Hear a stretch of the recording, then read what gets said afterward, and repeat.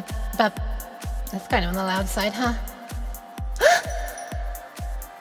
Oh my god, I stared towards the camera correctly. Hello, hi! Hi! Welcome, welcome! Cheese. No! Cheese. Stop! Cheese. Stop, there's too much cheese! Cheese. Stop. Nope. Cheese. Absolutely not. Cheese. Absolutely not! Hi, welcome, welcome. Oh my god, I just realized something. Oh, I have a lot of stuff to say.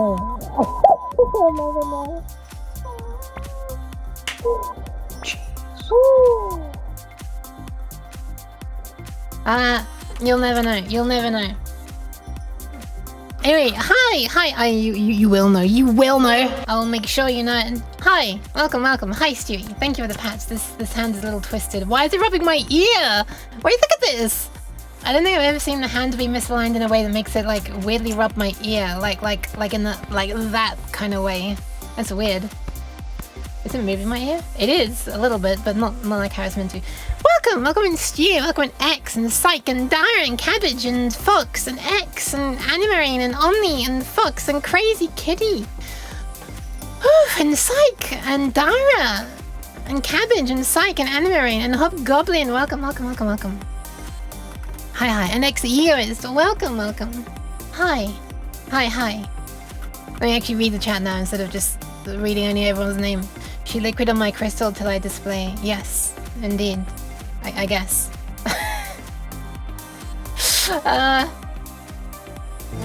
What? Yuki, are we? You call you once. Hold on.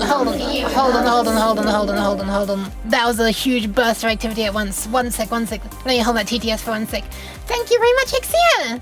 Thank you. Also, congratulations on 32. That's crazy. Congratulations on now needing a 6th bit to store how long you've been subscribed for. Hi. Welcome. I super appreciate it. Welcome. Let me just replay this TTS without the vrooming over the top. The vrooming, which is weirdly in sync at first. Yuki, are we? We are. You call you once. Christmas will come for you regardless. Smimshi. Thug. Fimshing as usual, are we? I mean, you king as usual, are we? Kingas, as opposed to pingas. I'm going to bed now, have a fun stream. Have a nice sleep, Fox. Sleep well. Thank you for stopping by.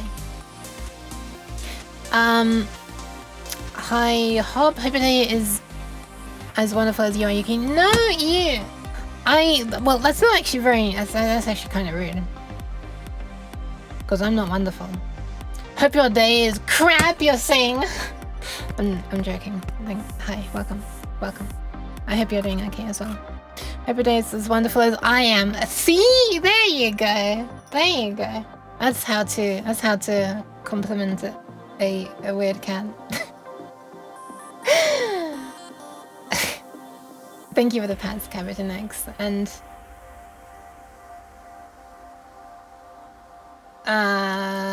Stu. There we are. I was scrolling a long way. I've refunded you for the saving the kidneys. Thank you. I did that immediately before stream. I'm now gonna post a check and a hydrate.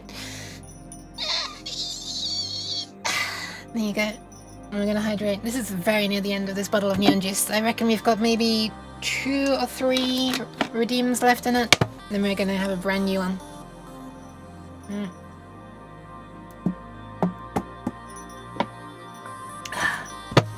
You can hear how empty it is. That's one deep note.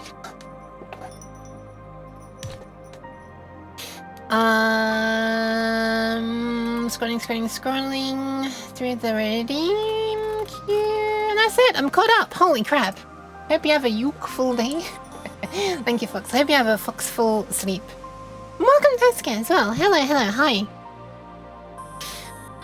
Man, some stuff has happened. Holy crap. This is like a whole load of stuff has happened. This is partially why it's been like a few days since I streamed. But sheesh.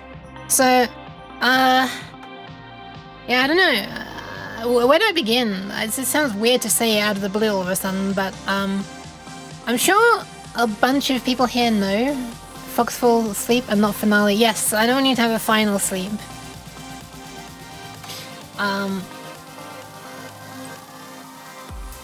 Though if I had to choose between like things that have to be final, I feel like being able to sleep forever would be, you know, better than having to stay awake forever. Preferable, that's the word, that's the word. I can English, I know words. Hi. So I'm sure a bunch of you know that I have like really shit hay fever a lot of the time. I don't usually stream when it's super terrible. Although, and this is partially why I wasn't streaming much. If you're on my Discord, I'm sure you'll see me rant about it a whole lot. Although, Alkaline recently did a stream where, or I think she's, was it one stream or is she planning to continue it actually? I'm not sure. She was doing like a Filmshathon stream. Basically like a subathon stream kind of thing. And, so it was a long stream and like she was inviting some people on and like right near the end of her stream, I slid in right at the end to play some Repo with her. And holy crap, my hay fever was really bad there. So I was basically like sneezing and blowing my nose non-stop during this. So if anybody who was in that stream got a slight sneak peek of how it sometimes is and why I don't stream when it's in that state. But it's been like that for like a long time for me now. Like I don't know, like well over a decade. But it's like for a long time the nothing has really worked. Even just staying in my room with the windows closed is often shit. But like basically I've tried every sort of this is starting to sound a bit weird. This is gonna start sounding like an advert or a medical endorsement or something. It's not that. But I may finally have fucking found something I didn't even know existed. And it's thanks to a friend even pointing it out that it exists.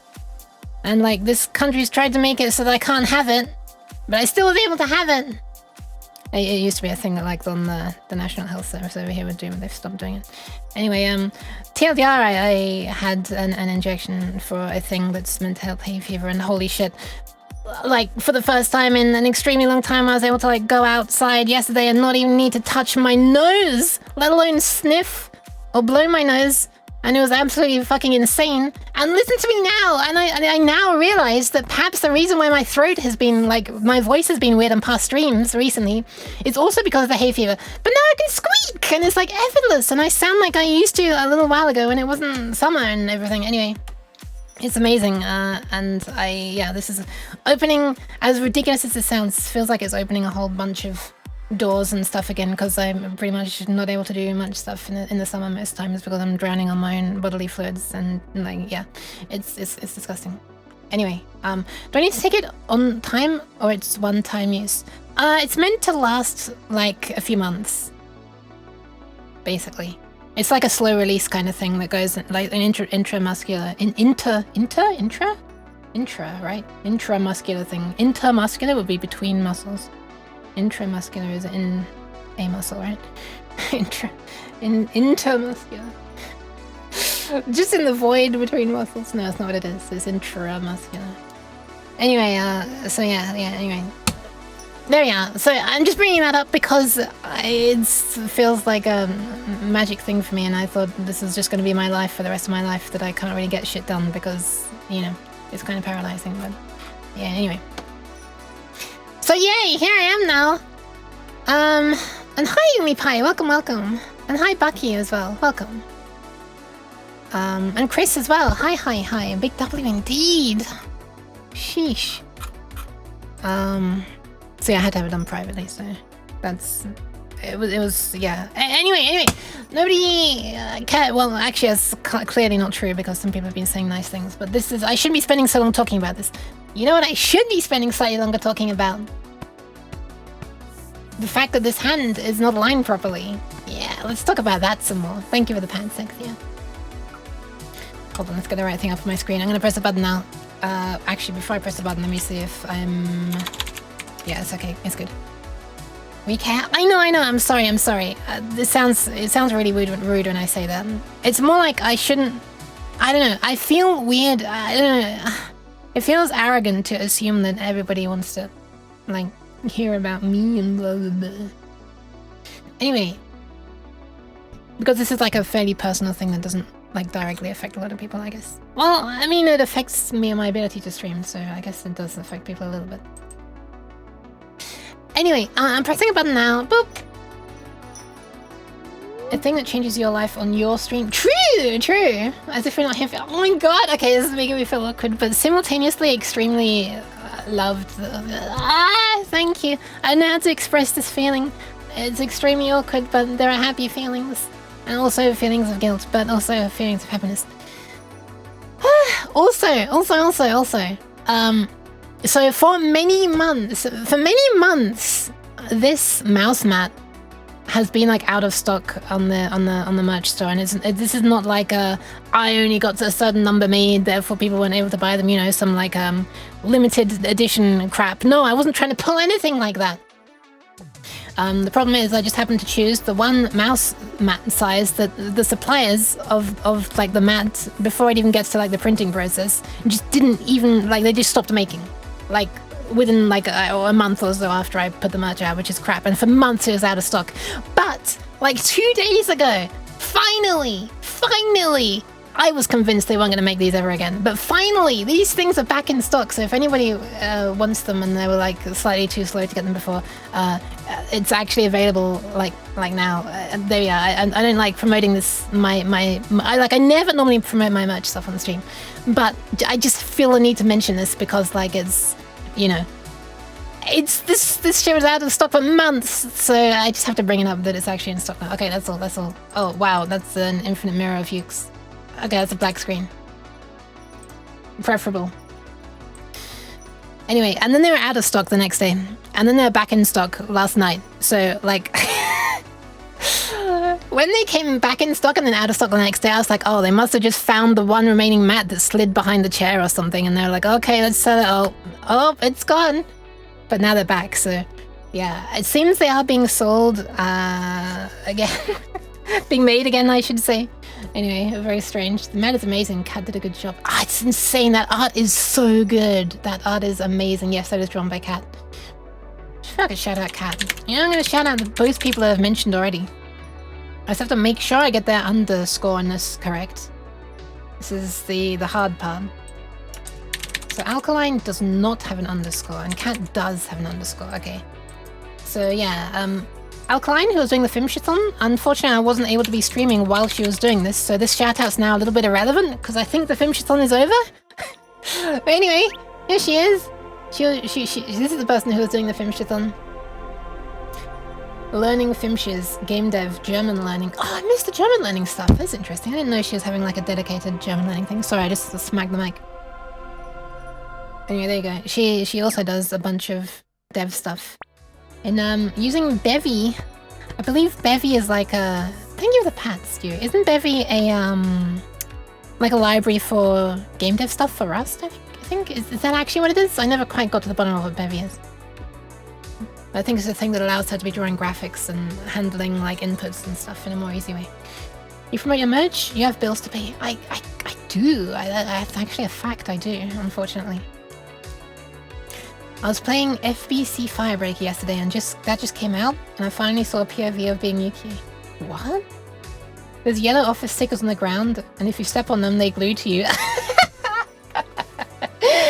Ah, that's funny. That's funny. Oh, look at that!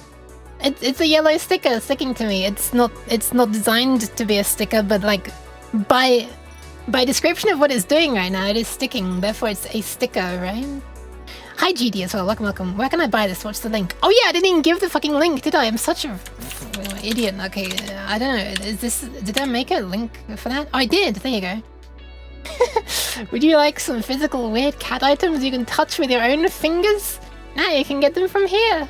Okay, I'm sorry, I forgot to give the links. I'm so useless at promoting my stuff. Man, thank you, GD. Thank you. There's the link. I think it's part of socials as well. I might have made it part of the socials command, I'm not sure. Welcome Hardy Dev as well. Hi, and Cool Coding Cat, I know about. Hell yeah, hell yeah. Also, speaking of Cat did a good job. Yes, here she is. The very talented artist who drew that, just out of nowhere. Pat. And also she does games where you have to noom in a car sometimes as well. The stream 20 days ago, she was actually streaming like yesterday, but but yeah, she often forgets to publish the VODs. Although the one yesterday was not published on purpose. That's all I'll say. But yeah, she does actually stream semi-regularly, she just forgets to publish the VODs usually. And sometimes she does nooming games as well, but whereas I am more like an arcade racer, she's much more of like on the side of sim racing, the realism. Cat, exclamation mark, Cat did a good job. Shit, that should be a command actually. Thank you for the hydration posture check, I've barely begun. And how am I already drinking twice? I cannot believe how much better my throat feels. It must have been being irritated by the pollen as well, this is crazy. Oh yeah, unfortunately the calming down of my immune system does not calm down the weather, which is still 30.1 degrees in my room. Yeah, the weather in my room is 30.1 degrees. Thankfully it's not raining in my room. I'm upgrading my Linux Mint packages and I think I'm gonna break my display link driver. Why would you do that? Whoa! Yuck. Just the most straight-voiced. Cheese. Yuck. Hi. Welcome, Aston. Thank you very much for the resub. Congratulations on reaching double digits. 10 months. Sheesh, welcome in. Thank you for the pats, but not for the cheese. Why such much degrees in your room? I don't know, it's always hotter in here than it is outside. Except that one year, like the other year. Was it last year? No, the year before last, right? No, was it last year? A recent year where new record highs were hit and we reached like over 40 degrees in England for the first time. Then, thank God, my room was like for the first time cooler than it was outside. It was still in the 30s, but at least it wasn't in the 40s. 2 years ago. Last year was bearable? Okay. Over 40, I can imagine that's a lot for the... It's crazy, because obviously humidity is much higher over here as well, and we don't fucking have aircon! Also... for the Astatin. Record highs. Hi! I went every summer in Malta, including 80%. Oh! Man, please survive. Please survive. That's practically in a bath already, right? Yuke is also on that 30 ± 3 life right now. Yeah. Oh man, pats for you as well, Stu. Holy. Can we just like get free ice supplies out to everybody? You're already wobbledy. Yeah, the heat haze is kicked in on my avatar camera. Thrice for everyone, yes. Free ice. Thrice as well, 3 times. When ice merch? That'd be good. If only it was easy to keep it cold, huh? I have a lot of water and a fan. Yeah. Oh, you don't have the aircon either, okay. Yeah. When it was really, really hot for me, I had to have a bowl of water that just, you know, to act as a heat sink for my feet. Anyway, under my desk, trying not to, like, spill the entire damn thing every time I shift in my chair. With the chair legs hitting it. I'd love an animated version with the wobbledy effect. Of Derp with the wobbledy effect. Huh! That's possible. That's totally possible. Let me make a note of that. I'm gonna totally forget that, but I'm gonna make a note anyway. Animated version of Yukiev Nu. How many O's are in my new? I never remember. It's my own one. 3. Okay. But with heat haze effect. Japan summer's over 40 all the time, plus super high humidity. But is summer okay because the aircon is so poggy? Yeah, aircon is like commonplace over there, thank goodness. I hear the summers over there are like really bad though. Like Comic Market is like there's always reports of people just like fainting and they're getting heat stroke and stuff while they're queuing up outside for Comic-Con. This absolutely disgustingly enormous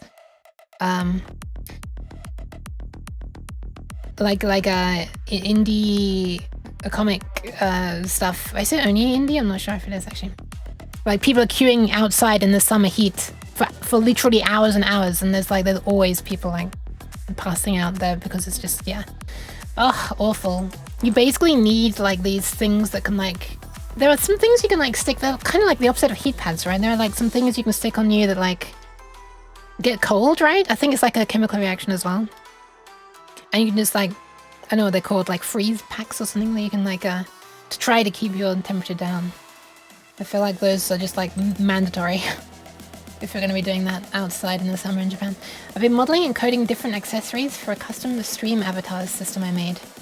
Modeling and coding different accessories. Interesting.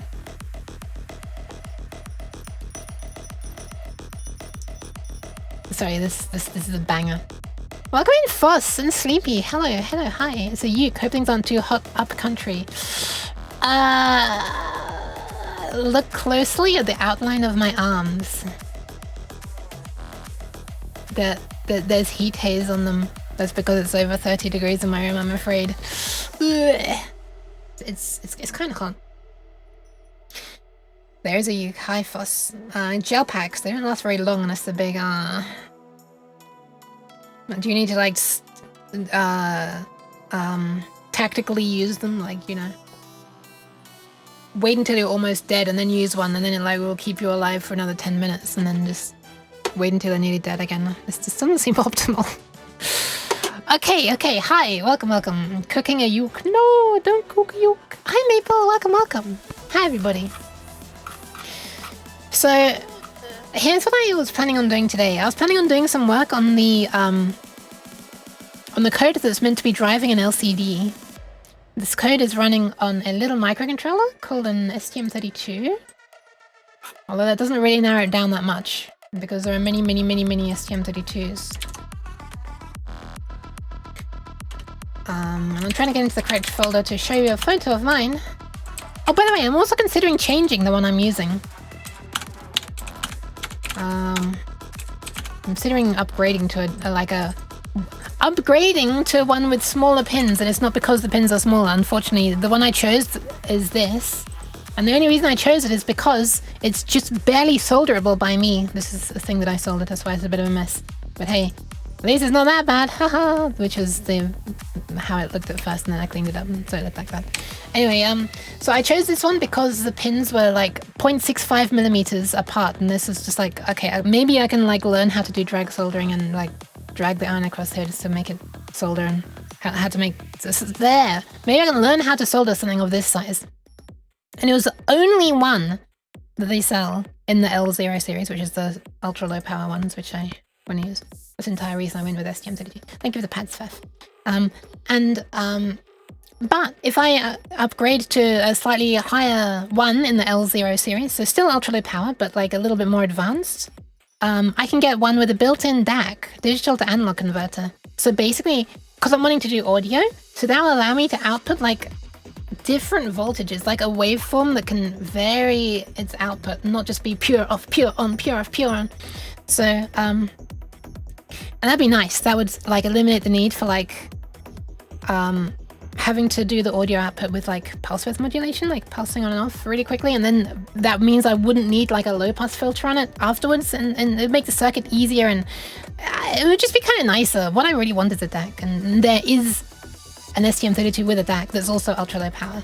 So I was like, maybe I should try that, because I discovered that the gap between the pins on the next level up that I'm looking at, it's not even the next level up, it's like, it's not that simple. There's like ways of branching in advancedness in all directions, so there's just one that is more advanced. I wouldn't say it's the next level up, but it's more advanced in some ways. The pins are 0.5 millimeters apart, so they're a little bit closer, but not that much closer. And there are pins on all four sides. That's how they manage to squeeze more stuff in, because here they're limited to just two sides. And also, I'm basically out of pins on this. So in my text file, I've been like making, well, that text file, that's the note of me to make an animated Yuki of No, but with heat haze effect. The other text file, this one, on this text file, thank you for the follow. Welcome, DDN. That's a cool spelled name. I've sort of written how I plan to use a load of the pins, and this is pretty much all of the pins. Like, this is every pin available. Some of these are like grounds and resets and power supplies and like the special boot pin and stuff. So we actually ignore those ones. This is basically all the pins, except for this one. And then also these two, which I'm also not going to use because I use them when I'm uploading stuff. So basically I'm using all the pins that it's easy to use currently. Actually, no, I am even... Oh no, that's for that, sorry. But that's the same thing. But if I'm able to get the one where there are pins on all 4 sides, then I have access to more... There are more pins. And I won't need to be using this way of getting like button inputs. So this is for like an electronic pet thing, think Tamagotchi, right? And so I want some buttons on the front of it. But I thought I was gonna have to use something called a shift register to be able to get a whole bunch of button presses in, because I don't have enough pins. Use all the pins. I will use all the pins. Trouble is I have used all the pins. And like it's starting to become like, I've used so many of them that I have to like sort of make workarounds for being able to do more things. Like if I want more than 4 buttons, which I'm probably, I don't know, I might. You know, up, down, left, right, perhaps, and then like you've like enter. I don't know what the buttons are going to be at all yet, but if I want more than 4, I would need to use like a shift register, which is like the way I usually use them is for like if I want to control many things, but I just want to like, you know, serially clock out the information for which things should be on and things. So basically, you send out the values of the 8 things that you want in a row, and then the shift register, like, one at a time, and then the shift register outputs them all separately. 5, 6, 7, 8, and then you've got like your input data and clock, and you just send, and some a latch as well, and reset, and whatever, anyway. And you just like clock them in one after the other, so you have like, if you want on, off, off, then this one will become like on, off, off. On, off. I can't remember what I did. And you just sort of send this out sequentially, right? As like one waveform that's like doing this. And every time you're coming across the thing, you send the clocks. How's this happen? This is on, off,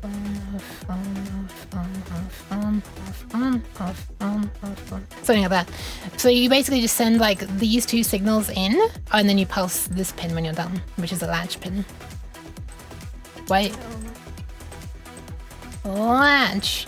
So there's this kind which takes basically serial data, you send it in a row, and it makes 8 outputs, but there's also ones that work in the other direction, where these could be the inputs, like 8 buttons. And these could, you know, be actually connected to buttons, and then when you want to read what the buttons are, you latch the state of it, and then this outputs, like in this direction, whoosh, over to me, and I read them one at a time like this. So in this way I can like read like 8 different buttons, and it all works in this direction. And that's what I was thinking that I'd have to do. I've never used one of those parallel to serial. I've only ever used serial to parallel in this direction, but they do exist. But if I get the microcontroller with more pins, I don't need to do that. I can just have a dedicated pin for each thing, which is actually really nice, because then any button can easily wake the microcontroller when it's in the sleep mode or the stop mode. So the way I'm saving a lot of power is basically between drawing the frames, it's going into a stop mode where it stops the CPU clock to save crap loads of power. We get down to like single-digit microamp range. But like, if we're in stop mode, we won't be able to see what people are pressing, right? Because we're asleep. We miss it. But the microcontroller can wake up from interrupts. The button presses can create interrupts to wake us up. So that's kind of a neat thing that would become really easy if we just had each button connected to a separate pin. Every one of those can just make an interrupt without us having to sort of design a circuit that will interrupt us, and then we wake up and we have to request then from the shift register which buttons are being pressed, and blah blah blah. Anyway, so I'm considering upgrading. It's not too much more expensive. It was like £20 for 10 of the one that I have now, and it would be £30 for 10 of the higher one. it's like not really worth buying individual ones, and I don't trust myself to not break them. So like the price per unit drops when I get to 10, so that's why I ordered 10. Anyway, and then it's like way less stressful trying to solder them as well, because like if I fuck up, well, I got 9 more I can try with. Time for networked buttons with individual IP addresses. What is this cursed speech coming out of your keyboard right now, or into your keyboard? You can also put a few buttons on one pin using resistors and ADC. It doesn't work for interrupts. That is actually true. That is actually true. I generally don't like this approach, because in old electronics, you'll see that this like the buttons start acting weirdly in really old electronics that do this. It will start like, well, I guess if you have like each button is sort of like correctly buffered, that wouldn't be so much of a problem. But when dust like builds up in a button and the button doesn't fully conduct as much as it used to, then it can start thinking that you're pressing other buttons instead of the correct buttons. My dad used to have a hi-fi that was like that, and it was a real pain to try to control. And you had to like really mash the buttons in. So that is kind of true. I guess if you like used a Schmidt trigger on each button, so they could only be like pure on or pure off, and then you had like some sort of debouncing circuit to make sure that it stayed on for a certain amount of time and then went off. So like, you know, the connection wouldn't like flicker, if you like, as you're grinding past the dust as you're pressing it. Then that might work. I actually didn't think about that though. That's an interesting idea though. Thank you for making me realize that is a thing. Welcome in Faf in a boot as well. Hi. Streaming makes Yook meat more tender. It does though. It does. Yeah. Unfortunately, it makes my room hotter. I got legs on the side. That's easy to solder. True. It's not stuff on the bottom at least. But I'd never drag soldered before. Not much different for soldering in my experience. Hi, Hobgoblin. The 0.5 versus 0.65. That's good to know. Thank you. Hi, APT as well. Welcome. I know the discussion on high temperatures is already over, but have you heard of Sony Odeon Pocket? I have not heard of that. Formaggio. Was that a console or something that got really hot? Why cheese? What is this? Stop this. Call of Duty Modern Pin Fair. More pins, more better. I'm sorry, I'm just catching up on all the chat I missed. Hi, Hibiki the Kitty as well. Welcome. Connect each button to a different frequency wave generator into a single pin and use FFT to separate the frequencies. That is a beautifully over-engineered idea, which is, I'm obviously not gonna do, but just the idea that's even a thing that's possible that's interesting. They have to be flipping sine generators as well, not even like a square, like the huge amount of engineering that would be necessary for that. I fixed the device where the internal pull-ups and the extra buttons... Hang on, let me read correctly. I fixed the device where the internal pull-ups on the button pins appeared to have failed. I had external pull-ups and it started working. Maybe it's not to do with dust then, maybe it is resistors. I remember when I was trying to build a custom interface for an arcade DDR pad. That debouncing was great fun. Oh no. Hi Devil, welcome. Windows cat. I'm not the only cat running Windows, I swear. Welcome. Hope you're doing alright, Devil. Welcome. Hi Cinnamon Duct as well. The rolling Cinnamon Duct. It's actually how tone phones work, isn't it? Kind of. I've done DTMF decoding before. I didn't use FFT. I used the Goodzel algorithm, which I think is basically, it's kind of like a discrete Fourier transform. It's not, I don't think it's the same thing. It's more like a way of detecting the presence of a tone that's more efficient for running on low-powered devices. I didn't run it on a device though, I made it just in a Windows program, but that was the first thing I saw in Wikipedia that had sensible pseudocode, so I was able to implement it. I mean, FFT has to be digital. I'm just gonna do some frequency domain decomposition of some sort. Yeah, I used... Let me link to it. Give me a sec. I used this. No. I mean, yes, they can, but you've got to... You basically run the algorithm for a specific frequency that you want to detect. And, you know, there are like... What is it?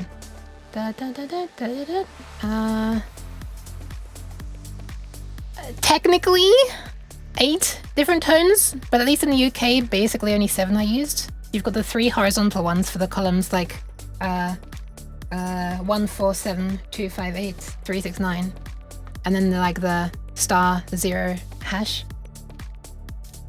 I know American phones have like the ABCD. That's not really a thing over here, but yeah, if we were doing that, then there'd be like 8 different tones, and then so you just run the algorithm for the to detect those 8 tones, and check the combinations of them, and then like. If this one and this one is on, then it must be the digit 5 being pressed, for example, and that kind of thing. That kind of thing. But it's still much faster to just run it like 8 times than it is to like do like a huge, you know. Because in order to differentiate frequencies like accurately enough that you could tell them apart, you'd need like a fairly high resolution FFT, which would give you like, you know, hundreds, or I don't know if you'd need them into the thousands, but of bins. ABCD? So I guess base 14. Yeah, ABCD. As I understand it, the columns and rows each have a characteristic frequency and each button is a blend. There's a secret 4th column that techs use to have on their phones, so you'll get some crosstalk. Crosstalk? Isn't that just the ABCD? The ABCD buttons don't actually appear on normal phones in use. Oh, okay. Sorry, I didn't realize. Whenever I see them, I don't know. Whenever I hear talk of the A, B, C, and D, I assumed it was on US phones. I think a harder version would be bandpass filters feeding digital logic. You need really, really tight digital bandpass filters, though. That's not to say it's impossible, and it probably is how it's done. I can't call a secret base 14 number. No, it's not part of the. It's not part of the numbers. No, it's not part of like a phone number. Okay, so what I'm trying to do on today's stream. I was going to try to continue making code to control an LCD. I've already got the LCD working using someone else's library on an Arduino. But I wanted to make my own. And I did this off stream because I was making 0 progress on stream. It was the most distracted stream I've ever done on the last stream when I was working on this. Like, I really just let myself go down all kind of ridiculous rabbit holes. I mean, we've been talking about dual tone multi-frequency on this stream already. So, you know, it's kind of already happening, but I haven't reached the point where I've loaded up a VM running Windows 98 like I did in the last stream yet. So I'm doing better to stay on topic this stream than last stream so far. No. That's what is my tracking? Okay, my tracking is not working at all. I'm like, my eyes are closed now and I'm smiling. What is this? Time to restart face tracking, I think. Okay, one sec. Disabling and re-enabling. Hold. Hold. Boop.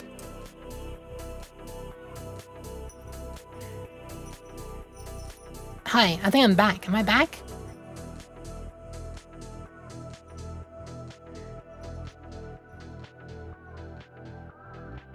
Okay, I think it's working slightly better this time. Number of Windows 98 VMs started this stream? 0. I love the idea of needing that counter at the bottom. Can't you remember seeing a phone IRL has them? My linesman set doesn't, for instance. Interesting. If you press multiple buttons, you'll get... What? Twitch, chat, stop scrolling up. I'm trying to read what Liquid Cake said. If you press multiple buttons, you'll get a lot more of a mess. And if you press AG139, it'll be impossible to tell if 6 is pressed or not. I've never actually used a phone where that's the case. Even going back to, like, huge ones that I've used a little time ago, I don't care to say exactly how long ago. I think it's possibly because the keypad was being scanned in a way that it could only detect one button at once, but it would still only make 2 tones at once. So in a way, maybe the limitation of how it was reading the keypad was also preventing it from making nonsense combinations of DTMF. I dropped someone's diagram of the frequencies into Discord. Nice! Thank you. Glad to hear Pet Yook is going to have touch tone buttons. Wow, it has audio output, so could do all kinds of silly things. I don't know if rotary dials also use the tones or not. No, they use pulse dialing. Pulse dialing is where you basically cut the you can still do it if you have a landline phone which has a like a physical hook that you put the phone onto. You can literally just pulse that hook like 9 times, like and it will be receiving, or the switchboard thingy, not switchboard, what's the word? Is it switchboard? Will interpret that as a 9. They did that in Hackers. I did that in real life because it was fun. So yeah, basically you wind the phone up to like the digit 8, and as it unwinds back down, it like passes like every digit. Every digit, it like breaks the connection, the line connection for a moment. So it's like click, click, click, click, click, click, click, click. And the 0 is 10. 10 clicks, not 0 clicks, because obviously. So you Morse code the number.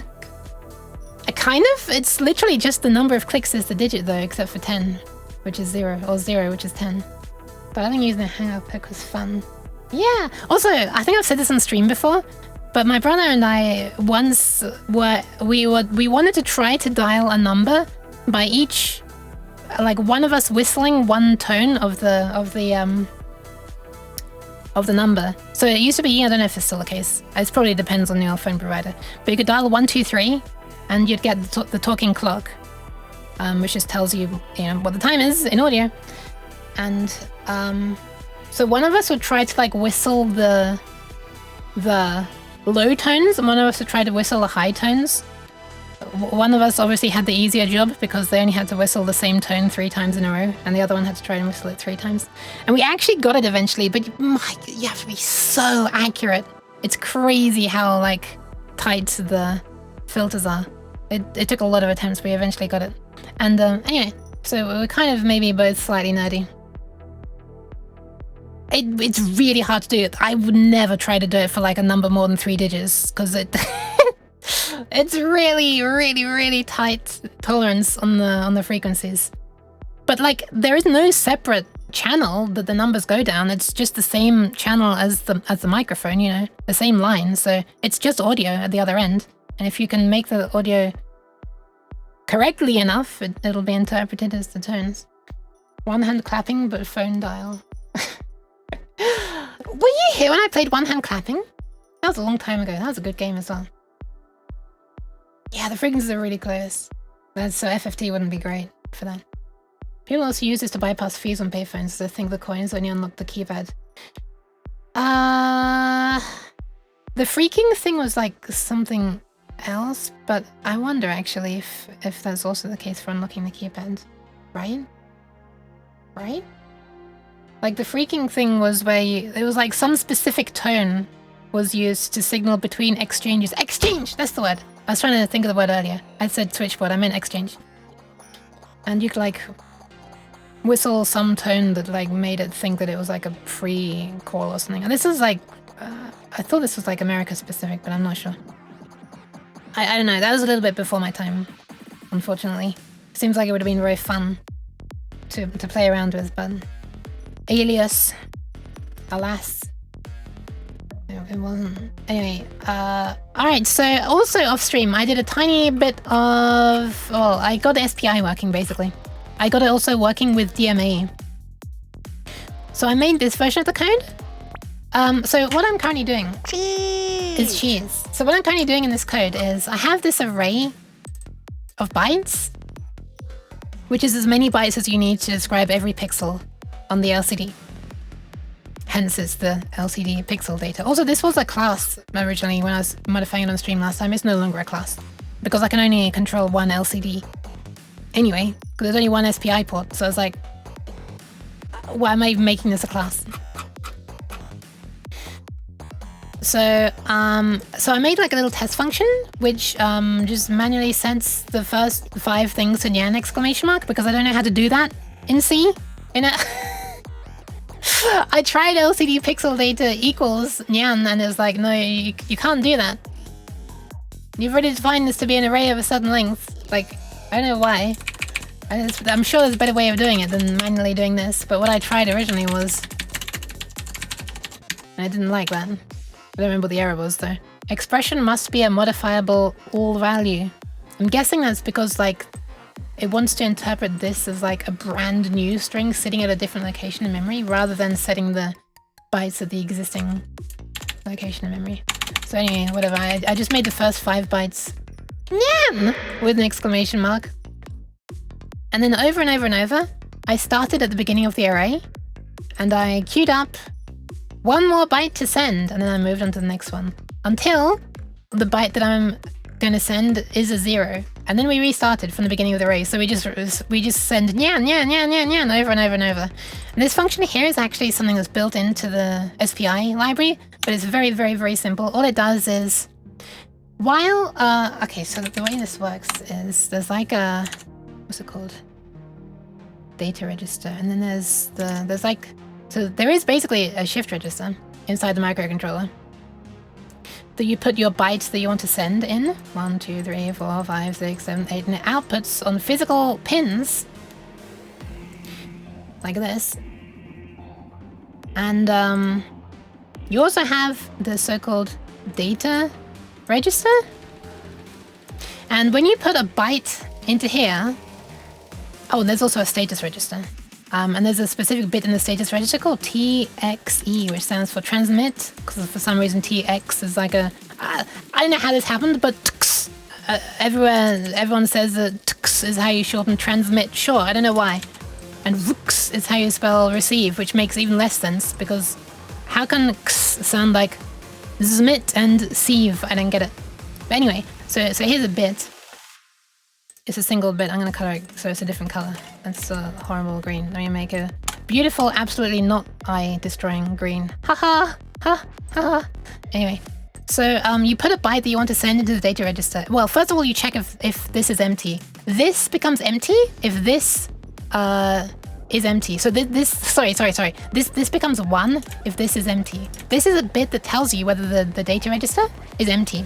If it's empty, then you can put a byte into it. And as soon as you put a byte into it, it moves into here. And then like your bits that you set gradually, like, so for example, you put in like, I don't know, you put in like 1 0 0 0 0 0 0 0 and into here, and immediately that goes into here. And it clocks out the 1 and then moves it along. And then it clocks out, oh sorry, first it clocks out the 0 and then 0 0 0 0 0 0 1, and then it's done. But like immediately when you put something in here, it goes into here. So this will immediately become 1 again. And that means that you can immediately queue up a second byte to send. And so you put your second byte in here, and it doesn't immediately go into here because it's still clocking this out. And then once it's finished clocking that out, whatever you put in here can slide its way into there, and this starts clocking out. And then as soon as that happens, this bit goes high again, and so you can clock in, like, put in your third bit in advance while the second one is still clocking out. So that's like that's what this is doing.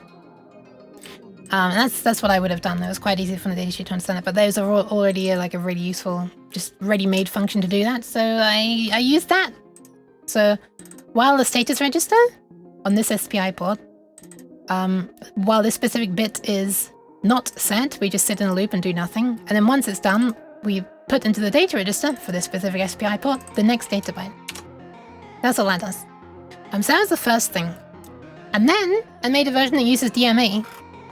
And this is the version that uses DMA. Again, I put nyan into the buffer. But I have to do a bunch of things. So basically, what you can do with this microcontroller is, instead of you having to manually queue up stuff in here, you can tell the SPI thingy, hey, whenever your transmit buffer becomes empty, request it from a DMA channel. And the way I imagine DMA channels is like a patch board on a modular synthesizer.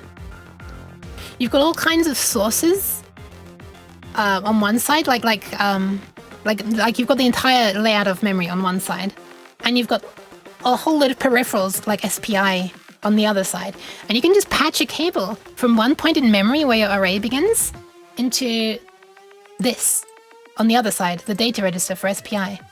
And if you tell SPI that you're doing that and you set up the cable correctly, and you point it to the correct points in memory, like you patch it in correctly and you say, hey, this is an 8-bit value and this is an 8-bit value, like you tell it what type of data is stored, then, and they match. Actually, even if they don't match, it can do some interesting things to like pad it out. For example, if your data is 8-bit, but you want it to clock out in 16-bit. But anyway, we're just doing simple 8-bits. And then it can just grab the next value from a whole array in memory. So here's our array with very equally spaced things in there. I didn't even draw that vertically. So here's the first one. We've got like 0, 1, 2, 3, 4, 5, 6, 7, 8, 9, 10, 11. Perfect. And there's 12 up there. So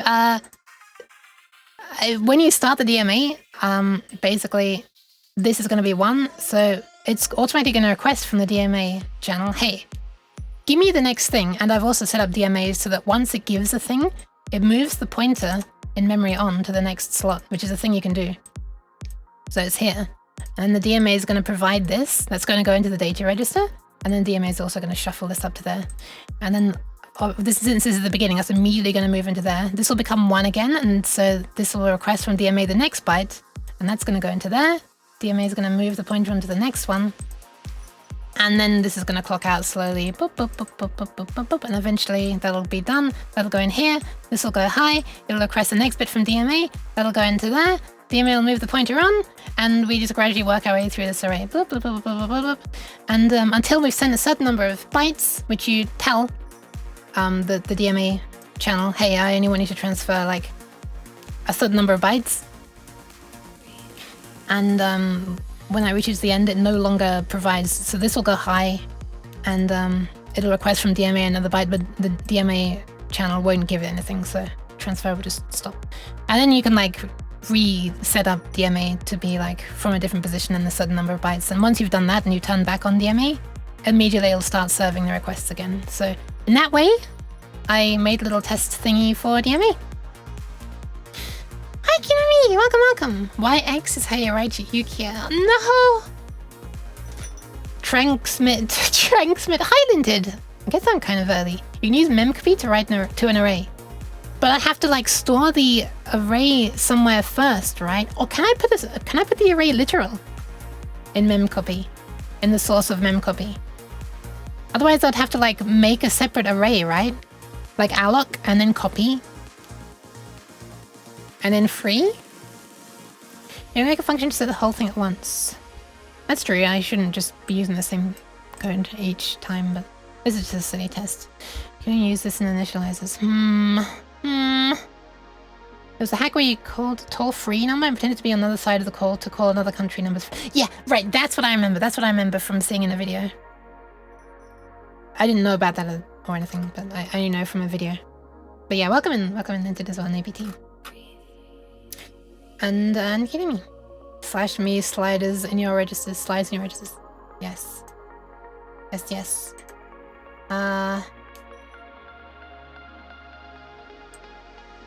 I was gonna say something before I went on looking at the code. I don't remember what it was, so who really cares? So yeah, so basically what we do is we say, hey, this cable, so my analogy of like a patch cable, I need to like be more specific in order to make this like super more of an accurate analogy. So it's like you have a whole load of things over here. And this is like your,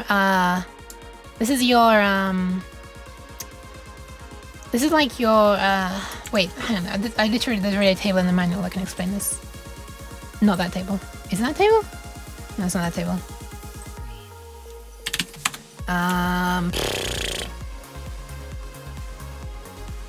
Where would it even be?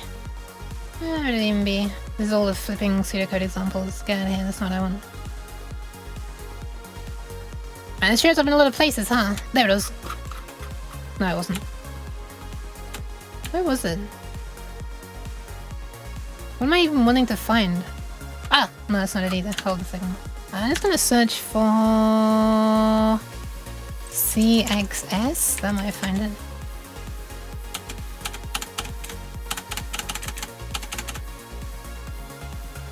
Ah! Here we are! Okay, this is the table. So basically there are 7 patch cables. And these are the 7 channels. And every cable, the way I imagine it is that every cable has a certain shaped plug on it. So it'll only fit into a certain shaped socket. You've got you got like triangle plugs, you've got hexagon plugs, you've got a star, you got a semicircle, and as you know, the triangle shaped plug goes in the triangle shaped hole. And you don't do that thing where you plug like one small thing into one enormous thing that fits everything, like that meme video where they're able to squeeze squares into semicircular holes and all that. Can't do that here. So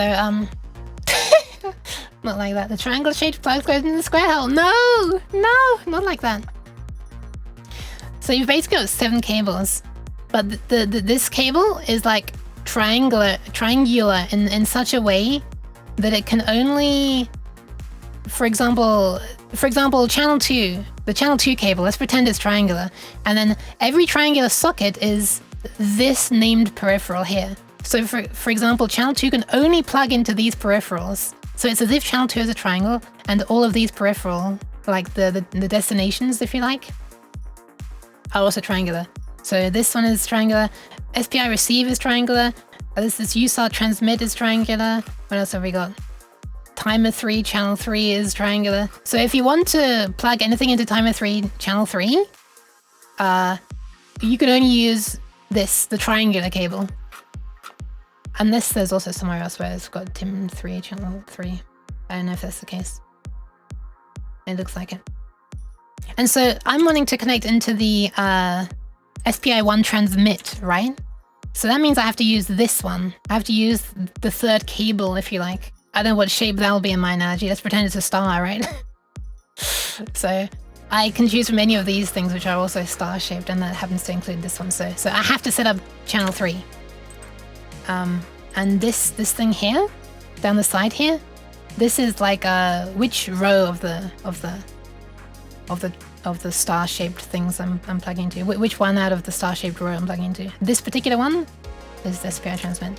And so I say, hey, this cable, I want you to plug into this patch socket. And the other end of the cable, well, no, that just tells me that I want to use that cable, actually. That just tells me that I want to use that cable and prepare to be plugged into... Prepare your plugs, because I'm about to plug you into the data register of SPI1. That's what this is doing here. By the way, it took me a while to get this to work because I did this at first. And that didn't work. And what I was doing there was I was saying, hey, I want to plug this cable into the value that's stored in the data register, which is a mistake. I wanted to plug it into the data register itself. So whatever value was stored in there by default, maybe this is 0, probably a 0, right? I was basically connecting it to memory address as 0, which is nonsensical. I mean, it's probably a physical thing because it probably is a thing because this is a physical microcontroller. So address 0 probably does map it to something, but it sure as hell wasn't the SPI data register, so it didn't work. And then I say, hey, the stuff that's in here is 8-bit. So that's what this does. And then I say, and the stuff that's stored in memory on the other side. So in my diagram, you've got like all the possible stuff. You basically got this table. Hold on, let me just screenshot this table, just a part of this table. So basically this is sort of like your peripheral side thing. You got all this crap. That is awful. And then the other side, over here, you've got like your entirety of memory, which is like one huge array, right? I can't really be bothered to... Sure. Perfect. This is your entire memory thingy. So I just like say, hey, for the SPI1 transmit, which isn't even on the screenshot, but you can't read it anyway because I've scaled it down so horrifically. Doesn't really matter. Let's just pretend one of these says SPI1 transmit. We basically connect the cable, which is the channel 3 cable, from... What is going on here? From here. Into here. And here's like where the beginning of my array of nyan is. So here's N, Y, A, N, exclamation mark, and then we have like a 0 byte. And I set it up to transfer 6 bytes, actually. So it is actually going to transmit the 0 byte. That's just how I'm doing it. And yeah, so I see how stuff is stored in memory is also 8-bit. And after you've served a request, I want you to increment the memory pointer. So basically you sort of move on from here to here. Effectively, you move the cable across, kind of.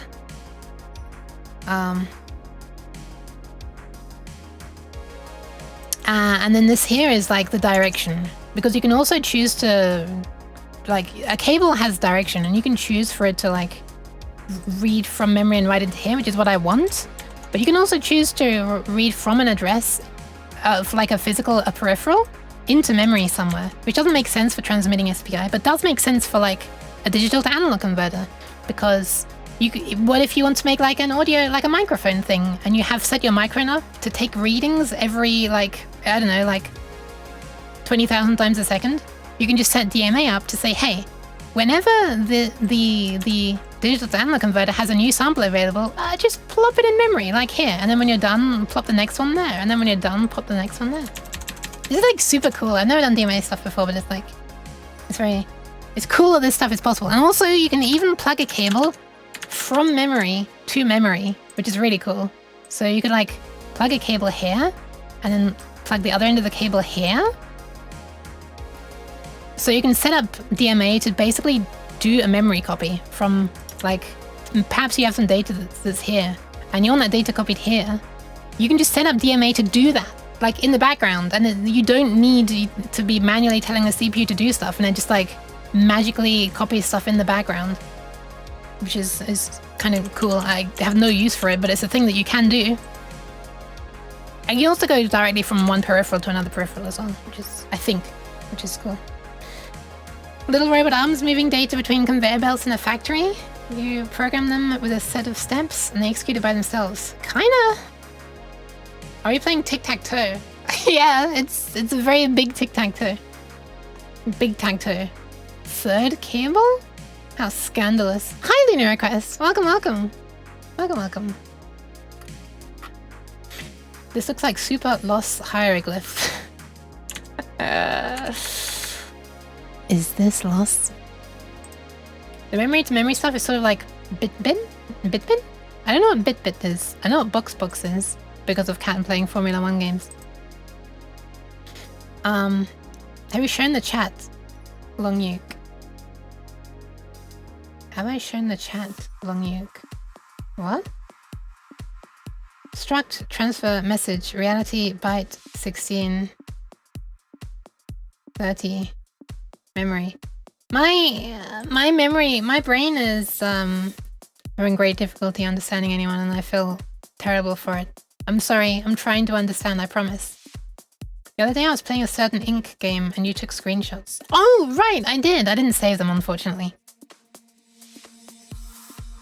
Yeah, Lunar Request was playing Plague Inc. the other...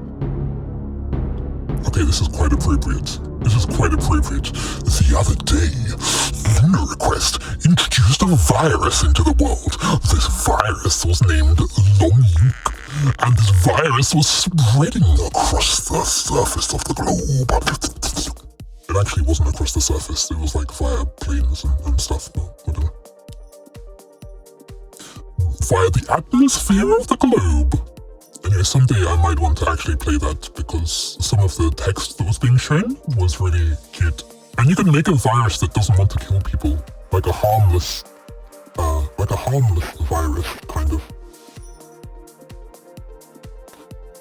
I've been screaming too much. I need to drink something. The evil retro Yook must hydrate.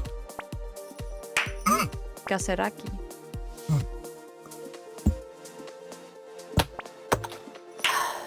Cheese it. Why? Oh, I'm no longer evil. Nice.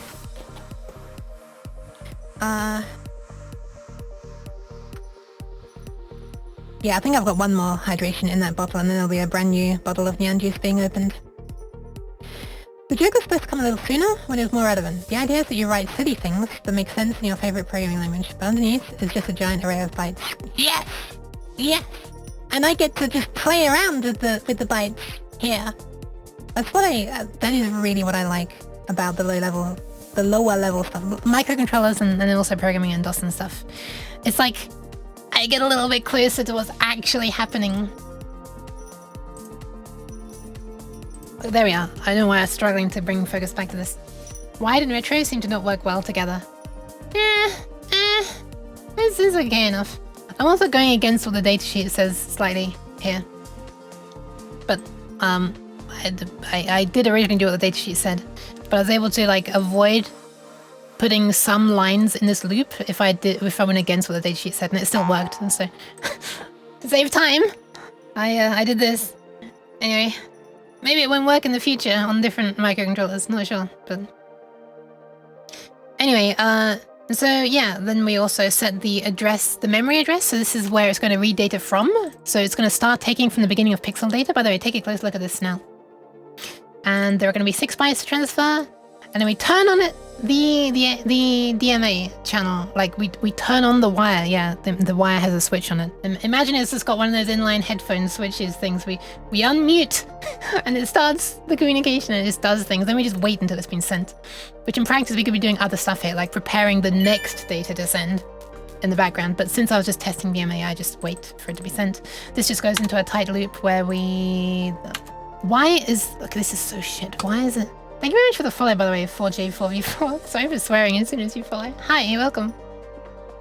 I hate the fact that when I'm writing in a...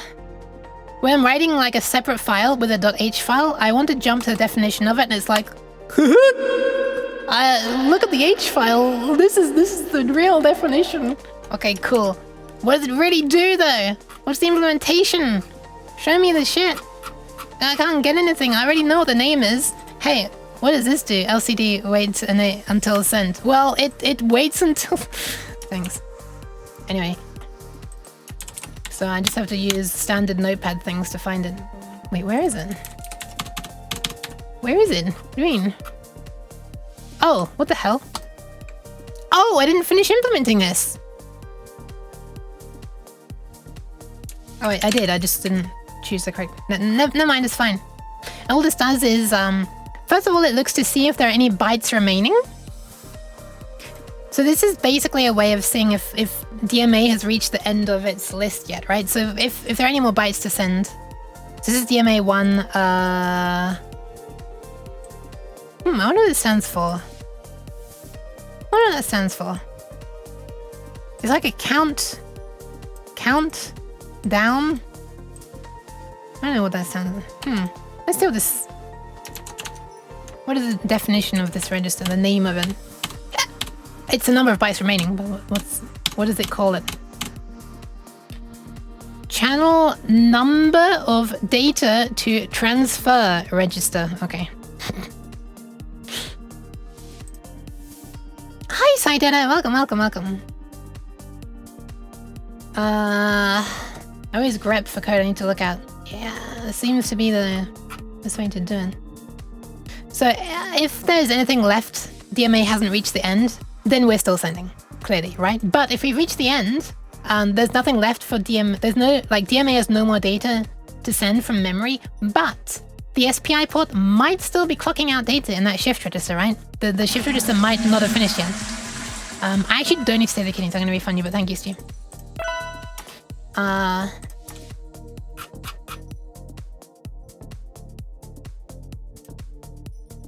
I'll do the other things in 1 sec. So we basically check the status register, and if this busy flag is on, then that means we're still transmitting as well. So that's actually this flag stays high, this bit stays true or 1 until it's really finished clocking out all the data. Because I really want to make sure that it's actually finished sending before I do something like change a pin on the LCD to like be saying, hey, now I'm going to be sending data, or now I'm going to be sending a command, you know? I want to make sure that it's really finished sending. Or like, before I go to sleep, I want to make sure the data is finished being sent. I don't want to like sleep mid sending out of data. And then afterwards, we have to disable the channel, because if we don't disable the cable, if you like, if we don't disable the DMA thingy, then we cannot, you have to disable it to be able to set these things. So I guess I should show you it working so far. I should also hydrate and posture check though. So let's do that.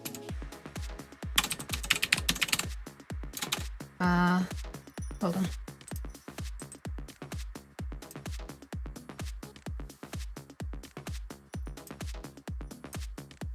Oh wait, I'm being silly. I don't need to. Ugh. I've set up a thing that I can just turn on and I can get it on my screen if I turn on the thing. I think it's this thing. There it is. Okay, let me posture check and hydrate there. Not in that order.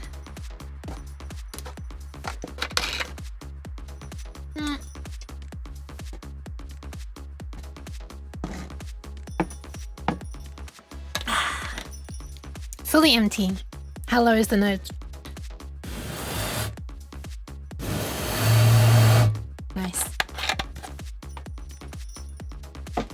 Next up will be a brand new bottle. If I turn on the thing, that's what she said. It is. That is literally what I said. You're correct. Yeah. That was me checking the posture as well. But yeah, welcome inside there. Hope you're doing alright as well. So, yeah, nothing's happening right now. Oh my goodness. Whoa! Malum Lemon. Welcome in you 50-50-ish. Okay, she did start by saying mlem. I thought I misheard it. I really thought she said something different, but I misheard it. Hi, thank you very much for the Prime sub. Forgot to renew sub last month. It's alright! Thank you very much. I still super appreciate it. Hi, welcome. There's no obligation. I'm plugging it in right now. I'm actually gonna turn off the oscilloscope view because I don't want to spoil this just yet. Let me hide this.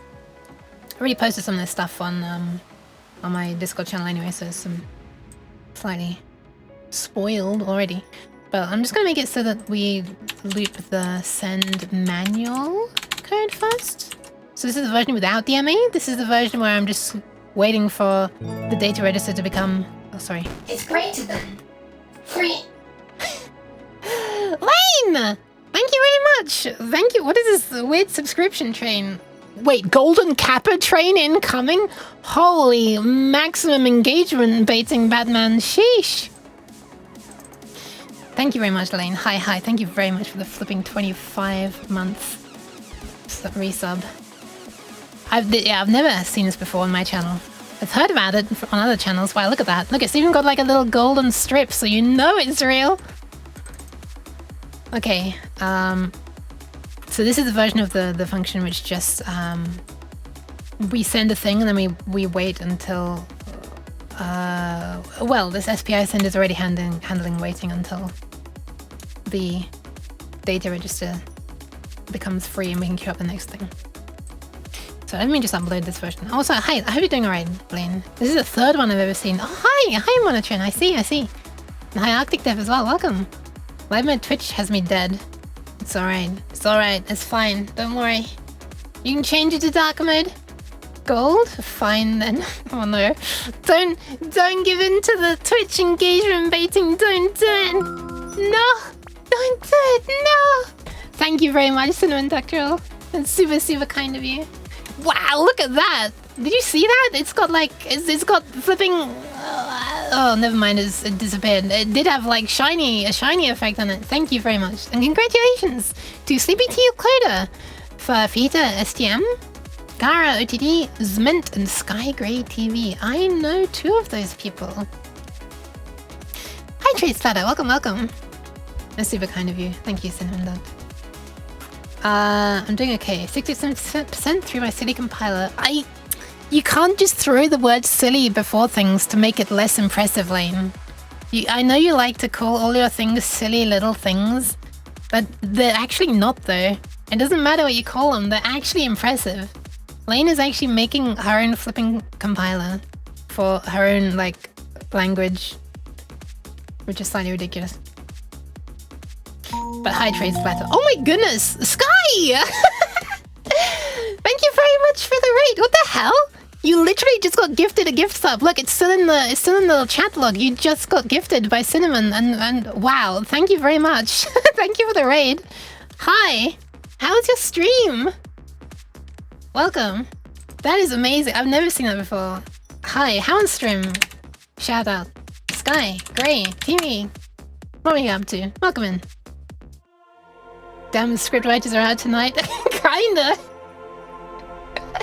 Make a game in 1 make. Oh, it's a good game jam. Pat. What kind of game are you making? Oh, is unseen? Is unseen like the theme of this game jam? I'm very curious. Very curious. Are you trying to like? Let me guess. Is it a game where you're like trying to find something that's hiding? Nothing I do isn't silly. Oh, shush! Exclamation mark! Stop this. But hi, welcome. How was stream? Hope it's alright. You don't have to feel obligated to say. Real-time strategy. Oh wow, okay. You nailed it. Wait, I was not imagining that in the form of RTS though. Wow, okay. I was working on node-based Java compiler. I should get back to it. Good luck, Arctic Dev. Sheesh. Also, right now I'm in the middle of a golden Kappa hype train, which I've never seen in my life. This is the engagement baiting by Twitch lasts for another 3 minutes 20, so I don't know if this is relevant to anyone's interests. Gim! Help, the gem is stuck in my head. Thank you very much, Spike. Gee, welcome. A golden Koopa? A Koopa Trooper? Koopma Troopma? Okay, what am I trying to say? Oh yes, right. Hi, welcome. If you have anything you'd like to show Sky, please let me know. I'll make it so you can post a link. Purr machine. Cheeks. I have difficulty purring. I don't have the genetics for purring very well. My ancestors, the less humanoid cats can do the purring. Gonna get some food now, but I'll be looking around. Sure, enjoy your food. Make sure you like hydrate as well. I'm sure you know how to take care of yourself, but I feel obligated to say it. Yeah. I should introduce myself as well. Hello, hi. It's me. I'm a weird cat. My entire view is wiggly because it's over 31 degrees in my room right now. What is it actually? 31.6. Wonderful. I also have to nyan now, according to Cinnamon Duck Droll. Cheese. Hey! Nyan. Cheese isn't gonna save you from the nyan. I'm gonna do it anyway. But yeah, hi. I'm a weird cat, and right now I'm working on programming for a microcontroller, trying to make a thingy that can control an LCD. Although it's more like I've done a little bit of work off stream, and I'm just showing it off what I've already done because I struggle to actually make progress on stream. So I've realized for a little while now that my streams seem to be turning into like a show and tell, like a summarizing stream. And then I do the work off stream. And I've not done much off stream, just like a tiny bit on 2 evenings. But the pain of 27-ish weather. Oh my goodness! Welcome. Hi, Jess Spy. Did I read that correctly? Jessie Spy. Welcome. How was your stream? Yes, 27-degree weather is painful without aircon and with humidity. Anyway, welcome. Let me shout you out as well. Jess Spy 2. Sorry that I'm probably butchering the name. I have a habit of doing that. Hello. Oh my goodness, it was a Toho game? Oh, hell yeah. Although it says Sonic Mania. Oh wait, that's your avatar. This side is the Toho one. I don't think I've heard of Puppet Dance Performance. Is that one of the non-official games? Because they're usually shooting games, right? Danmaku and stuff. Is that one of the oh my goodness, look at that. Look at the lane flexing there. Pokemon X Toho. Interesting. I once planned to stream Toho Project, and it had been so long since I played it that like average screen resolutions have increased a lot since then, and it was just a small 640 by 480 window, and it was very small. I couldn't easily get it to yeah, the stuff, something. Embodiment of Scarlet Devil is what I was trying to place, which is quite a long time ago, the 6th one. I kind of lost track of the Toho games after Subterranean Animism. That was the last one that I knew. Was that 11? I think I was 11, right? Or 12, something around there. Thank you very much for the follow. I'm not good at them, but I do like them. EOSD, the RNG Fest. Yeah, some of the music in EOSD is I believe the kids say slaps. I also say it, so don't worry. I just got the end of Sky Stream, so I decided to raid you instead. Aww! Pan, no worries, no worries. Yeah, Sky just slid in here as well. Right after she was gifted a sub as well. It's like you couldn't have written it. Couldn't have written it better. It's like a cooking show. Here's a bit of code we prepared earlier. It's like that, Stu. It's exactly like that. Don't micro my controller without asking. Too bad I'm doing it. I don't know why I turned reverb on then. It just felt right. Also, hi Ghost. Thank you very much for the pants. But yeah, hi. I was just starting to explain what I'm doing. I'm a weird cat. I'm wobbly right now because there's heat haze, because my room's over 30 degrees. And right now I'm working on some code for a microcontroller, which will be used in like a little pet, electronic pet kind of project. A little bit like a Tamagotchi. I can turn down this music now. It's still turned up from my intro, which is 1 hour 27 minutes ago. Ah! Anyway, yeah, I'm writing some code to control an LCD, except I'm not really doing that at this moment. I'm kind of just showing off the code for sending data out over SPI, which will eventually be connected to the LCD, but right now it's just transmitting the text Nyan with an exclamation mark. My favorite game is 13. They just released 20. 20! Holy crap, okay, that's amazing. Slap me. My favorite game is 13. Which one was 13? One was 13. Was that the one with Parsi, I think was her name? One with Green-Eyed Jealousy, I think that was her theme song name. Maybe stage song. Be patted? Will do. By the way, thank you very much for the follow. Thank you. That's 11. Oh, okay. Pan. There you go. Wait, which one was Subterranean Animism then? Was that 11? I just completely forgot that Parsi is in Subterranean Animism.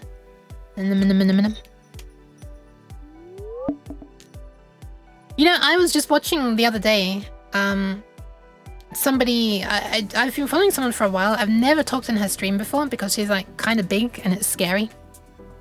Even though she's like really gentle and stuff, it's just scary talking in a big chat. But the other day she was streaming Subterranean Animism, that Toho game, and so I just immediately had to look, and finally the topic was on something that I don't know. I felt like yes, this makes me confident enough to say something about it. I wasn't like backseating or anything, but I just you know, some kind of in joke probably, but you know, I felt like I was part of the cool kid crowd in the chat, so I was able to say something, and yeah, that was fun. That was Lily Hops' stream. Thank you for the pants, T50. Not for the cheese though. I say is 11. Okay, 13 has a better OST than 11, so that's something. Alright.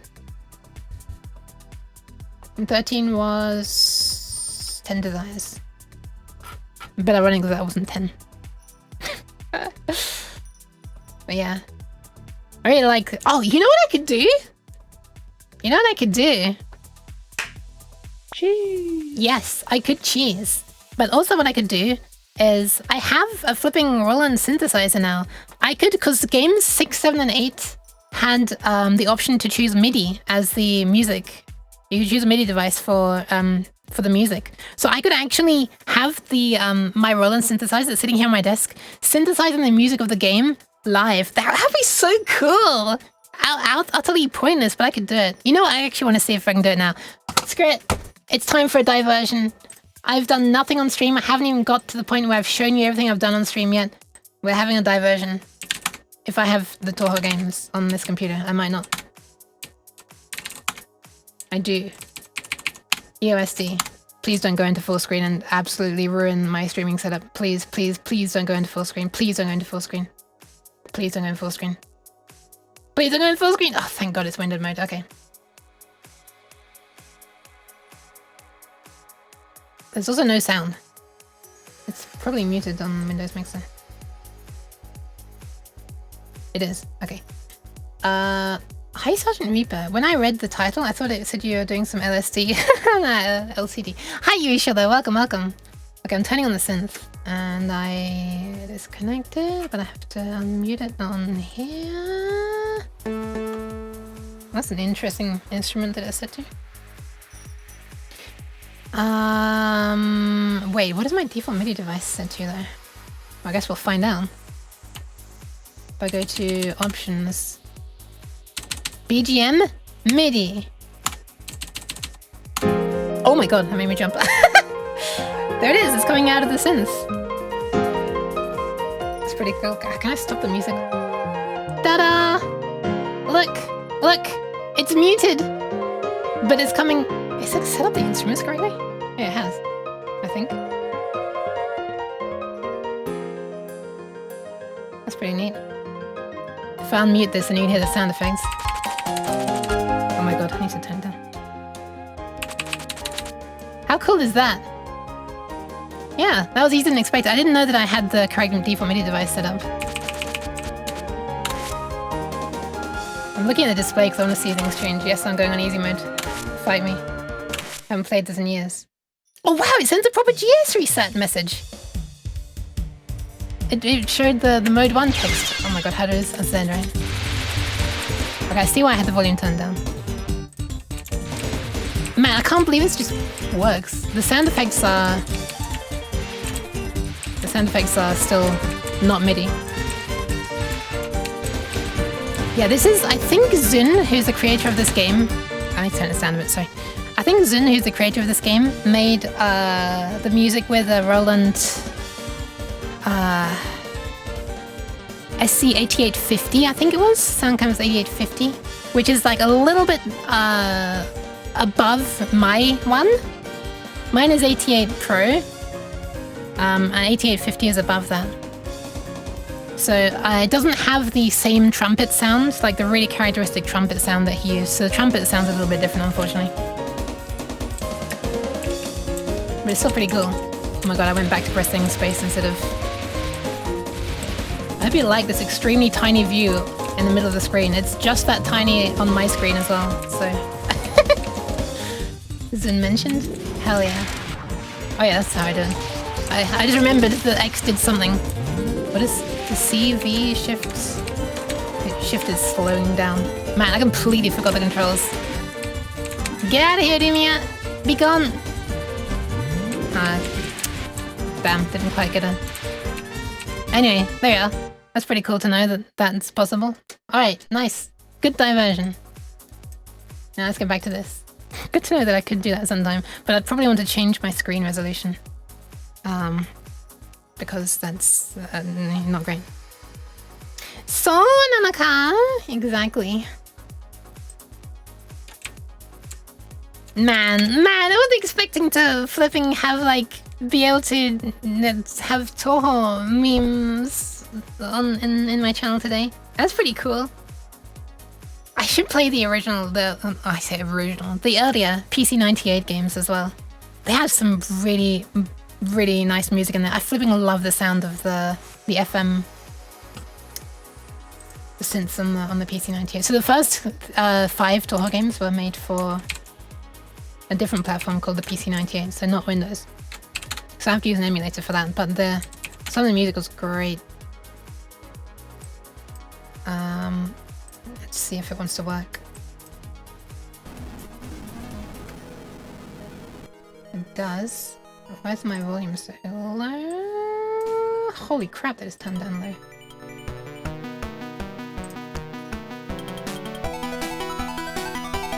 Listen to it! It's wonderful!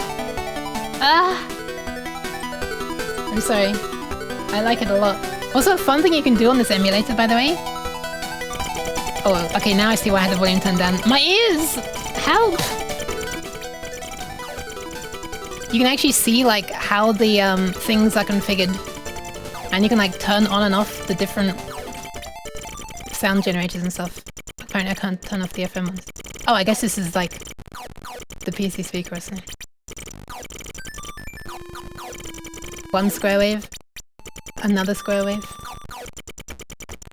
Another square wave. And slash noise. Oh my, can we stop these sound effects for a second? Please, hold on.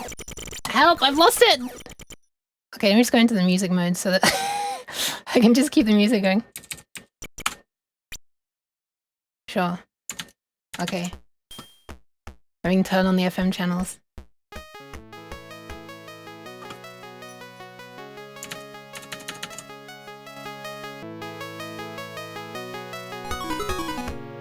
Fun. Your fave game? Oh, sure.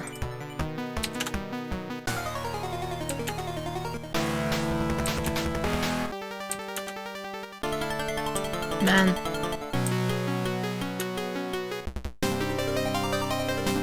Man, there's so much cool music in this game! Ah!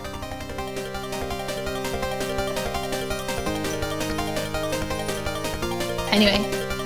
Man, I'm too hot to be doing these crazy dancing actions. Why do we have raster effects UCAT today? Oh, because my room is so hot that I have heat haze. The Aromantic Children one is good as well. I mean, I don't think there's anything in here that I dislike. There probably is, I just don't remember it. There's one that has like super harsh FM sounds and I love it as well. Oh, it's this one! I remember, I think it was Iosis did a nice remix of this as well. I was going down memory lane the other day because I was wanting to find tracks to include in my next music mix that I make for another streamer named Erend that he plays on his stream. I was like, I was wanting to like find some Red Alice tracks and stuff, and I found like an Iosis album that I found flipping many years ago. And I was just listening through everything, and a remix of this song. Track 7 for nostalgia. What's track 7? Plastic Mind. So I just accidentally fat thumbed. I bonked the enter key as I was moving. This is what I was just playing a moment ago. Which is the one that has the incredibly harsh FM sounds at the beginning.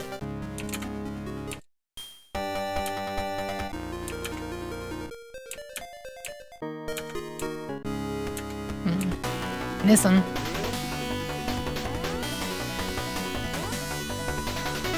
Ah! It's so good! I love the harshness. You meant 17? Oh, well that's... that's the one I just landed on. This is the one I wanted as well. Man, like this harshness that sounds a little bit like Disorder guitars.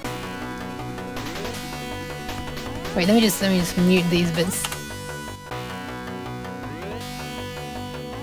I can't even get those sounds out of the OPL2 or OPL3 FM chips that were on Sound Blasters, because I've made some music for those chips, but I can't get that kind of sound out of them. I'm a little jealous.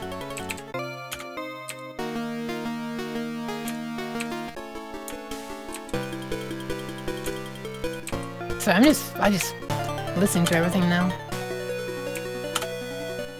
Maple Wise.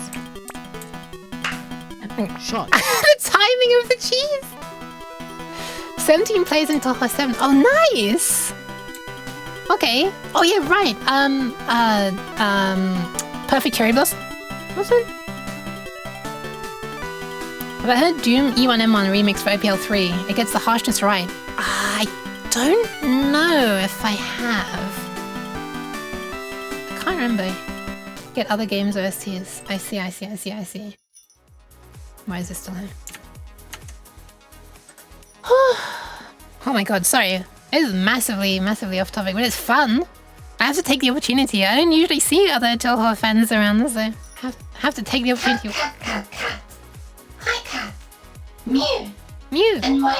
NYA. Hi, Hakun. Welcome. And hi, King Cybersnail. Welcome. Where is this music from? This is from Toho 5, the 5th Toho project game. Mystic... what was it? Sorry. Mystic Square. For the PC 98. You accidentally added code also. Did I? Oh, I did. Nice. Welcome in, King Cybersnet. How am I doing? I'm hot. That's how hot I am. I mean, that's how I am, sorry. The reason I started playing Toho is because of the music. Same. It was like the sort of viral promotional videos, the flash animations by Iosis that like pulled me in originally, and I was like, huh, what is this from? Oh, they're remixes of music from this game?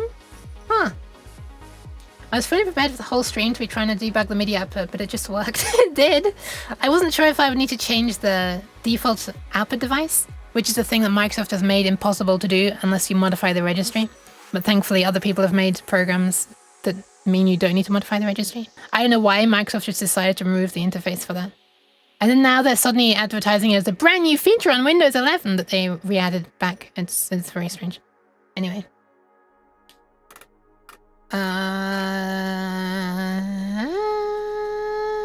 yeah, hope I can sew it as well. Still almost melting, Yook. Oh, I am melting now. Look, I'm actually melting now. It's happening. It's happening. Bad apple? No, long before then. Like, Marisa wa daihen na mono o nusunde ikimashita. Oh, Marisa stole the precious thing. What was some of the other things?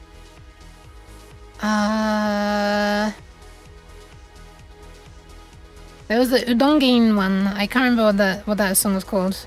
Oh, they had that really weird literal translation of a line from an advert. Stops at the diseased part and something or other. That was another one that was very viral.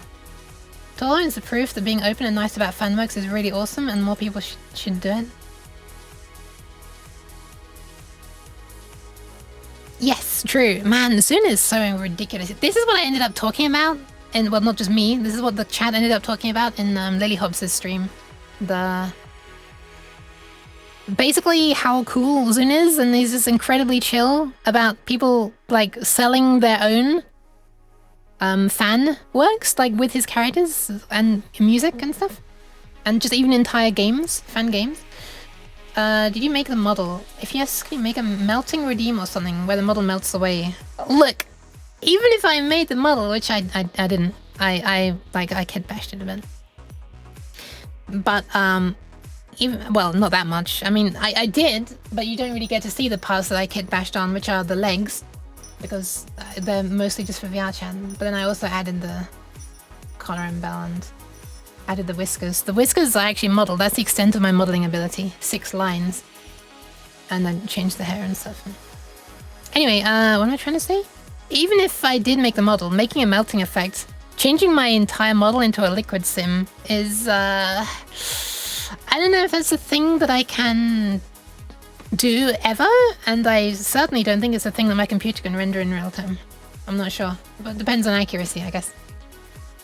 It's easier to market a feature that people were angry you removed than it is for MS engineer to think about how to make an actual good product. Yeah, I guess so. Post on Nova's cord. Wait, what are you posting? What are you posting, Colin? I saw something get censored. I didn't get around to mentioning it yet, I'm sorry. I'm so behind. I think you do see Toho fans around, they just aren't in your face about it until it comes up. Yeah, I guess that's a good thing. Did I model him in Blender? I did. Hi Kenny Dev! Welcome! Okay, what I'm gonna do now, I've uploaded the code, I think. It's so long ago, but yes. Thankfully I can see in the log that I did upload the code. I kind of forgot, but I have. I've uploaded the code that is doing a thing, and if I press this button, then move things into view correctly. Wait, why do I have 2 serial decode thingies on? The fuck? This isn't how I left my scope the other day. What's going on? Why do I have 2 serial things? Can I turn this off? Get out of here. Why is this looking all messed up? I see why it is, because that's not in the beginning. Why is this? There we are. I should do it. Almost. I need... Fine, I guess. What am I looking at? Cursors. There's so much stuff turned on that I don't want on. Okay, there we are. Nice. So now, at the bottom of the screen, you can see the nyans being decoded. I need to zoom in a bit on this. Hold on. Why cheese? Hi, Mirrored Minds. Hi, F Paul. Oh my goodness! Welcome, both of you. I pressed the wrong button. Now I've disappeared. Okay, whatever. I'm here now. I can fix this. Wait, I can't click on it. What the? Wait, what? What? Oh, I see. Man, I'm confusing the hell out of myself. One sec. Studio mode. This one. Here, yes. This source, which is also locked. Why is this locked? Hold on. Professional streamer here. Give me a sec. Zip. Okay, there we are. Cheese. Now you can see it. Better. Why is it not transparent? This thing used to be transparent as well. I'm forgetting so much stuff. Why is there cheese on me? Filters? Opacitor. There it is. I can slightly see through it now. That's actually kind of annoying. I see why I turned it off. Anyway, down at the bottom here, can you see my mouse pointer? Vaguely. Vaguely. I need to make it more obvious. Let me move something obnoxious around. Hey! Why? Oh, to cool me down, maybe? Okay, so this box here is now my mouse pointer. So right here you can see N, Y, A, N, exclamation mark, N, Y, A, N, exclamation mark, and it's just sending that over and over and over again. But look at this gap. The gap between these things. Look, there's a gap. What is this? Why is there such a gap? Well, I don't know why this thingy here is slow enough. Like all it's doing is like looking. So basically, between sending a thing and the next thing, it apparently takes so long to do this that there's a gap between each byte that's being sent. I'm not quick enough to load the next byte into the data register before stuff. Apparently, getting the value at an address and incrementing the address and getting the value again and comparing to 0 and branching and yeah, that combination of things takes more than the CPU clocking out the thingy takes.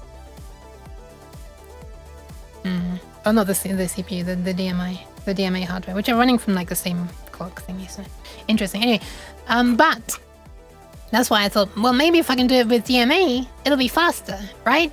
If I'm able to get the DMA set up so that it can just like read through constantly from one thing to another and I don't need to be queuing up things, and maybe I could get rid of all these little gaps between these bytes. Wouldn't that be nice? And so that's why I made the DMA thing that I spent a while talking about. Now I'll just upload it and see what happens. Boop. I already know what happens. Actually, I've changed one thing and I might have made it slightly faster, so I'm not sure. It's doing the things, it's uploading, it's done. And it's no longer working. Interesting. Interesting. Okay, I've broken it. Nice. That means I actually get to do something on stream and actually fix the damn thing. I've made plans for a liquid collection manifold. I've made plans for a liquid collection manifold. I see. Good luck. Your random ML rants just made me impress a senior engineer today. My random ML rants? What do you mean? Did I say something interesting? How? What, were you like repeating something that I said, or? I'm confused. But nice. I'm glad you were able to impress someone. Hi, Breesloo as well. Welcome. It was you who sprayed me, I see. How's melting doing? It's pretty liquidy. DMA is a chemical, is it? It's also direct memory access. You say interesting stuff all the time. Occasionally it's on topic, I guess. Why am I getting jack nothing from this? Let me set up a single capture. And we'll see if it sends anything just once, or like if it never does anything, let's press reset. Oh, it does send something once. Okay, nice. It does send something once, but then it never sends again. So here we are. Here is the nyan. Look, there's no gaps between it. And we've got the zero byte at the end there. Hang on, where's my mouse pointer? Here it is. Wait, there. We've got a 0 byte at the end because I told it to send 6 bytes. So 1, 2, 3, 4, 5, 6. That's fine. DMA is a chemical that does direct memory access? No, that's what I'm saying. DevStream? Yeah, DevStream. DevStream. I'm gonna shrink this oscilloscope view now because it's a bit much. You can go back down to your... Oh wait, can I just control Z to put it back? I can, okay. Alright, so we're getting the whole thing working, but it's just never... It's never reloading. That's probably because I've messed up this wait until sent, and so it's just waiting forever and never re-sending it. So let's have a look at the logic of this. DMA or dimethylaniline is a promoter used in the curing of polyester and vinyl ester resins. Wait. Okay. Wait, what did I... Wait, how does that... Wait, what did I say that sounds bad out of context regarding it then? I'm really confused how I was able to say something about DMA. This polyester that sounded... Anyway, he was surprised I knew what quantization was. Although I've heard of that approach where you don't train a model to recognize a specific thing, but rather be able to distinguish between multiple different things. Ah! Yeah! That was super cool! I love that. Eventually I'm going to try to do that. What was that called again? Actually don't remember what it was called. Oh! A Siamese model or something. Architecture is how I've heard it referred to in the past. I don't remember why. Oh! I think it's because you basically have 2 copies of the same network as part of the process of training it.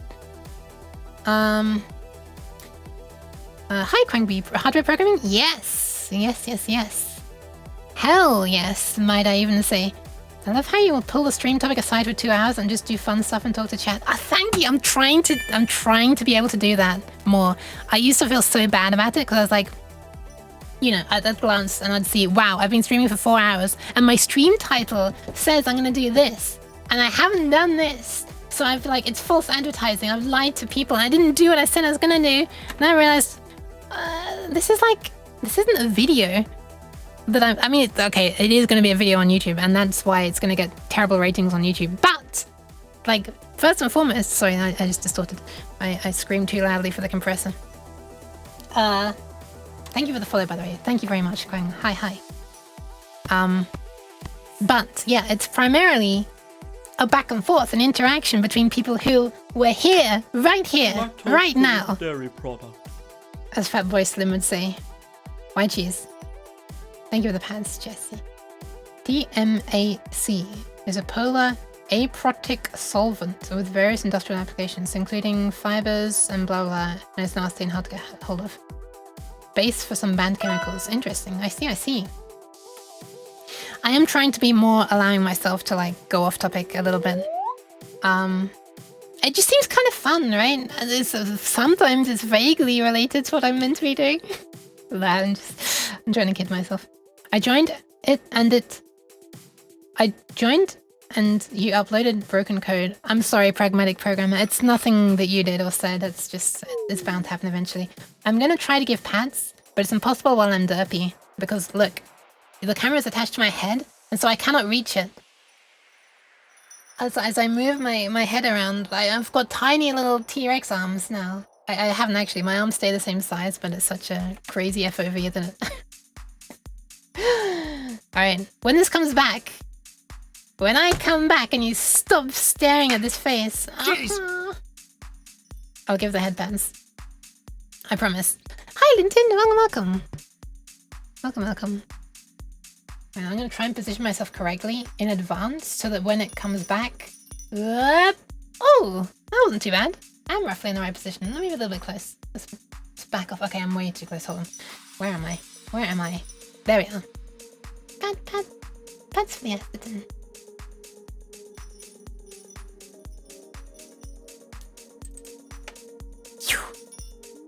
Let me get back down in the corner where I belong. Okay, so we're probably just sitting here forever. So what are we doing wrongly? We're seeing if there's any value left in the number of things to send. So if this is non-zero, we're returning.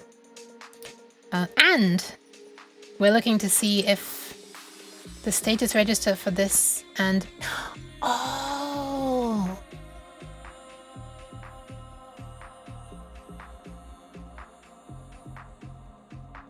I wonder if this is staying busy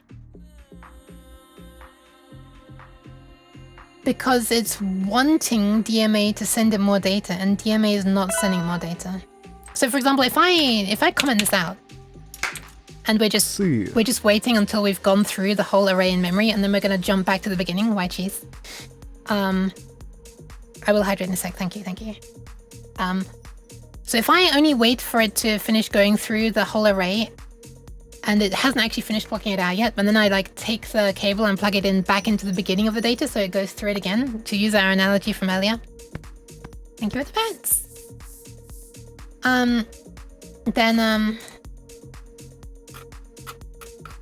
Then maybe it'll work. And also, yeah, I'm pretty sure it's this. But let's just see. Let's upload. Yeah. Let me put this back into the free running. Well, not really free running, but yeah, back is free running. Zoom out a bit. Put the trigger thingy off on the left side of the screen. And upload. And while it's doing that, I'm going to hydrate. This is a brand new bottle of Nyan juice as well, so take a close listen to this. Wonderful. Ha! That was not the problem. It's still not doing it. What is going on with this lid? Hold on. I can't remove this lid. It's like it's... Oh, I see what's happening. There we are. Ah, disgusting. Now my hands are all sticky. Well, they will be when they dry.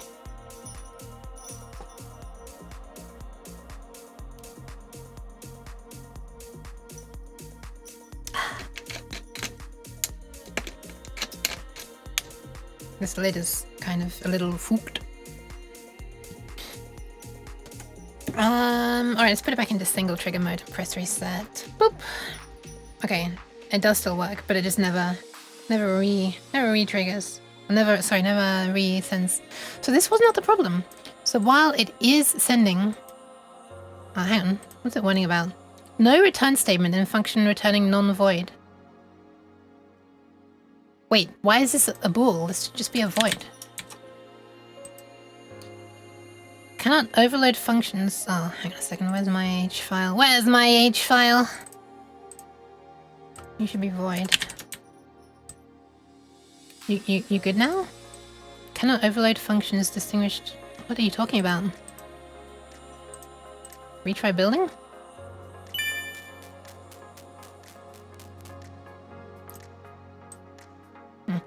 Thank you for that follow, Kaima. Hi.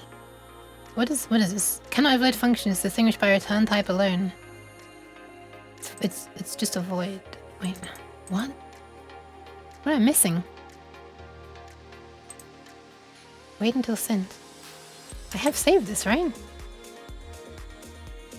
Huh?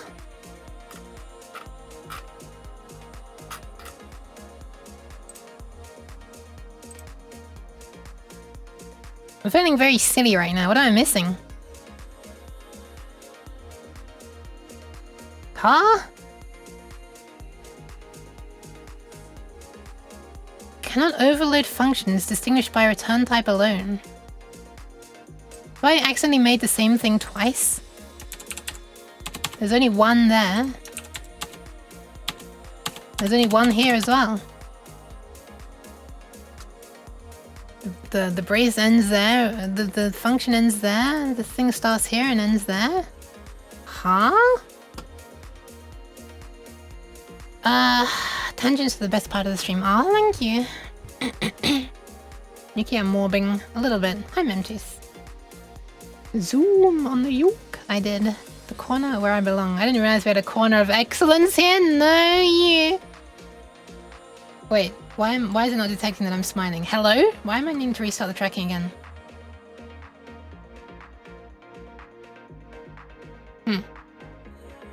Perhaps if I frown for a while, the tracking will realize that I'm actually smiling. No, I'm having to put on a stupid, exaggerated smile right now. Let's restart the face tracking. I don't know why it's so bad today. This is the second time I've restarted it, so this is the third time. Oh, my webcam is hot.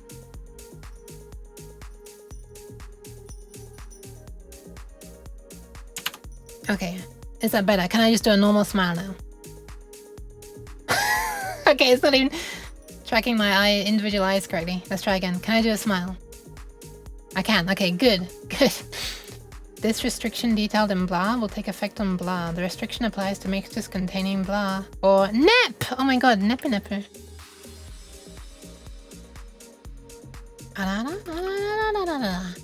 No e-polls. Electronic polls? Roasted webcam for lunch? No, I don't think so. I'm not into that. I don't really like that flavor very much. Alright, what the fuck is this complaining about? What is this shit? Let me just put things back to the basics. Wait until sent. Okay, what if I just...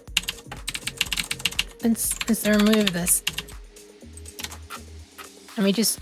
Instead of this, I just put...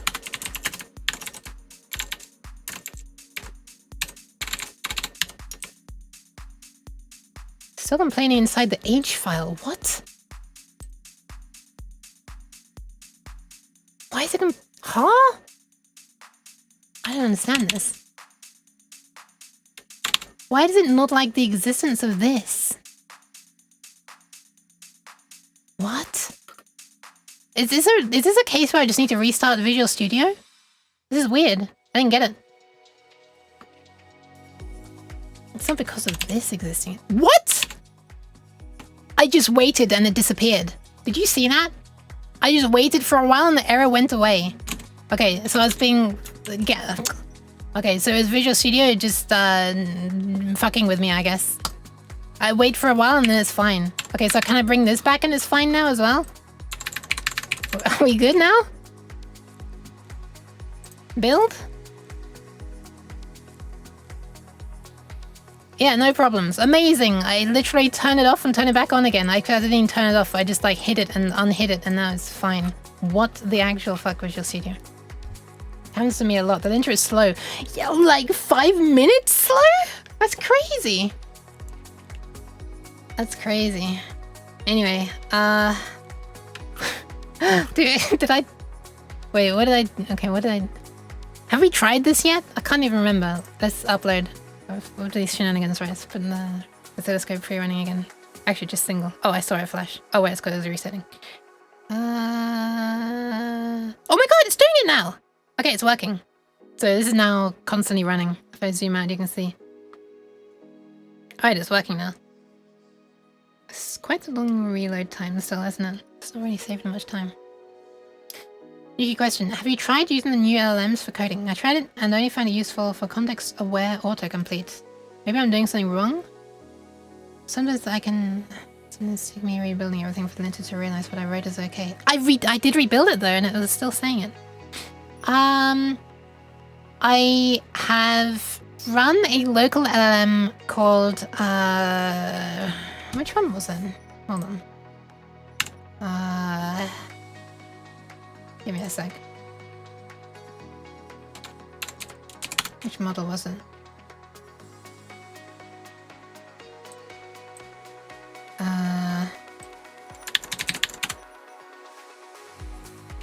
Really? Was it this one? It might be the Llama 3 11.5b Instruct Coder. Might have been that one. Quantized to 8-bit. I'm not sure how much of a help it was, really. I've not tried anything integrated with the IDE of Visual Studio, though.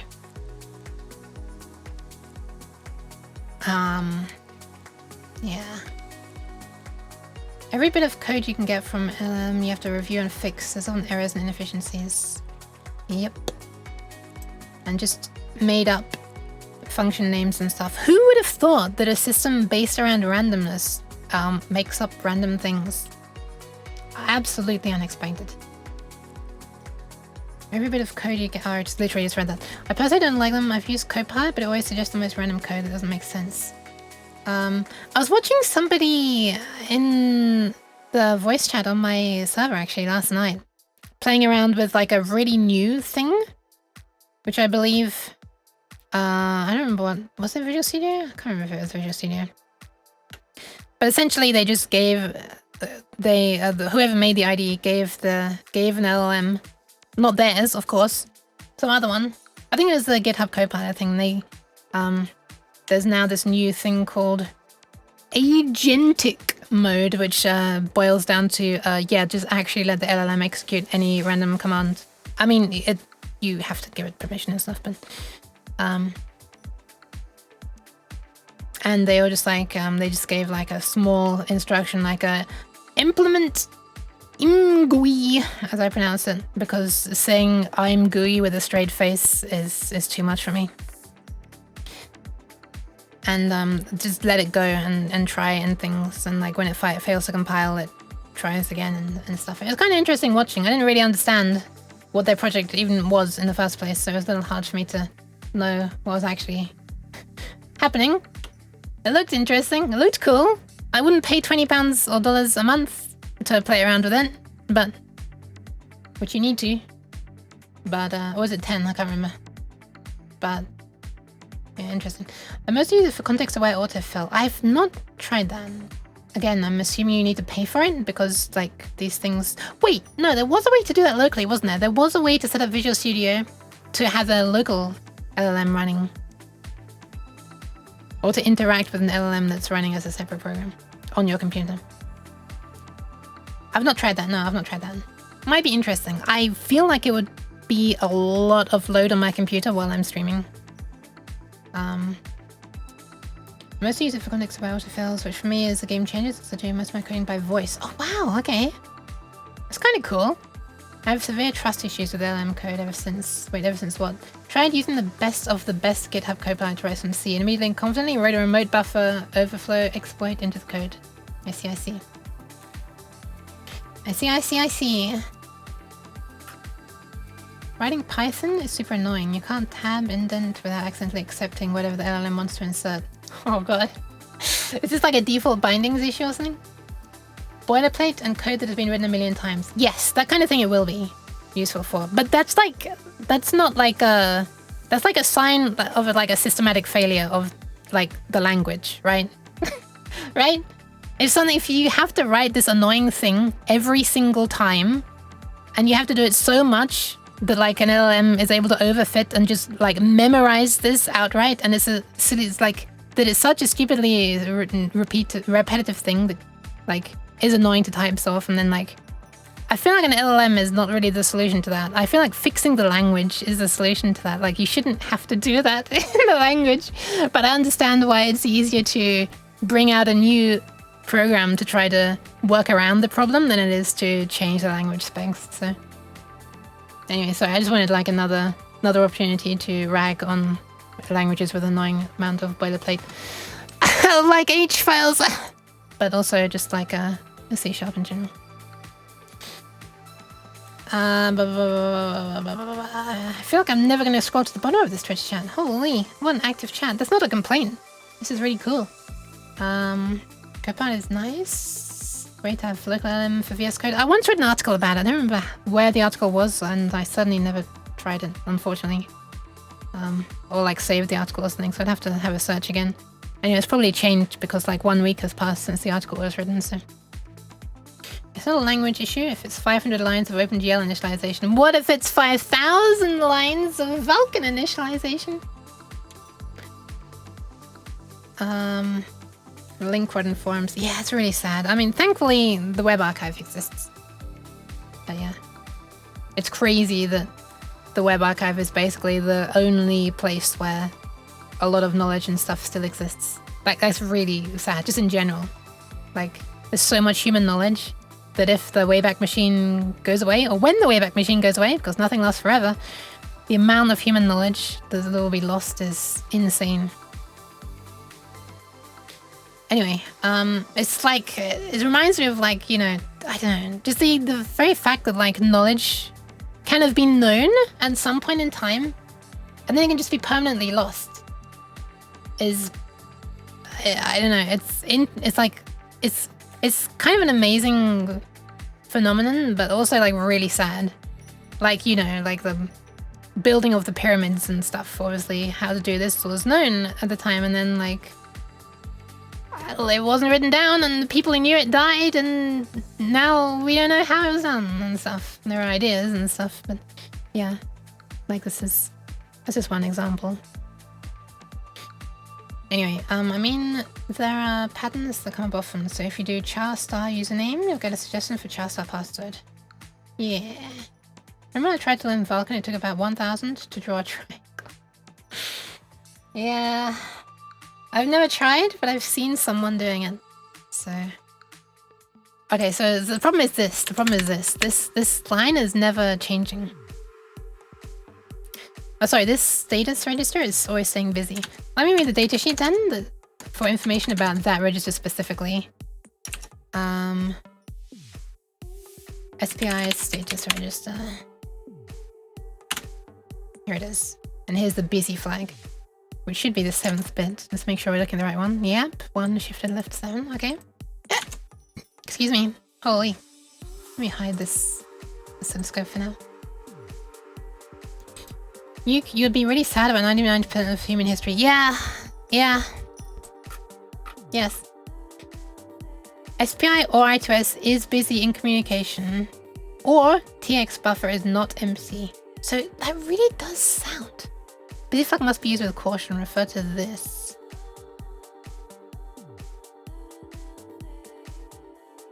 These status flags are provided for the application to completely monitor the state.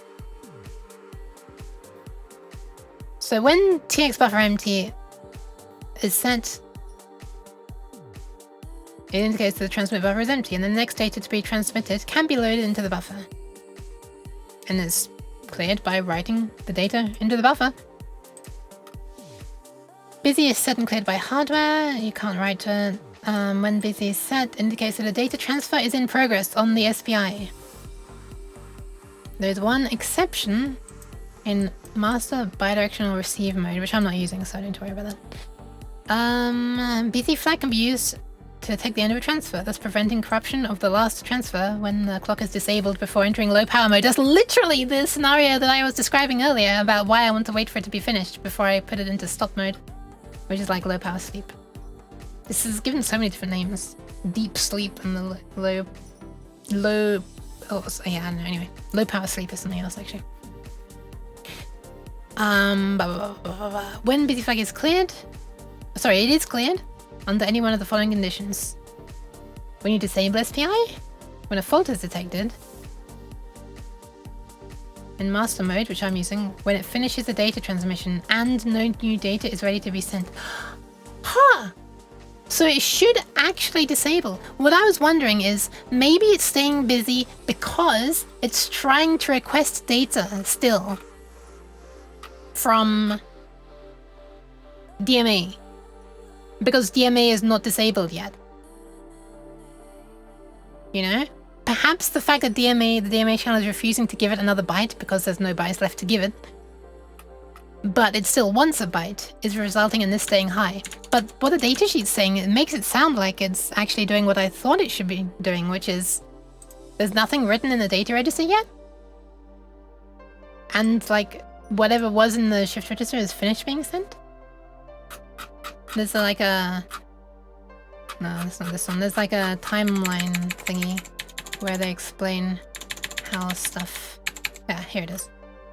Reception, not reception. Transmission, here we are. Yes, a little bit big.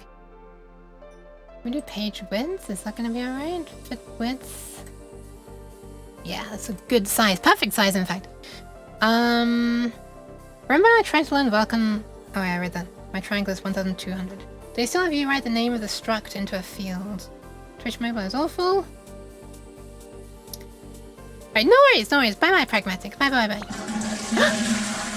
Thank you for the saving of the kidneys. Let me see. I don't quite need to go yet, actually. But I will pause to check and I will hydrate as well. For free, I'm gonna hydrate for free, Stewie.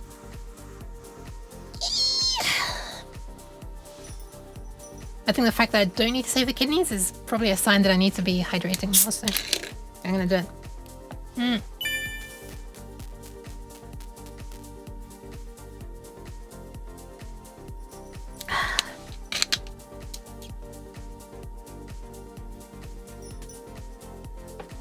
Thank you. Thank you for the follow, Minty. I don't know if I'm pronouncing that correctly. I hope so. That is a nice diagram. It is. So, where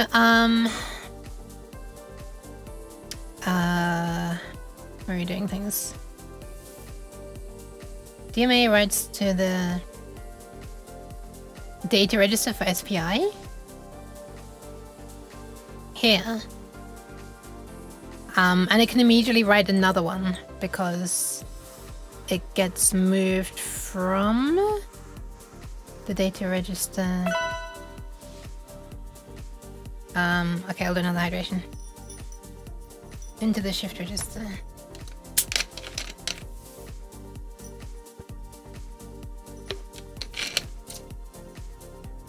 Yeah, so the timeline of events. Thank you, Stu. The timeline of events. I'm already melting, but thank you, Hakan. So DMA gives it the next byte, and it goes to what the my computer just did a thing, and it writes into the data register, and then the SPI thing takes it from the data register and starts clocking it out. And so as soon as it's taken it, it raises the hey, my transmission thing is empty, and so SPI writes another byte into there. Now it finishes clocking out the first byte, and once it's done that, it says, hey, it takes whatever was already in the data register. Therefore, the data register is now empty, so SPI can write another byte in there, and blah, blah, blah. And as we get to the end, it takes the last byte, so I guess it's the third byte, and put from the data register and puts it in, starts clocking it out. And then it raises the empty flag, because, you know, you can put another one in, but there's nothing left yet.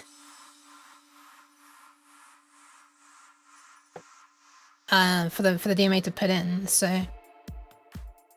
And yeah, look, the busy flag should be staying high all the time until the last thing is sent. So this is why I was trying to wait for the transmit empty to go high, and then after transmit empty is high, wait for the busy flag to go low.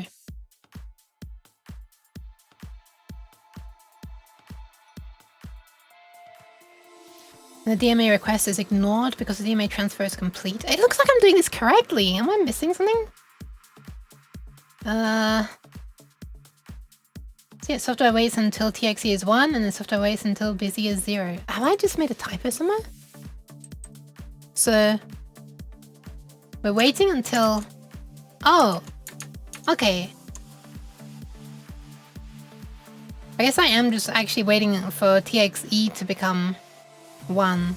I mean, I should be waiting for TXE to become 1 rather than waiting for the number of bytes to reach 0.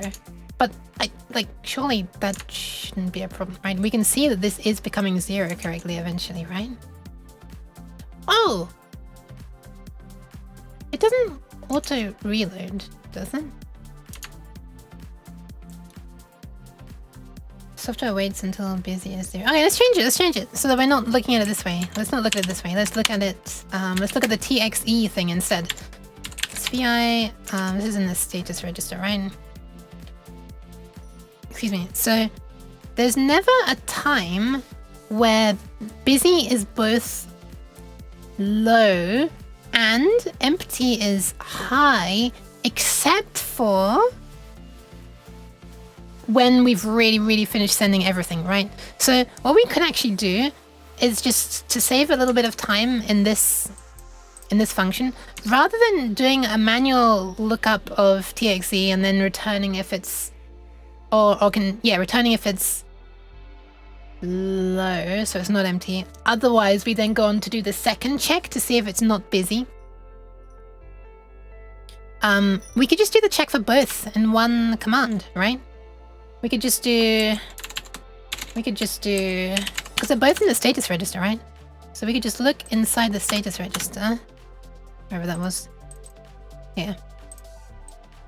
So there's TXE and there's busy. So if we just look at both of these bits, and we make sure that this one is high and this one is low in one operation. Well, it's not really one operation because we have to and stuff, but we're already anding in the process of checking one bit. We can check multiple bits like for free because we can do the summing of these 2 bits at compile time, because these are just constants. So essentially what I'm trying to say is if we just look at the status register for this SPI bus, there is only 1 on this, the one I'm using. But there'll be 2 if I upgrade to the one that I was considering, that I was mentioning earlier on, which I actually still haven't shown. But anyway, if we look at these 2 bits, which are SPI SR busy and SPI SR transmit empty, so we combine those together, we want to see if this value, I'm just gonna all these, or rather put these in parentheses because it's easier for me to see. So if this is equal to, well, we want this one to be 0 and we want this one to be 1. So essentially we want to see if the value is, if this one is high and this one is not. So we just want to see if it has the value of this, right? So if the value, looking at only these 2 bits, is only this bit, implying that this bit is off and this bit is on, then that's our sign, right? So basically we actually just return that not this, right? We can make it a one-liner. Maybe it's slightly cursed. I'm gonna write an explanation of what the fuck this cursed line is doing there. Look at TXE and busy bits. If TXE is set, then that means data register has nothing in it. And busy is not set, which means SPI is not clocking anything, any remaining data out of its shift register. Then we are not sending. I feel like we're doing like a not. Do we need to do a not thing there? I feel like we could just invert something here. Thank you very much for the follow, 0 horsepower. And hi Alkaline, welcome. Don't need to wave hi today. We already have UK wave? Hello? Oh, right. I am getting wavy indeed. That is. What is the temperature right now? Oh, you already did it. 32.3. Holy crap. Hi Al, how are you doing? You can write it as a one-liner. My brain thinking using bash for whatever I'm doing. Okay, can we do this without needing to negate this? Because then we can like get another CPU cycle free, right? So the inverse of this is, the inverse of this would be, well, I gotta make sure actually that, hold on. Wait, I just closed the thing I didn't mean to close. Where's my little graph thing? Oh, I can just go back actually. There we are.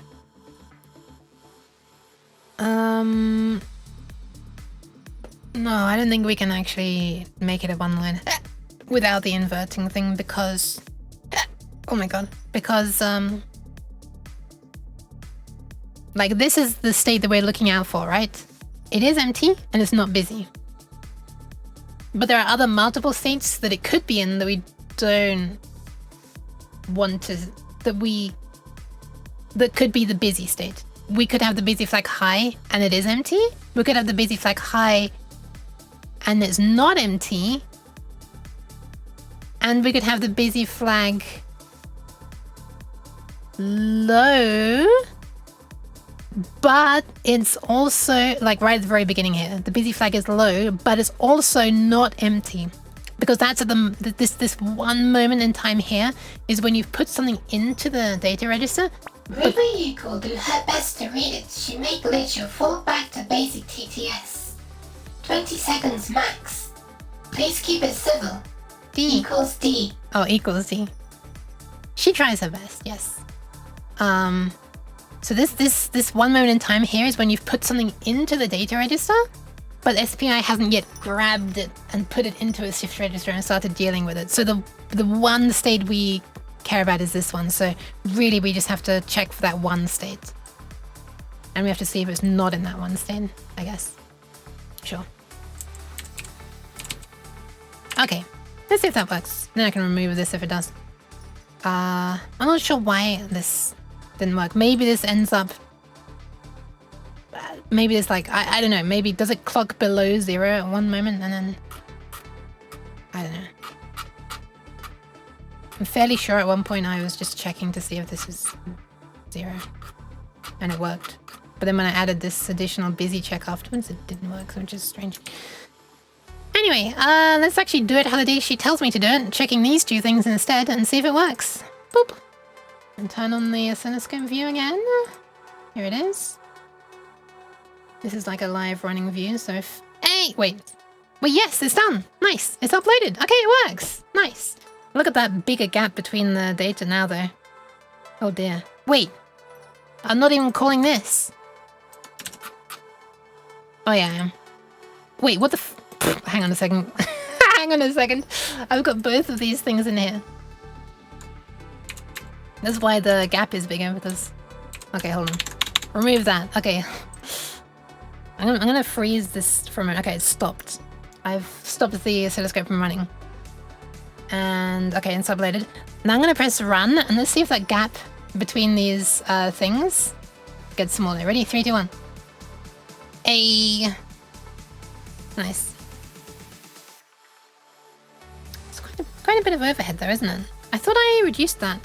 Maybe I didn't. Oh, right. I did reduce it, but... Oh! Wait. Of course it's bigger. Of course it's bigger. I'm waiting for like absolutely everything to finish being clocked out. That's not really what I want to do here though. In this example here, this function I will want to use in practice, but just for this, where I'm like wanting to, you know, send as quickly as possible, the way to do it would not be to wait for everything to super finish being sent. In other words, wait for the pink line to go low on the oscilloscope before you even begin preparing the next data. No. We should wait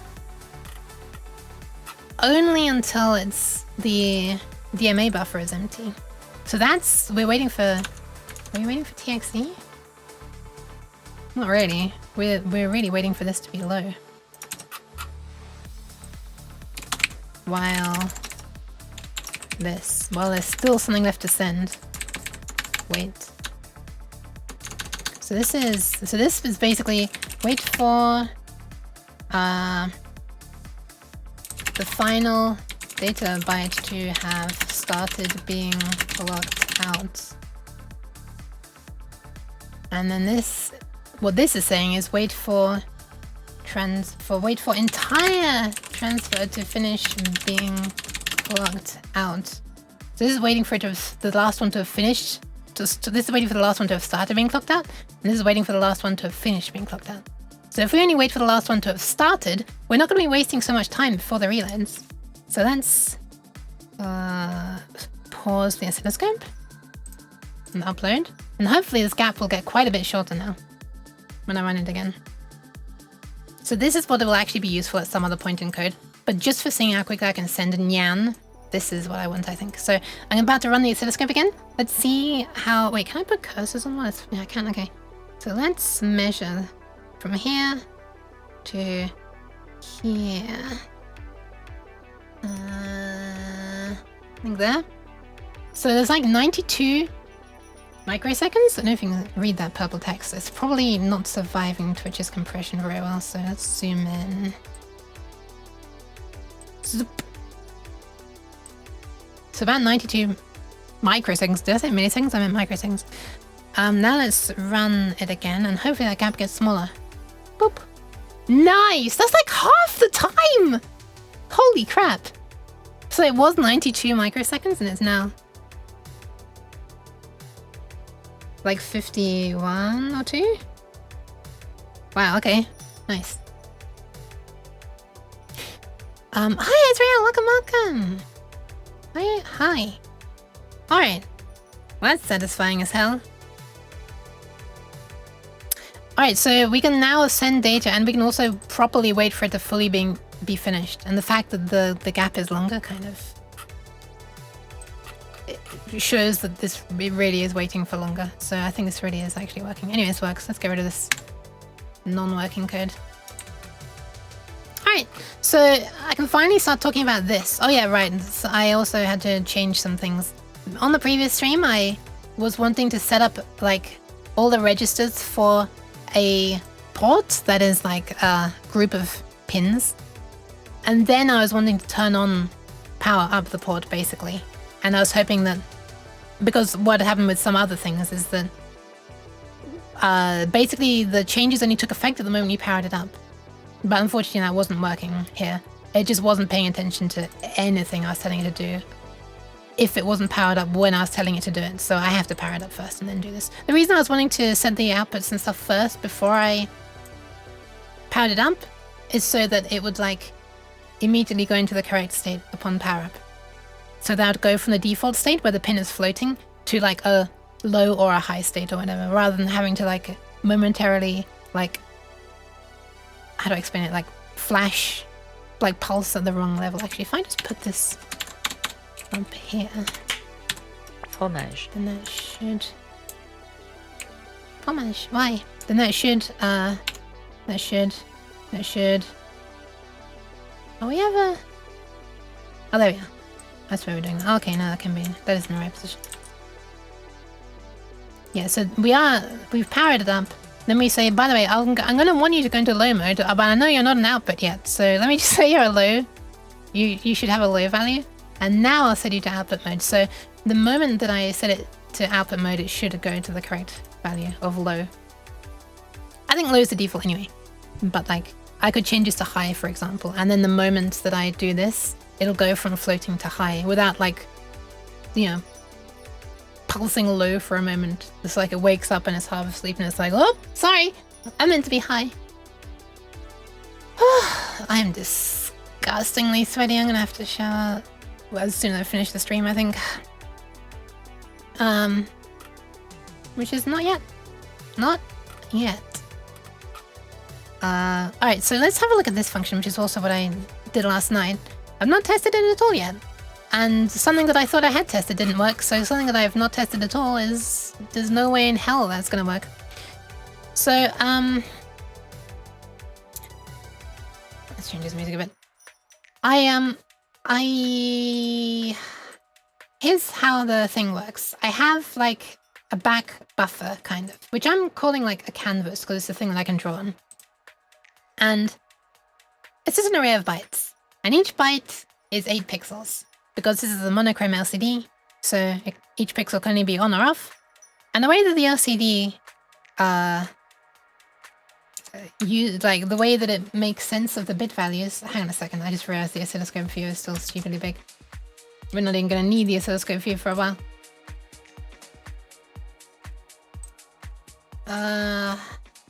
Where are we? Where are we? Where's the data sheet for the LCD?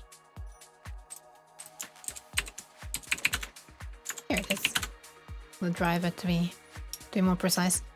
So yeah, the way it works is you've got all the things starting at the top left and going across, and then down the next row and across and down the next row. And each byte, the lowest bit in the byte is the topmost pixel of this little 8 pixel column, and then the most significant bit is the bottommost pixel of this 8 pixel column. And I'm wanting to be able to draw, if you like. I'm wanting to draw sprites that are transparent. And I've already done that in the like, I already modified the Arduino's, the Arduino libraries LCD. So the Arduino LCD libraries draw sprite function. I already modified it to be able to draw transparent things, and I just sort of decided that the way I'd represent transparency is interlaced with the like the pixels. So the way I do it is a sprite is also just a byte array of pairs of bytes. The first byte tells you whether each, assuming that every pixel in this column should be like opaque, visible if you like, should make a difference on the canvas. It's simply a value of 0 is white, I think, and a value of 1 is black, because like 1 is like on, you know, because by default they're off. And the second byte tells you whether each pixel in that column is opaque or transparent.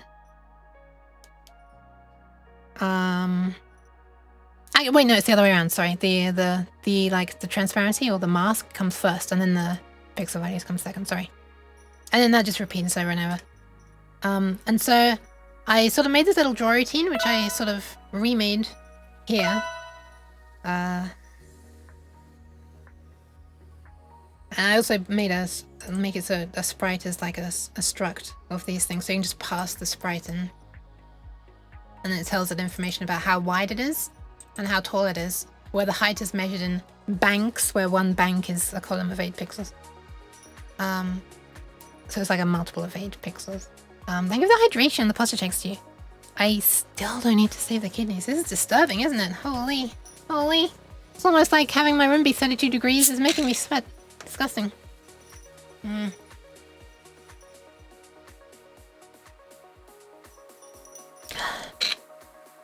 Thank you for cleaning me, Psychic Salad. I just saw that in the emote combo. No, the inmate combo. And posture check. Yeah, thank you, Stu. Okay. So here's my thinking. Just like how I did the sprite drawing routines in my DOS game engine kind of thingy, I tried to like make it so that like the easy way to go through the data in the sprite would be to have a for loop, and the for loop just counts like from 0 up to like the width of the sprite minus 1, right? And the height just counts from 0 down to the height of the sprite minus 1. But if I'm gonna be having to increment a count, that's kind of wasteful, right? Because I'm already having to increment the pointer to the next thing. So why don't I just increment the pointer and wait until the pointer becomes the pointer of the last thing? So rather than having to increment a pointer and a count, I only increment the pointer. And the condition for breaking out of the loop is that the pointer has reached the last value, the address of the last value. So we start reading the pixels, so we're copying pixels from the sprite onto the canvas, right? So the source is the sprite. So we start at the start of the pixel data for the sprite, and we start writing to the top left of where it should appear on the canvas.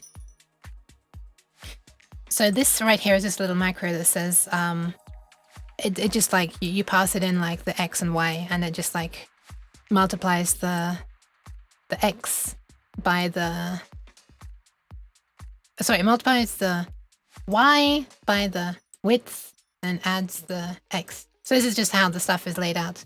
You get all of the X's, and then the Y goes down by 1, then you get all the X's for the next one, then the Y goes down. So it's just like a handy way for me to be able to say, hey, the LCD pixel data at XY. And so it starts at where we want the destination to be, horizontally and vertically. This is always going to be the position of a leftmost column, and it starts at the top. So this is the canvas address for the leftmost edge of the sprite, and at first it's also the top. And then we want to know how far down, where should we end? So this is this is where we are currently. We start at the top left, and here's where we end.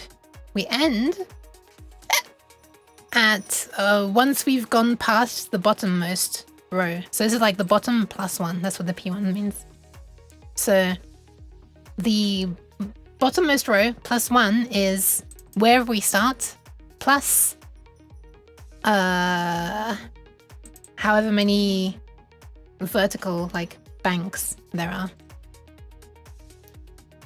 And then we just keep on looping until we've we've done that. Oh my god, I can barely even feel the fan on me. It's just like the hot air it doesn't even feel like it's blowing at me from my fan. Hi Lotus, welcome. So, oh, I guess I could do that. Sure. Yeah. Okay, whatever. So we're starting at the top left. So is the top left less than the end of the sprite? Currently it is. Okay, so let's continue. So let's mark how far we need to continue on the current row, or like a bank, from starting at the left, and where do we finish on the right? So we finish at the left plus the width.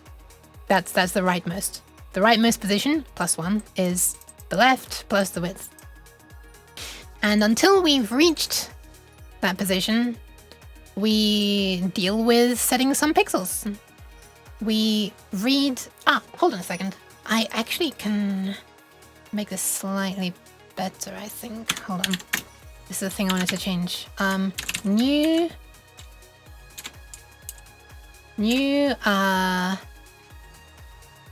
pixels. So the new pixel color starts as whatever is stored in the destination currently, on the canvas currently, right? It starts like that. And if... hang on, let me just do it this way. This becomes this. And then destination...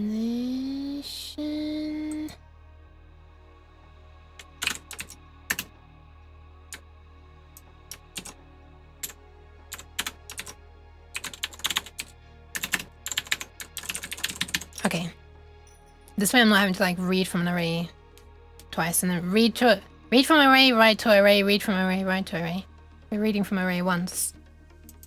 The compiler might be clever enough to sort that out, but also it might not. So why don't I just do it how I want it done and not, you know, say maybe it's clever enough for it to work out what I want. I think above 30 degrees fans are not effective. World Health Organization did a study. Not very effective, it still does something.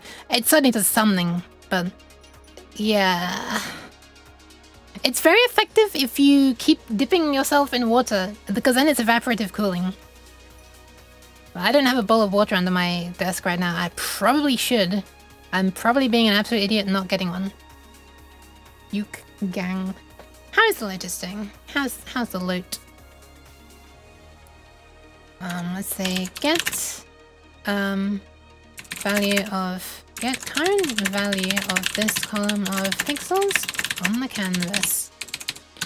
Write our newly calculated column of pixels to the canvas. So yeah, we get the current column of pixels. We AND it with the mask. So the pixels that we want to change, that is the pixels that are opaque in the sprite, have a value of 0. Each bit is 0. So basically pixels, so the pixels that should be transparent have a value of 1. And so if we AND the current values with what I just said, then all the pixels that we want to change are going to get reset, blanked out to 0. And all the pixels that we don't want to change keep whatever the current value is. And then we read the second byte, because we advanced the pointer in the source. We read the second one. And this one describes what the new values should be. The turn on the canvas pixels that our sprite says should be on. Keeping any other canvas pixels in their current state.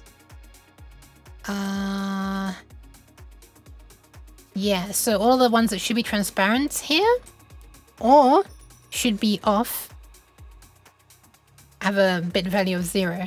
And all the ones that we want to force on have a value of 1. So that's what this does. And then once we've worked out what the new column of pixels should be, then we can write it back into the array and move on to the next position. And we keep on doing that until we've reached the last column in this row. And after we've done that, here's the cool thing. This is why I have a separate left thing. I think the original, I can't remember if the original code did this, but I'm pretty sure my code in the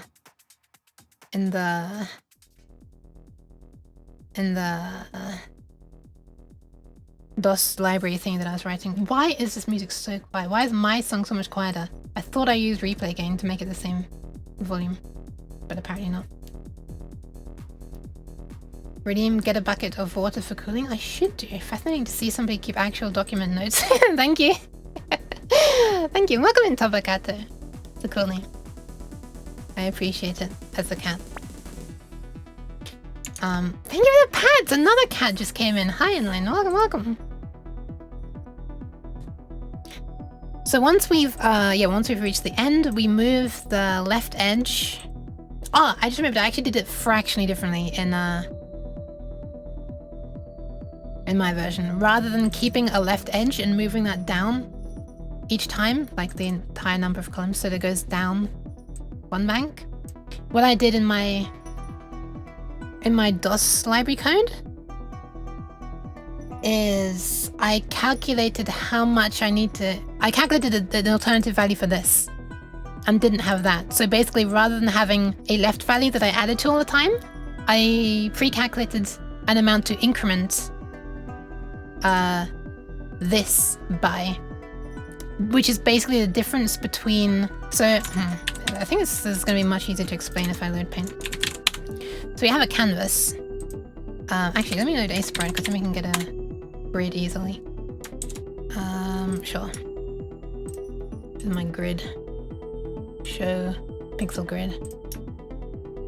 Let's make a smaller canvas. Okay.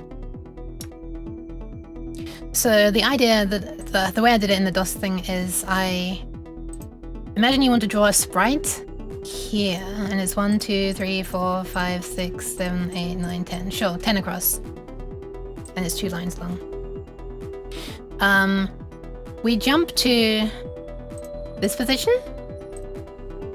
We do 10 copies, blah, blah, blah, blah. And when we reach the end, I counted the number of pixels between the end of this line and the start of the next one. So I counted all of these and all of these once at the very beginning. And then I stored this value, which is 1, 2, 3, 4, 5, 6, blah, blah, blah, blah, whatever the hell that is. The number of purple pixels there is the value that I stored. And that's what I incremented this by. So it's not really that much of a difference, really. It's a different way of doing it. So rather than doing that, this code does, I think, what the original LCD code did, which is you simply make a note of this value. This is now an arrow. I'm trying to point to an arrow. Oh my goodness, what's going on? Here we are. This is an arrow pointing. Wait. There we are. There we are. I learned how to draw an arrow. And then we just add 1 to this. Well, by 1, I mean the entire width of this, which is already, like, we already know the width of the canvas, right? So we don't need to pre-calculate this value. So it's going to be slightly faster and probably use the same amount of memory, right?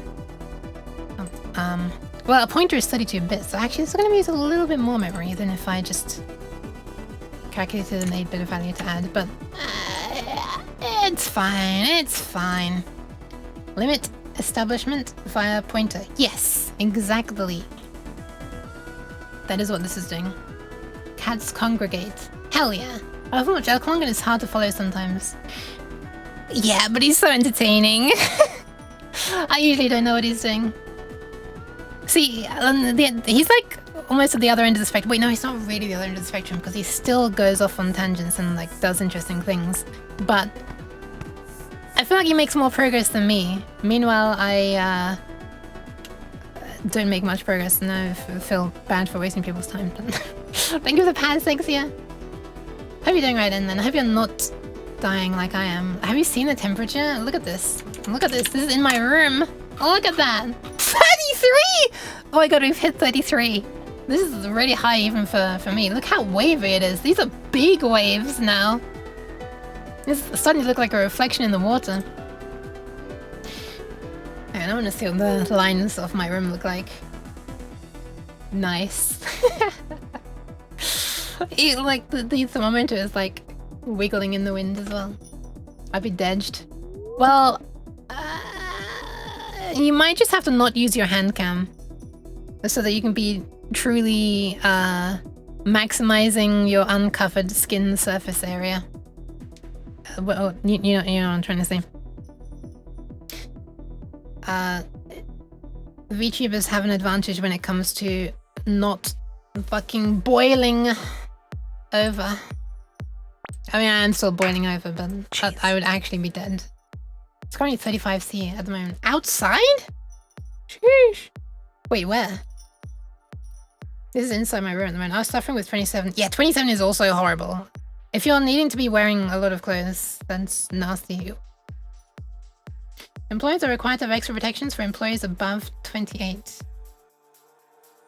Yeah, about that. I was working somewhere where, yeah, they did not have to. That was awful. That was extremely awful. That was around the time I got a kidney stone. Wonder why that happened. Dehydration. Anyway. Where are we? What am I reading? Mild summer. Mild 94F. Rest of normal 110F. I'm assuming you have aircon. I really hope you have aircon. Those sound like big numbers. 100 degrees was like around 37, right? That's crazy. 100F was around 37C is what I'm trying to say. Thankfully it doesn't get that hot usually where I'm at. I'm glad. Look outside as well. Pray for the swamp that my nether's become. Oh no, please survive! Ah!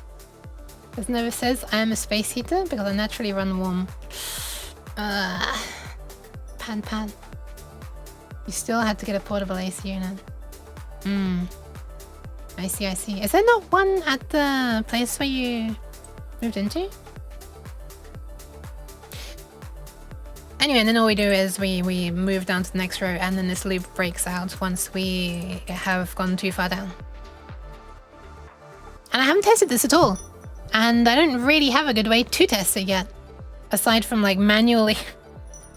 Do I want to be manually? No. I think what I want to do is try to add the rest of the code for controlling the LCD and then see if it looks correct on the LCD. I don't feel like manually reading every single, like using the oscilloscope to debug and see what the value of every bit that I'm clocking at is, work out in my head what the values should become, and then, you know, see if they have become that.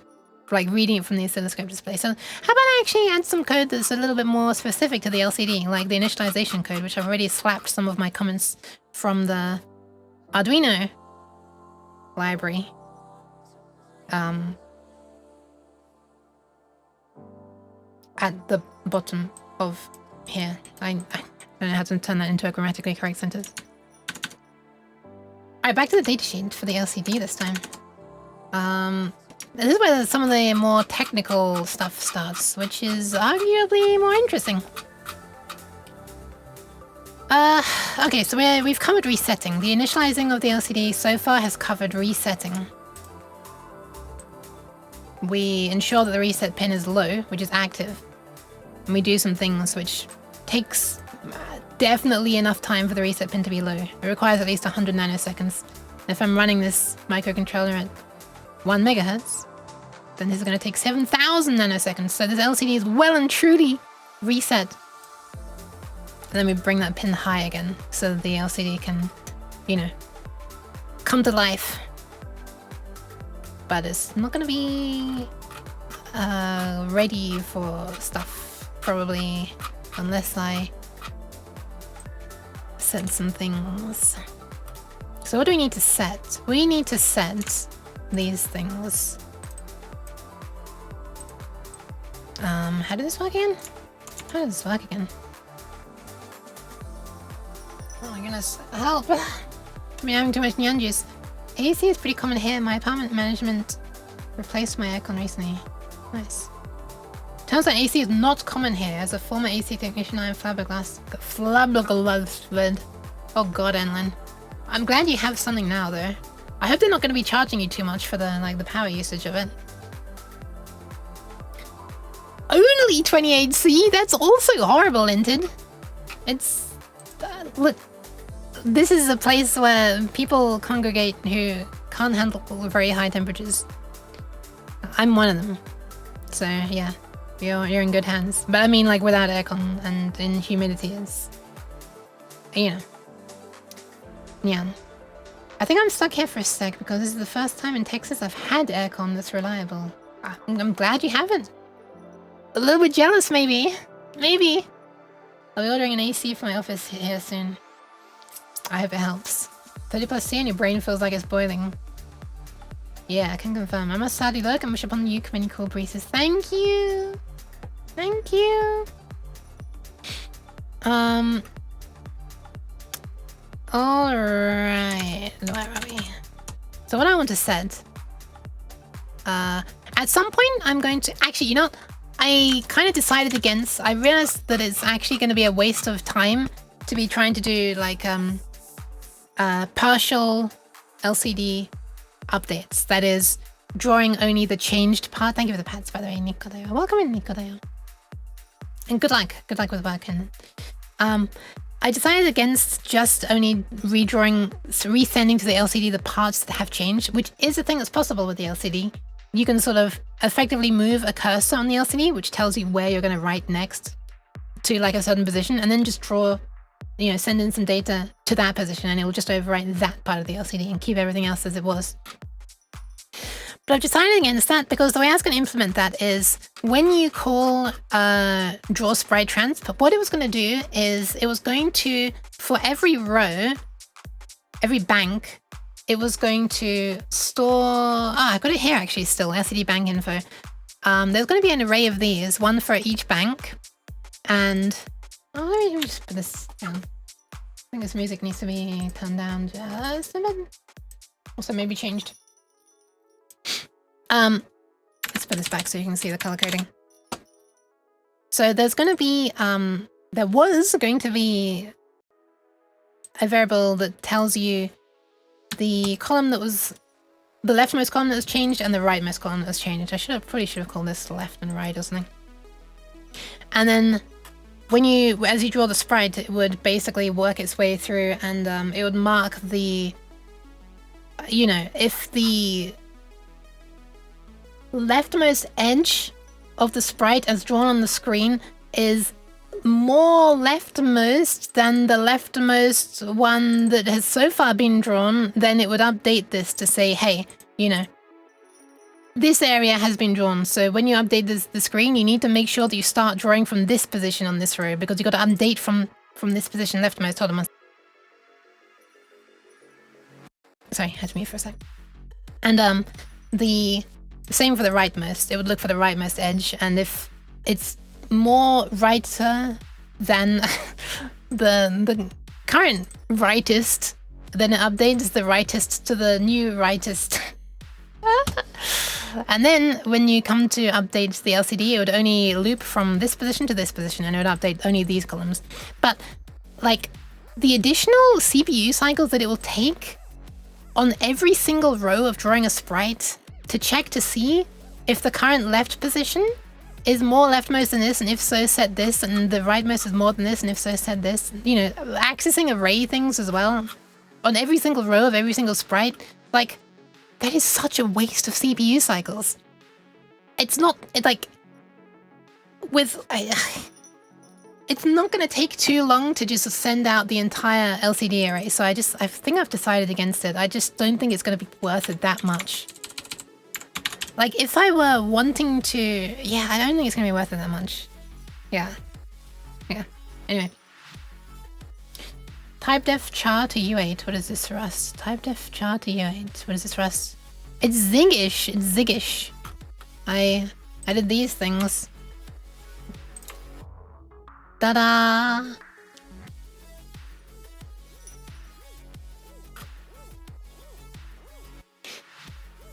Anyway.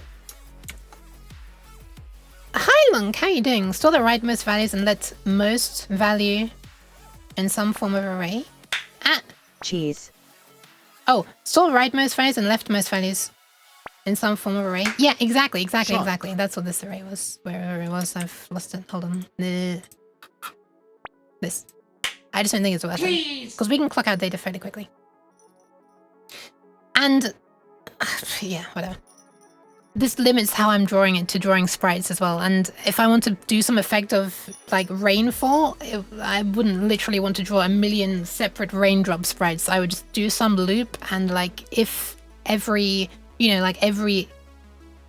I'll look at the X and Y and do some sort of modulo, right? And then we can turn on that. So we basically turn on like every 30-second pixel or something. And then that would look like raindrops and stuff. And that's a much more efficient way to do it. And then I would need to redraw the whole LCD. So like, it wouldn't even make sense to have these minimax. Let's just have a frame buffer and blitz out everything.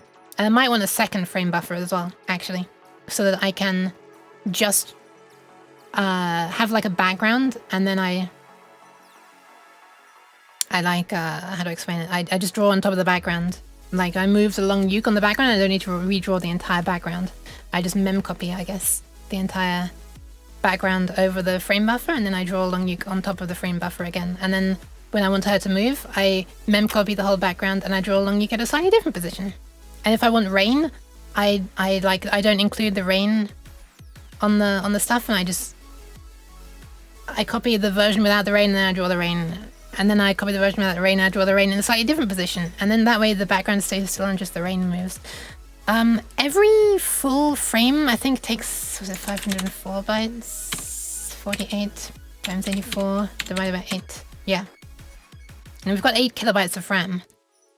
Not sure exactly how much is free, but I could probably afford a small handful of buffers. I could probably afford 4 full frame buffers. I don't know if I need that many.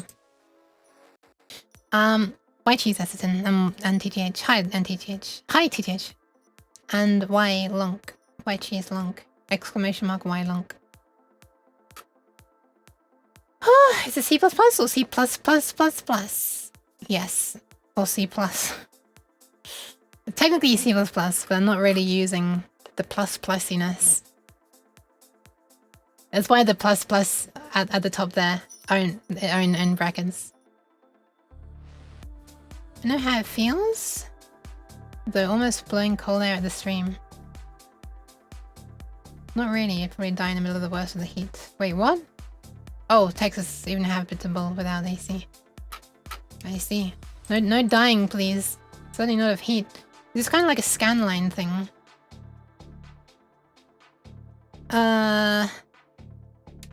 I'm not sure what you mean. Maybe it was a double buffer anyway? Yeah. Kind of. I mean, the LCD is the real buffer, and then our version on here is, I guess, the second buffer. So just one buffer on here is kind of like a thingy. I wasn't sure if there was like some sort of restriction of sharp, of sprites per scan line. Oh, number, sorry. It's because we were talking about C++, and so my brain was in the mood of interpreting sharp like the language C#. Hashtag language C#. That's not C#. Yeah, no, this LCD has no concept of sprites or anything. So we just gotta make our entire frame buffer and then just send it out. Oh, we can send parts of it. But like I was saying, I've probably decided against that. Alright, let's start making some code for initializing the LCD. So there are like 3 things that need to be initialized before I can expect to see anything correctly on the screen. And they're kind of all to do with contrast and bias and stuff. And these values are probably going to be different now because I found good values for running it at 5 volts, but it's going to be running from 3.3 volts. So I'm probably going to need to use different values. Because it was running at 5 volts on the Arduino, but now it's going to be running from the STM32. So I'm going to be powering it from the same power supply as that, which is 3.3 volt. Buffer? I barely know. Oh my god. Okay, I've been reading about old chips, like the hardware sprites are pretty cool. They are far too advanced for this though. For this project. I mean, maybe sometime in the future it could be interesting. It's too advanced for me at the moment though, to be making my own. Thank you for the hydration.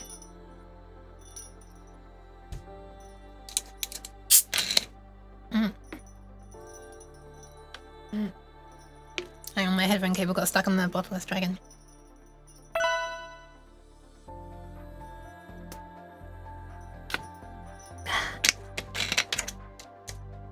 This is why I'm burping so much. Ah! Oh no, your hand, I'm sorry!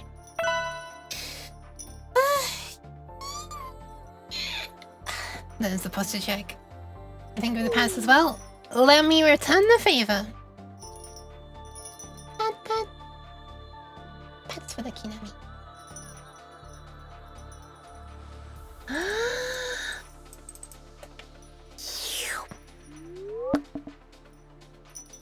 I'm back.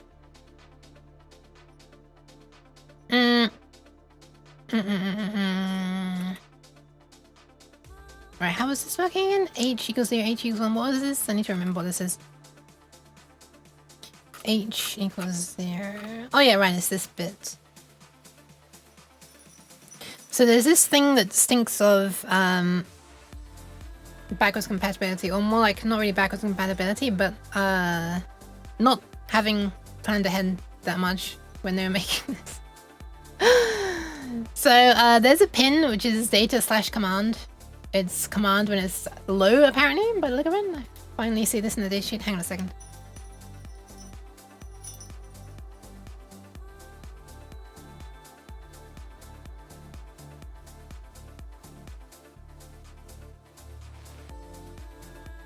Okay, I can see better now.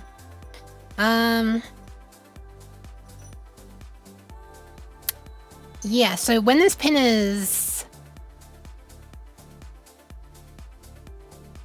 high, everything we're clocking out is literal pixel data that goes into the, you know, display RAM as it says.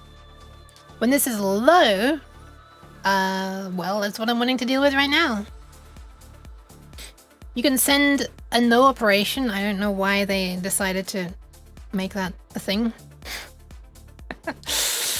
Seems a bit weird to have a function exposed to do nothing, but on an LCD, but sure. Anyway, when we set this combination of bits, 765310, while this command is low, power down control, entry mode, extended instruction set control. Power down control. So PD is power down. Entry mode? Is that what V is? Extended instruction set control. H. Is this how you do this? So basically you write this command first, and then if you set this to 1, then you've set this variable inside the LCD called H to 1. And then, as long as H is 1, you can write other controls like this. Man, this is kind of interesting, isn't it? Not with literally everything is 0. It makes sense if you unplug the cable. I mean, I guess, but you're not clocking anything then. It'll never see it. I guess you can unplug the data line, yeah, and keep the clock connected. Yeah. I wonder if that is why. I wonder if that's why they did it. Power down. Okay, so by default, power down, PD. We've got an explanation about PD. Chip is active if it's 0 and 1 if it's in power down mode. What is the default? Is it like... Well, it doesn't really matter what the default is because I have to set this... I have to use this command, function set. When I do that... Wait, no. I should actually probably set up the contrast and stuff while it's in power down state. And then afterwards, turn it on. Yeah, that's what I should probably do. Just to make sure I don't like drive the LCD in a way that I don't want to. So yeah, I guess we do power it down first. Though, like, is it gonna be able to respond to power down stuff? All LCD outputs and VSS display off. Bias generator and LCD generator off. LCD can be disconnected. Oscillator off.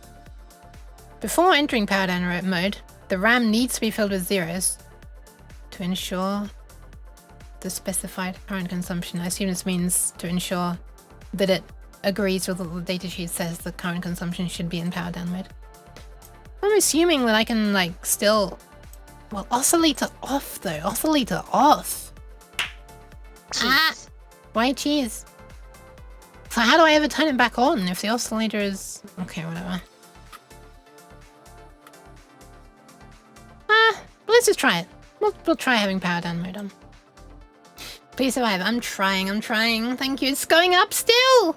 I initially thought the title said you did LSD off stream. You're the second person. Hi, Great Kingzilla. You're the second person who has thought that LCD said LSD for a moment. What is the stream title? Did I say did LSD... sorry, did LCD stuff off stream? Is that what I called it? Hold on. Yes, I did some LCD stuff off stream. I guess stuff, the S of stuff as well. Maybe that helps. It just reads like you'd put LSD where LCD appears. Just because did? It's so weird that doing... You do a drug. That is such a weird, like, grammatical use of the word did. Like, how can a drug be done? Like, it's not an action. I do the washing. I don't do the food. Although, you know, this is just a language specific thing. There probably are some languages that do that. American English, we do drugs or don't do drugs. Yeah, I think it's the same over here as well. But it's just funny that English is like that. Let's tap inside, right? Is outside. Is it colder outside? Would opening window help? Opening a window would probably help very, very, very slightly, and it's actually now possible since I've had that injection to help with hay fever. But I don't want to while I'm VTubing because I don't want everyone to hear me shouting loudly and squeaking and talking and stuff. LSD training is long, slow distance in cycling. Oh, really? Interesting. Interesting. Limited slip differentials. I don't know. I think it's probably a bit colder outside. It's almost always hotter in my room. I'd be shocked if it was hotter outside. The pollen. Yeah, it's not so bad anymore. I began the stream by talking about this miracle thingy that I've finally had, and I was trying to be very careful because it sounded like I was trying to make medical endorsements. But, it does seem to be one thing that's flipping finally helping because no goddamn other over-the-counter or even prescription things were helping. Yeah, I haven't even had to like blow my nose at all this stream yet. Do you realize that? Can you get a filter that blocks muffled sound but allows air exchange? I don't know. That sounds incredibly expensive. Isn't that basically soundproofing? You'd need like a really long tunnel for the air to go through, I guess. The sound can't really. Like you need some sort of ventilation setup. Might be as simple as a bed sheet. No, I don't think so. Cotton wool trees. What? Cottonwood. Oh, cottonwood. I read cotton wool. Cotton wool trees. So, the trees are trying to kill the Long Yook. No, do not. I don't want Long Yook. I don't like the idea that Long Yook has hay fever. She has to live outside among the grass. Or she doesn't have to if you adopt her, but... I don't know how to be suffering like that. Nope. I choose to not make that a canonical thing. Okay, so we're going to start in paradigm mode, I've decided. So the first thing we want to send... Let's make a function for this. I'm going to make it above init. SPI. Why? I'm going to call this void LCD init.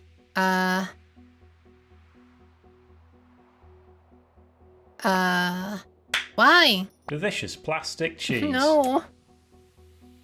What should I call this? Init. Like parameters? Registers, sure. Is it registers? Are they registers? Who knows? Who knows? Should I call it that? Settings? Settings? Sure, settings. Why the cheese? And why am I so wide? Look how wide this cheese is. It's like an actual block of cheese. Only fun the cottonwood has is setting piles on fire. Oh god.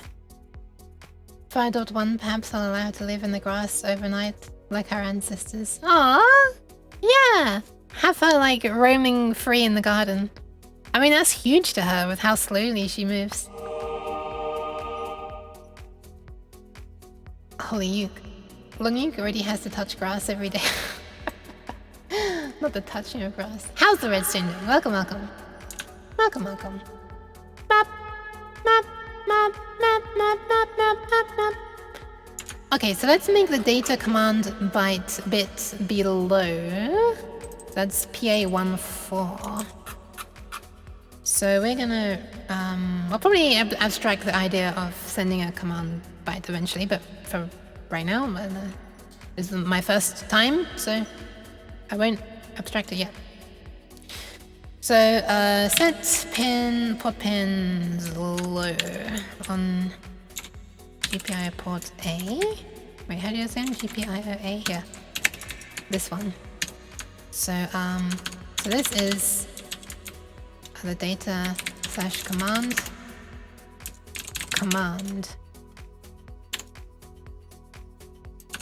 So this is high pixel data and low command. Yep. Yep. Okie dokie. So, what's the problem here? PA14 is undefined. It is, isn't it? What about GPIO 14? There we go. Okay, so it's ready to receive a command. And the one I want to send is 00100 blah blah blah blah. So I'm actually just gonna send this as a literal. Let's just oh, right. I don't have a function to send yet, probably. Well, actually I do. I can just do send. Ah, hold on. I should probably make a function to send and wait. Because I want to make sure that I send the bytes and then I wait for this pin to I wait for the data to finish before I change this pin. Although I could just put the wait at the very end before I change this pin so that we're not waiting for all the things to be clocked out before the CPU continues and works out what next to send. In other words, what I'm saying is let's not send and wait for every single bit to be sent before moving on because that's slowing us down. We only need to wait before we change this pin. So really, we should probably make setting this pin low or waiting for the data to finish sending and setting this pin low be a function that we can call.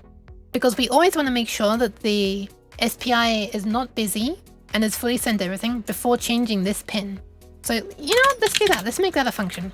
LCD set data or command, I guess. So it's going to be a boolean, let's say is command.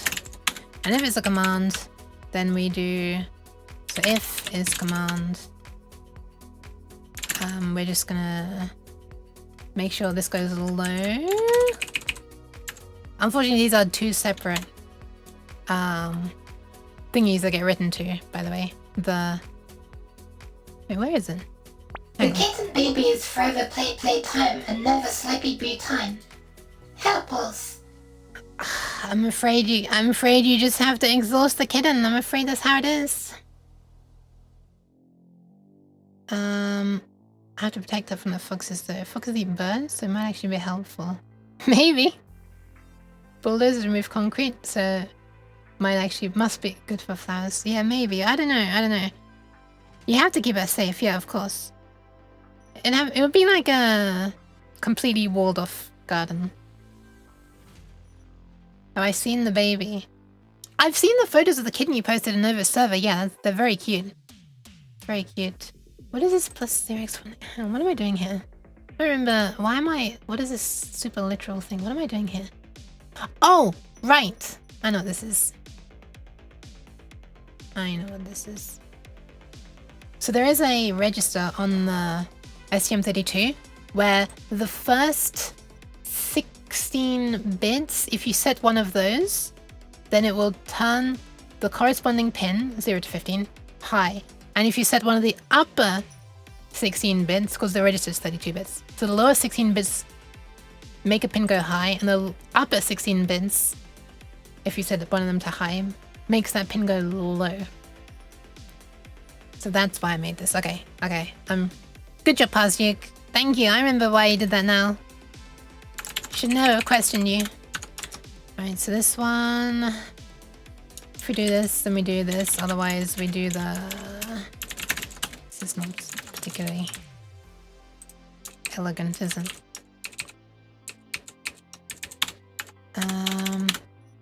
And before we do that, we want to make sure that SPI is done. So we call this function that I've already written, which is LCD wait until sent, which really waits until sent because it's waiting for the busy as well. I think I'm going to need to define this near the top. I'm not sure. LCD wait until sent. What am I doing? There. So we are going to set it to command mode. And that just takes care of that stuff. At the very end, we'll probably set it into data mode.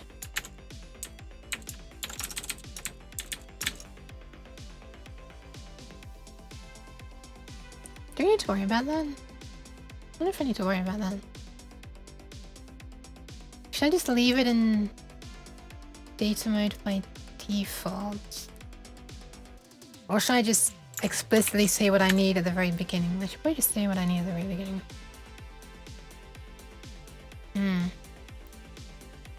Okay, whatever. Let's clock out some data. So LCD, sorry, SPI underscore send on SPI 1. We're gonna send this. So we want 0, 0, 1, 0, 0. So this is 0. Where is it? Binary. How do you do this again? 0B, right? 0, 0, 1, 0, 0, and then that, and that, and that. So let's substitute these for the actual things. Power down mode we want on. V, I'm pretty sure V controls how the data is sent, whether it's vertical first, so the bits go down and then to the right by one, and then down, and then to the right by one, and then down. Or top left and then down, and left to right and stuff. I'm pretty sure that's what that was. Horizontal addressing if it's 0, vertical addressing if it's 1. Okay, what does that actually mean? What does that actually mean there? When V equals 0, the horizontal addressing data is written into the DRAM. What does that stand for? Display data RAM maybe? As shown in figure 6. Fig.6. 0, 1, 2. Yeah, that's what I want. Otherwise... V equals 1 is that way. Alright, so V equals 0, 1 V equals 0, and finally H. Finally H. So I think I do want to put it into the H mode, which allows us to set all the other things. Yeah. Yes. Alright, let's put it into the extended instruction set mode 1. Okie dokie. So this means,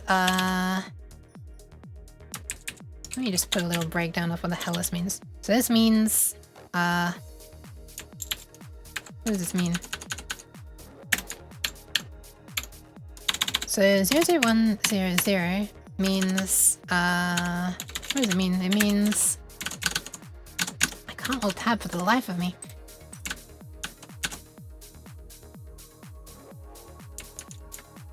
Function set lets us control power down, vertical addressing mode, and extended instruction set. So next up we have this, which means power down, enable. until we've got everything set. Wheel power up after configuring the settings such as contrast. This one means vertical addressing disable. We'll use horizontal addressing, i.e. left to right and then down by 1, I think. And finally, this means extended instruction set enable, which means future the following commands will do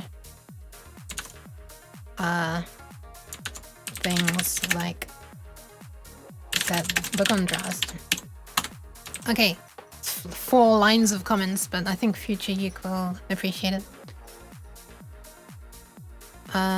Oring constants? Oring constants. I don't know. I mean, it might.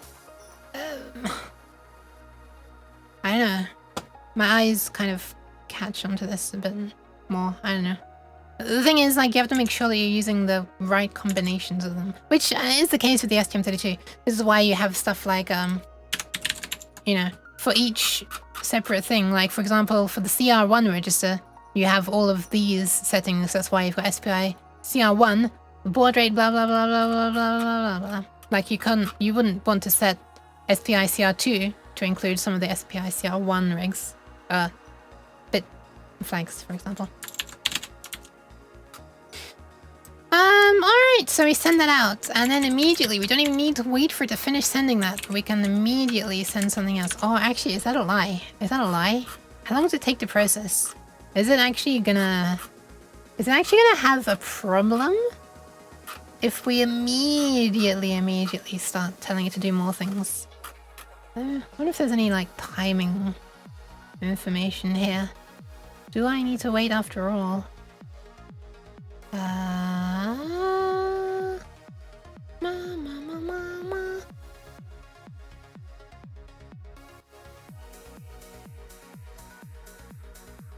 I'm looking for timings and stuff. Voltages, milliamps, milliwatts, temperatures, voltages, microamps, kiloohms, millivolts. Millivolts per Kelvin? Question mark? Ah, timing. Here we are. Okay. Clock cycle. Pulse with higher, pulse with low, setup. Hold, blah, blah, blah, blah. Ah, okay. So there is a setup time for... Okay, interesting. There is a setup time for turning the command thingy, putting it into command mode. Or out of command mode as well, I guess. 100 nanoseconds. Interesting. So 100 nanoseconds. That is like exactly 1 instruction, isn't it? At 1 megahertz. Ah, interesting. Interesting. It's fenced off, but foxes are wily creatures and no techniques to bypass them. No!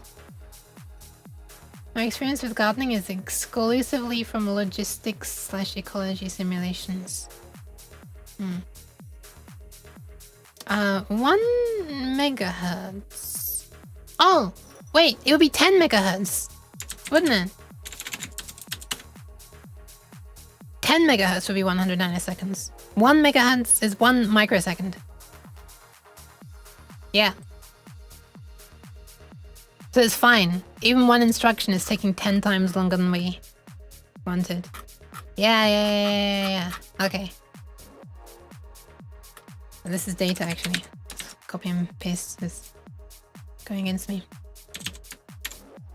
More than 100 nanoseconds, or this, at least 100 nanoseconds need to pass after this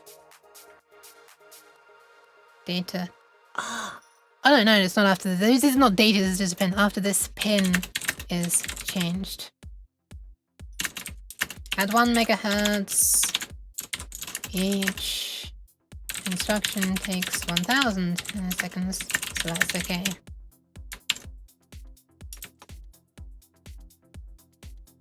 The reset was 125, right?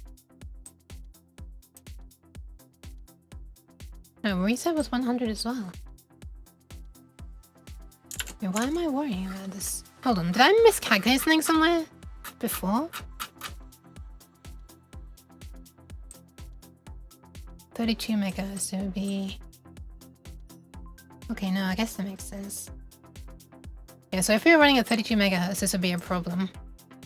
Because one instruction would be... 31.25 nanoseconds. Oh, thank you for the follow, Ilaka. Welcome, welcome.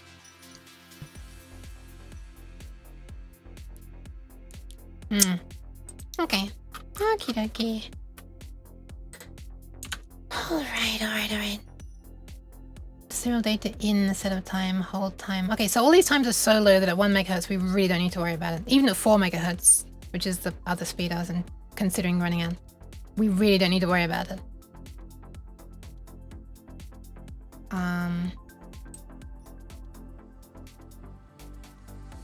This is also fine because this is an entire clock cycle, and we can only, like a clock cycle, the clock thing can only change like on every CPU cycle, so the effective clock speed we get is like half of the CPU speed. So if we're running at 4 megahertz CPU speed, we can only be clocking out data at 2 megabits per second. So we wouldn't need to worry about that. I don't think we'll need to run at 4 megahertz. So it would be interesting to see if it's more efficient to clock out at the slower speed at 1 megahertz and then sleep for less time compared to running at 4 megahertz, clocking it out faster and then sleeping for longer. I expect there won't be a lot in it. Maybe there will. Maybe there will. Maybe there won't. Who knows? Okay, where's our table of stuff again? Where's me stuff? Here it is. No, it's not it actually. Where's the table of stuff?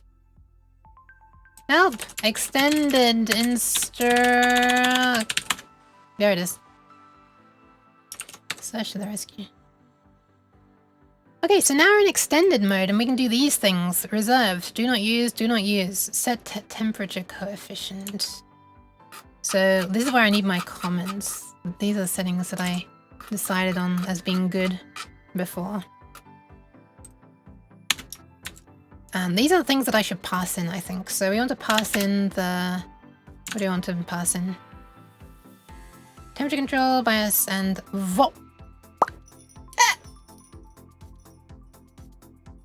Excuse me. Temperature coefficient. Okay, so let's call this temp coef, and then we also want bias system. That's what it calls it. And then VOP, sure. And we want to write all of them. So to write temperature, we need to be in command mode, which we are. We need to be in H mode, which we are. And then we simply write 0, 0, 0, 0, 0. So that's 5 zeros. So let's do that for a start.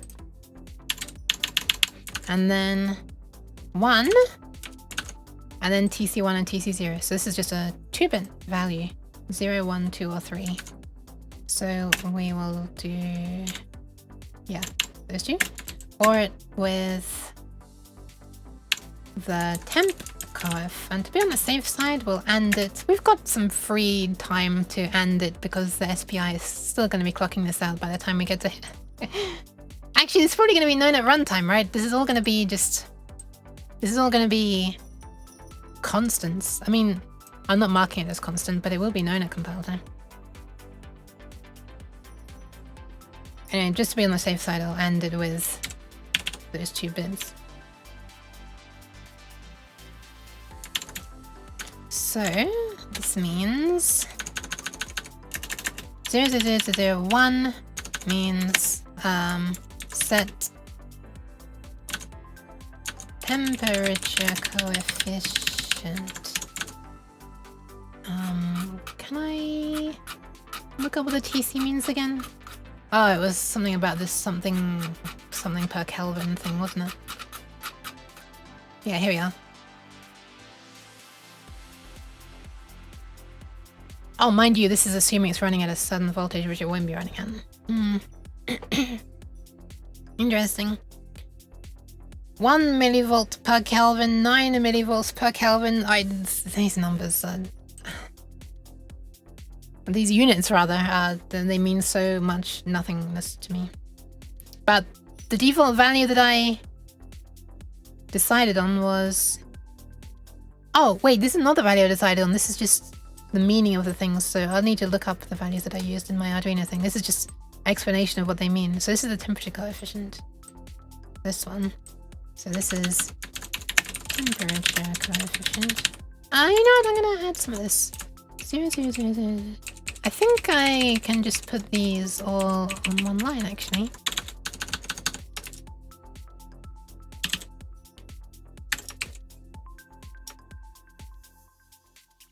So this, where x is 0 to 3, the final value is 4 to 7, but we don't care about that anymore because I'm actually going to bit shift these into like the correct position. Wait, hang on. Yeah, no, I'm already ORing, sorry. So the way the original, this is the thing that I dislike the most about the original LCD library. The original one, you had to pass in these three things, fine, perfectly fine. But the values that you passed in were the final value of this combined with this. So you didn't pass in 0, 1, 2, or 3. You passed in 4, 5, 6, or 7 because this bit is set. And same for this one. You had to pass in like 10 to 17 hex with this bit set, even though the values are actually only 0 to 7. Because this bit's set, you had to pass in large values. And same for this one. You had to pass in like a really large values, 80 to FF, because this uppermost bit was set. And then, so that means that it didn't even matter what order you put these in. It's asking for temperature and then bias and then VOP, but you could have passed VOP and then temperature and then bias, and it still would have worked. Because all it was doing is passing out these values directly to SPI. It was not doing any ORing. So it was relying on you, the user of the library, to pick a value from 4 to 7 rather than 0 to 3. Like, you had to know the correct range of values to give. Otherwise, if you accidentally entered 3, for example, or yeah, like if you accidentally entered 3 instead of 4, for example, then that would have meant that these two bits were 1, but this was 0. So actually, what would that have done? That would have 0, 0, 0, 0, 0, 0, 0. So sorry, 1 and X. So that actually would have been a do not use. And so yeah, that wouldn't have been good, would it? Or if you're trying to set the bias value to like 2, for example, then, or yeah, I don't know, you know what I'm saying. It's silly. So I'm making my library not do that. So SPI 1, 0B. So I'm gonna have to read what values I was passing in my Arduino thingy and then use that as the default for this, I think. Or like I'll try, you know, calling my LCD init, passing those values, but I'll have to convert those values first. I'll have to like knock off this bit or this bit or this bit in order to work out what the values really are without the, you know, the bit that's really part of the protocol rather than part of the value added. Okay, so SNED. Okay, SNEDVLAU. Send the value. SIP underscore SNED underscore plus puzzle.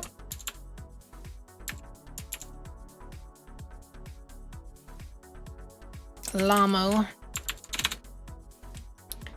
Pisimal. Anyway, let me stop. Alright, what's next? Temperature control, bias, bias.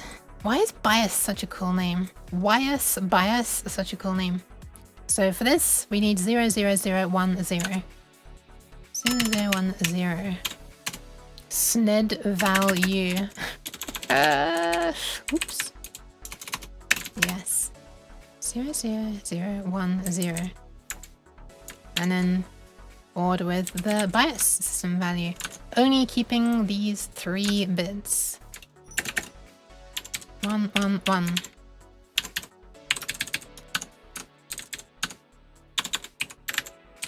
And so that means 00010 xxx, where x is 0 to 7. And the final value, which we won't care about eventually. But I'm just putting this note here for now, 0x10, for when I'm converting my Arduino library. My code that use the Arduino library to my code that will use my library.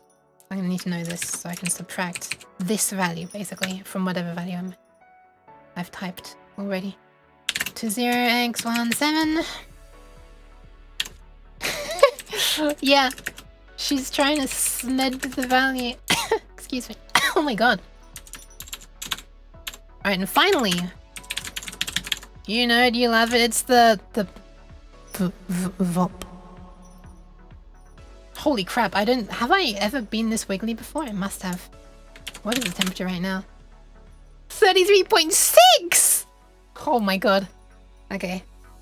I built a simple game in C++ and was horribly trashed doing so. Everything hinged on the values of sneed and feed. Wait, what's sneed and feed? What is sneed and feed? This is the hottest stream so far this year, by the way. Okay, so to set the VOP, we need 1 set. That's, as you can see. SPI1, 0B1, 00000.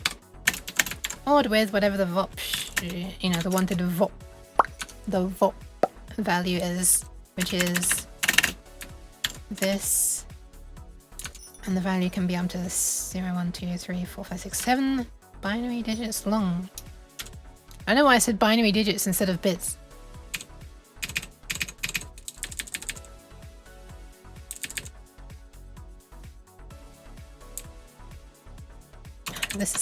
At this point, I'm just going to do it this way.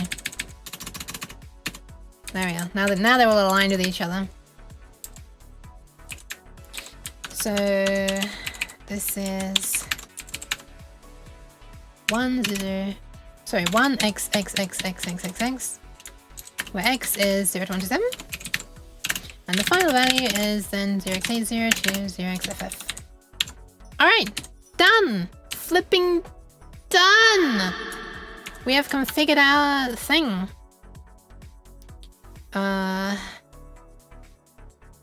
This is reserved, this is reserved, this is reserved. So that's all of the extended instruction things sent.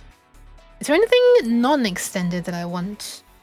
Set Y address and X address. This is like the moving the cursor to the correct position, which we will. I guess I'll do this to make sure the cursor's at the top left. Actually, I'm not sure what happens when you've written all of the pixels.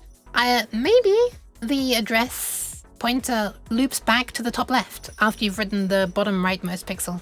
I'm not sure. If it does, then we can just not have to worry about setting the address all the time, because we'll just send the entire display every time. So, you know, we're always going to be at the position from the top left again.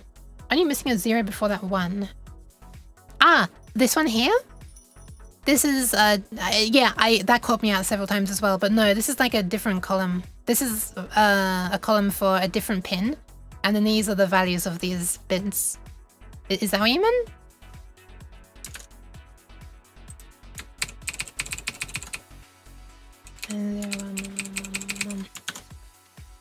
Yeah, when you scroll down, it's so easy to start reading from here instead. I made the same mistake. No worries, but thank you for noticing. Also, welcome. Hi, Sammy. I've actually made the mistake where I started like reading the value as if it was this, so before. Okay, so this is set up. We'll need to eventually take it out of power down mode and out of extended instruction set mode. Actually, right now we need to take it out of extended instruction set mode. Because we've done everything in extended instruction set mode. So this means 1, 0, 0, 0.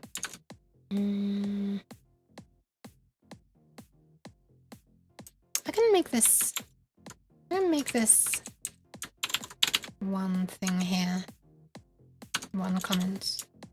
So 0, 0, 1, 0, 0, xxx means function set. This is gonna draw power down. Yeah, wait, this actually all fits on one line, just barely. Okay. And these things can, sure, waste a bit less space. So this is 0, 0, 1, 0, 0, xxx equals function set again. And this time we will keep it in power down mode, but we'll come out of disable extended instruction set.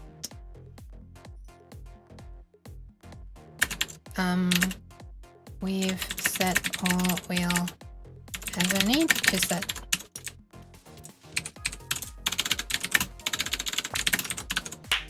Ah, Fromage. why? Hi, Chaos. Welcome, welcome. But why? What is this sets display configuration Jeez. thing? What is this one? Why? Hi, Fallen Shallow, but why Fallen Shallow? Lactose-filled dairy product. Why? Okay, so we're gonna need to change it to this mode. So 0, 0 forces everything off. 0, 1 forces everything to on. So like the leftmost 0 here is kind of, well, the leftmost bit here is kind of saying whether to pay attention to the stuff that's stored in pixel RAM or not. If it's 0, we don't, and then this just says everything's all off or all on. So they're like test modes, I guess. And 1, 0 is normal mode, and 1, 1 is invert. So we need 1, 0. We need 1, 0. Let's do that. SPI. So we still are in command mode. Oh, why do I keep typing SNED? I think it's a hydration, Chucky Bro. Will I forget that I can throw cheers until someone else reminds me? There's a cute emote.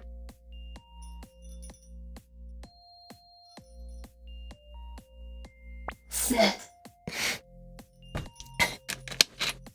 Damn it. Not while I'm drinking. Can give the pasta check. Do not cook the cat. The cat is self-cooking right now. The future is now, old man.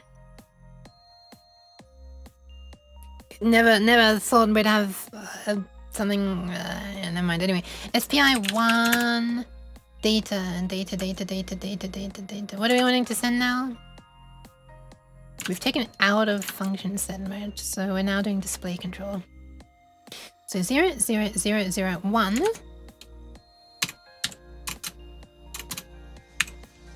And then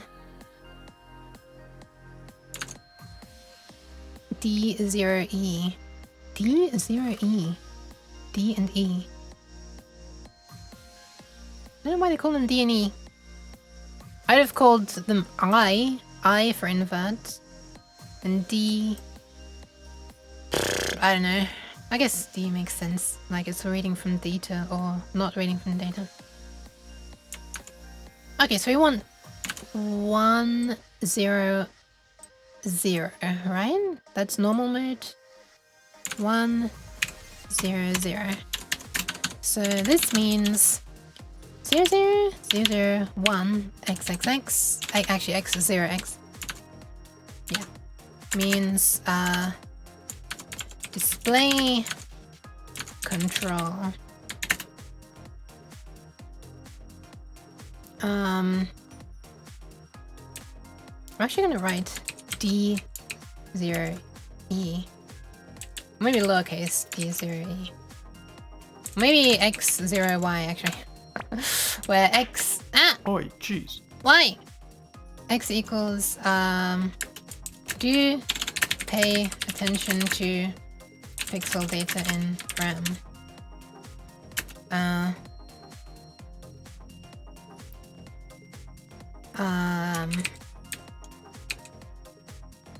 And Y equals 0 means don't invert colors.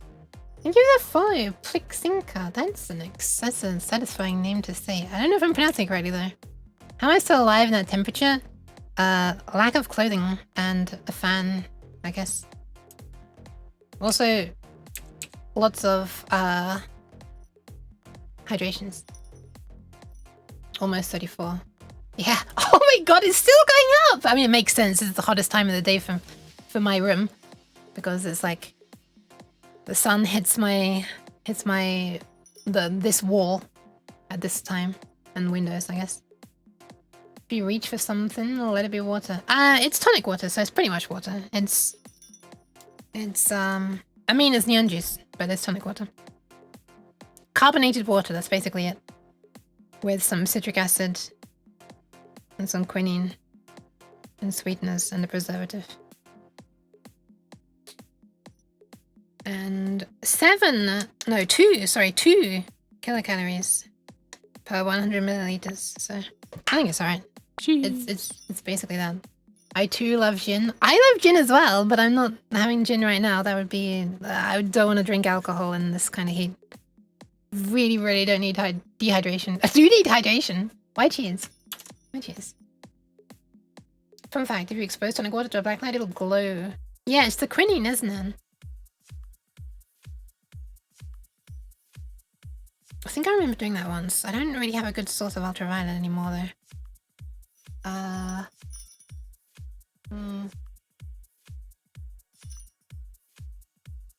I wonder if the violet-ish LEDs that I use on my MIDI LED display could be used. But I can't easily power those. I usually like test LEDs by like holding like a little coin cell, a CR2032 coin cell. And just like putting the LED legs on there. And because the CR2032 can't provide much current, it's fine for testing LEDs. Like normally you should have a resistor, of course, but yeah. Unfortunately, those ultraviolet LEDs, those violet LEDs are not ultraviolet, but they have such a high forward voltage that it barely illuminates at all when connected to the cell. I think it's like around 3 volts or something, and the cell itself is 3 volts, so it's like it's very, very dim. It's enough to tell that the LED works and what its color is, but it's not really enough to illuminate anything. And unfortunately, it's not enough to make the bottle of neon juice glow much. But maybe if I used a proper power supply for them, it would make the bottle glow. I should try it sometime. I've got the LEDs. I just need to connect power. A light level of alcohol in intense heat usually results in people hydrating very well. I'm not going to, because 2 out of the 3 times that I've had kidney stones was after I drank beer. So I don't, in the hot weather, by the way. So I don't do that anymore. I don't drink it at all anymore. 3.6. Oh, it went down slightly. You need really high energy photons for UV. Interesting. Lack of what? Wait, what did I say? Lack of I don't know what I said before. Hi, Pigeon Gaming. Welcome. X equals 1 means this. There we are. Okay, so I think that's everything. I guess we also want to make sure that we're at the top left of the thing, right? So we'll move the Y, like the bank, up to bank 0, and we'll move the X to the left of the display. We'll do that as well. I think I'll make that its own function, just in case I do want to position it, or I have to position it every time. I don't know if I do need to yet, so let's call this LCD set position, I guess. We'll have the index of the column and the index of the bank. which is like X and Y. And we want to make sure that we're in this mode.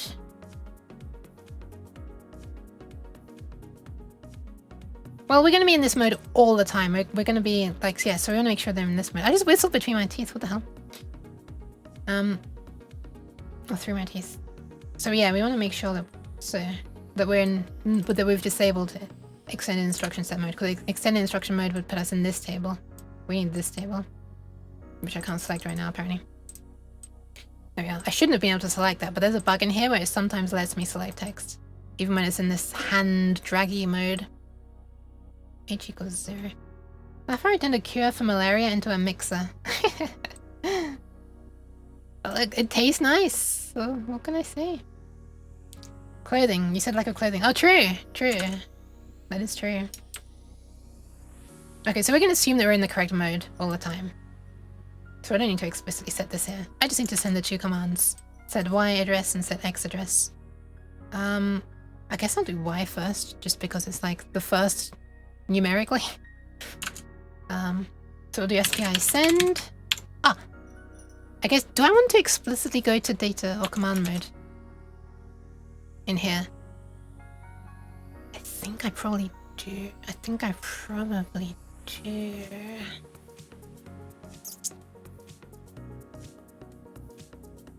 So if I want to avoid wasting time, I should probably do the set position first.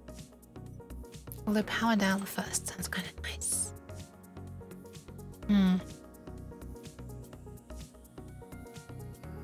What I'm thinking is there's going to be a tiny waste of time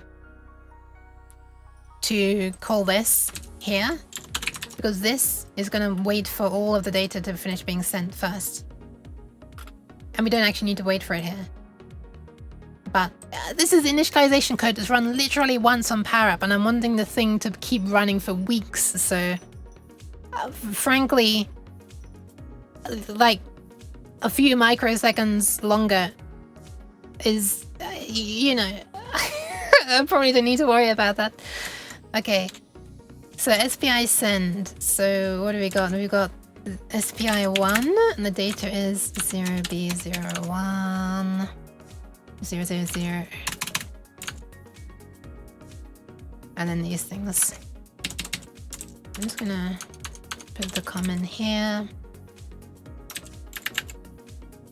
So this means, wait, the alignment here. Okay, this equals set Y address of RAM.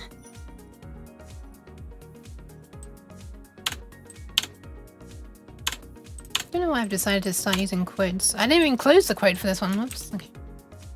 Set Y address of RAM.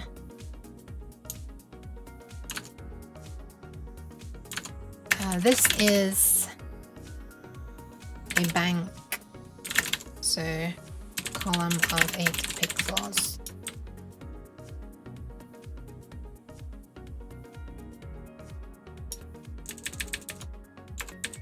So XXX can be, well, yeah, X then is 0 to 5. So we put it all 0 at first, 1, 2, 3, 4, 5, 6, 7, 8, and we OR it with the bank. And then for the other one, which is 0, no, sorry, 1. I was reading the wrong flipping line this time. Not even, I wasn't wrong with this, I was wrong with this. I was wrong horizontally. 0B1, ORed with int column, where 1 XXXXX is set X address of RAM. This is the horizontal column.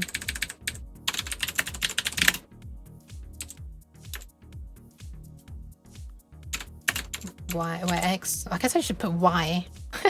Let's call it Y. Wait, what am I doing? This other one's Y. What the, What am I doing? This one's Y. Sheesh. That would have been confusing for vtuber. Why am I retro now? Hi, Sky. Again, you don't understand. With the 20 microseconds you gain from that, you could have a family, live your life, and come back to it not having finished the initialization. Yeah. This is the horizontal column. I'm definitely gonna look on the oscilloscope at it sending this stuff and make sure it sends it correctly, and I should also probably probe this line, the data or command line. Right, yeah. Wait, what is IO14? IO14 is... Oh, that was a horrible noise. IO14 is... pin 20. Oh! Nice! That's out of the way of a whole load of things. I can easily probe that. Okay, yeah. So I could probe... this one... I sound so clear when that wears off. Holy crap. So yeah, I'll probe this and I'll probe the data and clock as I already am of SPI and we'll make sure it's sending all this stuff correctly. I guess afterwards I'll set this to false data mode. And we want to make sure that it finishes sending all the SPI data before it changes this pin to high. Which is like a pixel data.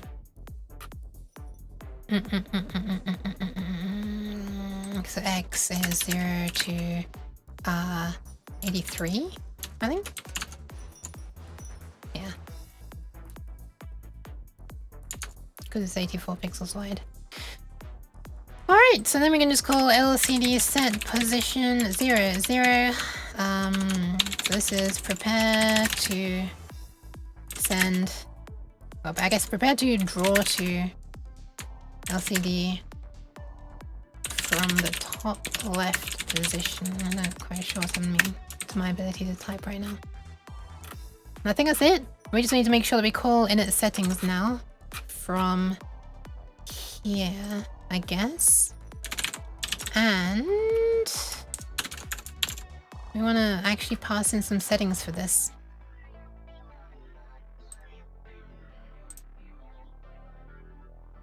Gonna need to redefine some things. Okay, so we're gonna need this to be here.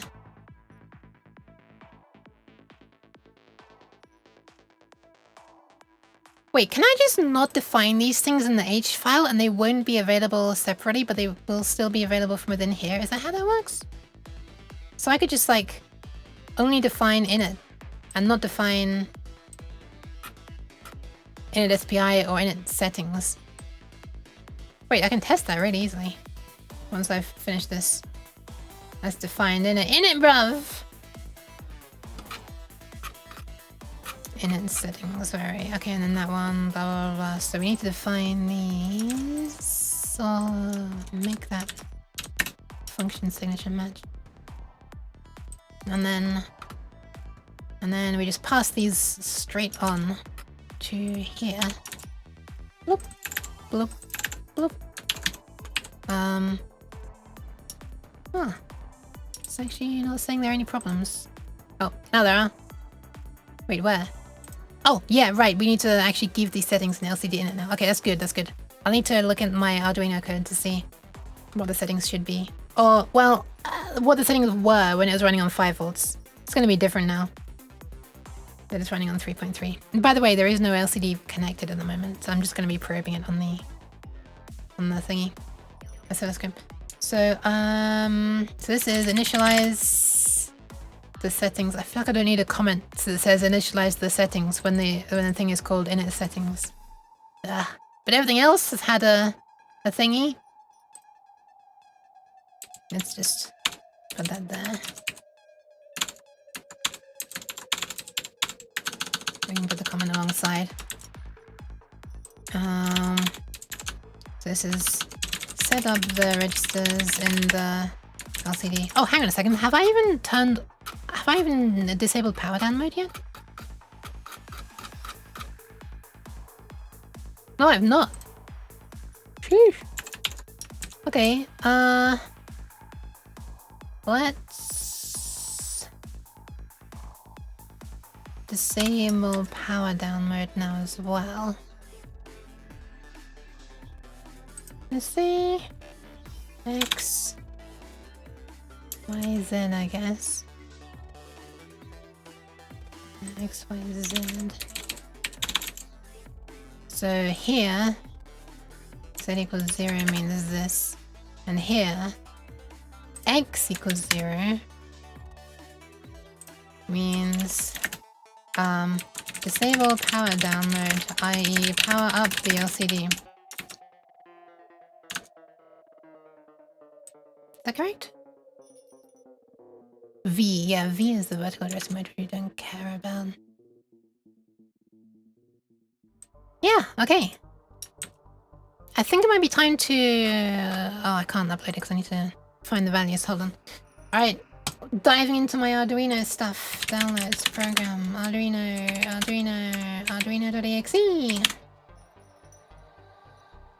Head her? Should I at least meet her first? Yeah, I probably should. What is this?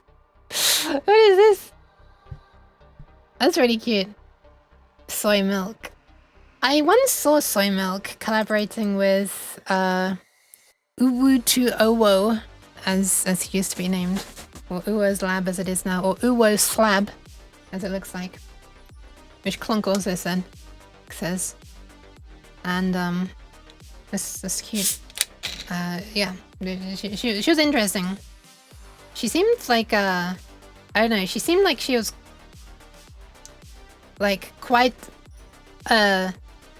beginner at the stuff she was doing, but it was like really fascinating. Like I don't know, it was like really not fascinating. Well, I mean it was, but it was like what's the word? Heartening? Like the opposite of disheartening. Heartening? Can you hearten? It's like really heartening seeing like how excited and positive she was for stuff, even when it wasn't working. And like I wish her all the best. She's like she's doing cool, fun stuff. I hope that she's able to. I hope that like her stuff is works and that she gets all the satisfaction of the stuff working, because it's so satisfying when you do like hardware projects. She was doing like some sort of robotic stuff is what I mean. Sorry, I should have said that originally. Oh my god, we've broken 34. Soy Milk's gotten heaps better. Hell yeah! Nice. I need to be checking her out more. I'm super happy for her. It's very cool. She's like super cute too. She's like it's a very rare combination of things that she's doing. Like she has the cuteness of like not just cuteness, but like the how do I explain it? The entire vibes of like that you expect to see in like highly successful professional VTubers and stuff, and yet she's also doing this cool electronics niche stuff that you rarely see. It's like, sheesh. Yes, you know, you go girl kind of thing. Like actually spread the nerdiness out into the VTubing world. Yes, gather more nerds. Go forth. We will arise. There's something, I don't even know what I'm saying at this point. I think the 34 degrees room temperature is getting to my head a little bit. I need to shower. This is fucking disgusting right now. I am on fire. Feet might be melting? Maybe a little bit. Oh, do I live in an all black room under a tin roof near the sun? Kind of feels like it. Kind of feels like it. Worst lab is some of the finest shit posting. Yeah. I like that explosion emote. I just saw it, sorry. I'm gonna have to stop soon because I'm dying and I'm losing my ability to think. Let me just slap the values from my Arduino thing into the my code and upload it and see what happens, and then I'll probably end. This is getting far too hot. Also, I should be eating soon, so like very, very soon, like in 12 minutes. So. Okay, so these are the values that I'm passing in, and like I said, because of the way that the library works, Which I can actually get up on screen now I think about it. I don't need the taller project games open anymore. I don't need this open anymore. What else can I close? I don't need this open anymore. I don't need this open anymore. Okay, that's everything. Oh, I seem to have also closed something that I need. Never mind. Let's get it back up. Libraries. Blah, blah, blah, blah, blah, blah, blah. This one. This one. So here's the initialization code. Why is it so small? How do I... Here we are. Good enough. So the way they do initialization is like this. They just literally write these straight out.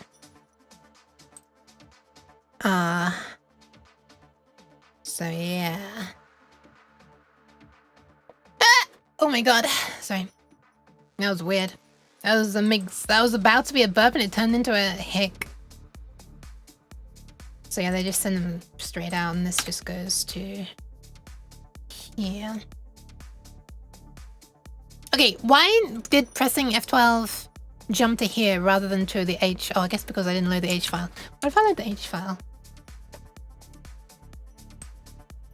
Then does pressing F12 jump to the H file so that it knows the H file exists? Because this wasn't part of the project, so.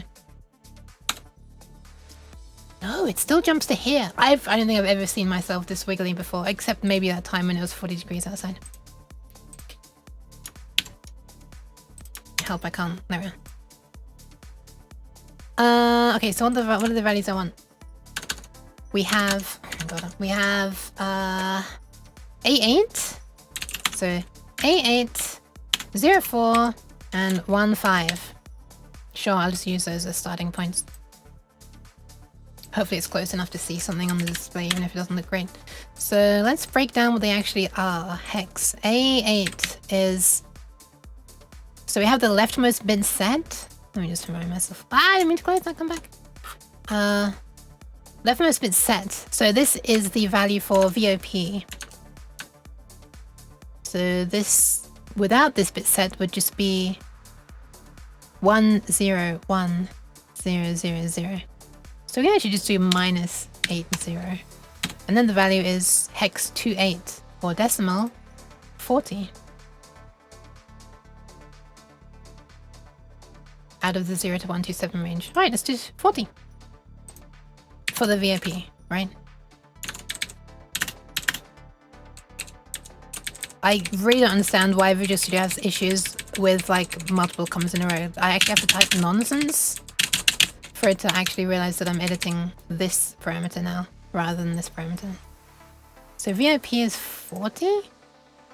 That is something that Visual Basic 6 didn't have a problem with, but somehow we've regressed from the 90s. Just barely the 90s, I know it's like the very late 90s, but still. Somehow we've regressed to an IDE that doesn't understand multiple commas in a row. Anyway, what's next? We have... This one's done. 04. 4. So that is this bit. Wait, what the... Oh my god, I forgot that you can click bits and turn them on and off. What the hell? Isn't that amazing? Anyway, we've got 4. So I could have just clicked the bit to turn it off. 0. And this one was on, which means... no, this one is on, sorry. So that is the... temperature coefficient. Yeah, I think I stumbled upon that once before, Chris, and then I completely forgot about it again. So temperature is 0. And finally, the 15 in hex. These were all hex, right? Hang on. Were these all hex? Let me see. I know how you do it. Return Long Yook again. Oh no. Yes, they're all hex. Me back. What did I miss? Me realizing that you can click individual 0s and 1s on the calculator to turn off bits like this. Okay, so we have the 1, 2, 3, 4, 5th bit, which is this one, and we turn it off, then the value is 5. Boop. Alright, and that's it. Now it should compile. Yook went from saying modern IDs are regressing before immediately being pressed by their functionality. Wait, what do you mean? This is a calculator. This is a calculator. This isn't Visual Studio Code. This is a calculator that's been there since like Windows 7 as well. I actually don't know, maybe even Vista, I'm not sure. Oh, calculators, yeah. Calculators functionality? I was complaining about Visual Studio before. Anyway, I'm gonna turn on the oscilloscope view, and this is only gonna happen once, and then we're gonna start doing this immediately, I guess. So what I think I might do is not do that repeatedly. Just do this once, and then just go into a loop doing nothing. And I'll set up the oscilloscope for a single trigger right after the upload has begun. So let's do that. Upload. And as long as it finishes... Ooh, it does not finish. Alright, what do we got?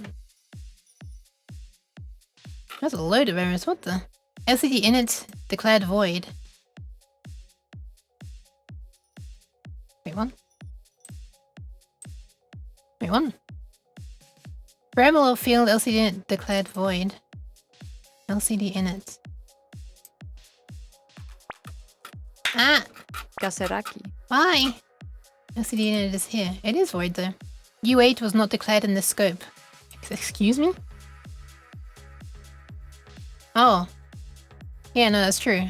I guess I do need to include Euchemisk in here.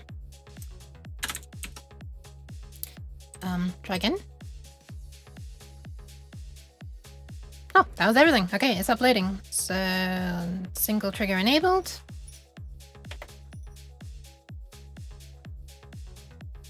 Ah, it doesn't look like anything happened. Let's press the reset button again.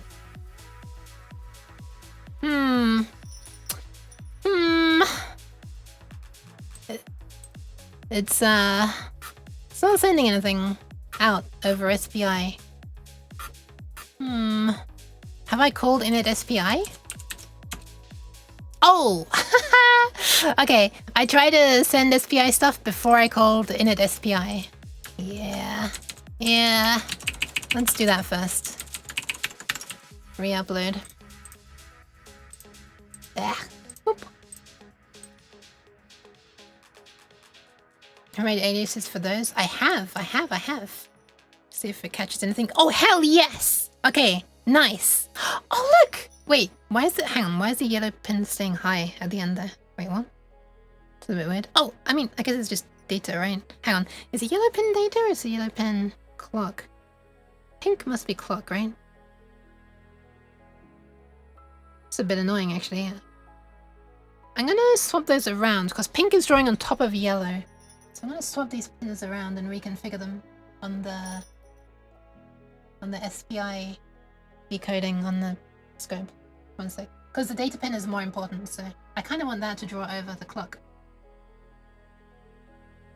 Okay, they're swapped. So let's run it again. Reset. Oh, capture. And then reset. Okay, now I need to swap the... Oh, that's kind of hard to read still, but whatever. Wait, one of the pins is not staying high this time. What the hell? Anyway, let me reconfigure this so that now clock is channel 1 and not that one. Mercy is channel 2. Okay. But it's displaying it in ASCII right now, and this is not meaningful ASCII, so let's just display the raw binary data. So let's change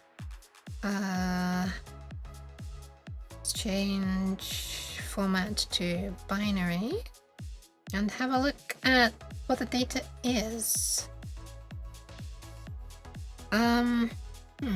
It's very small text, isn't it? Let's zoom in.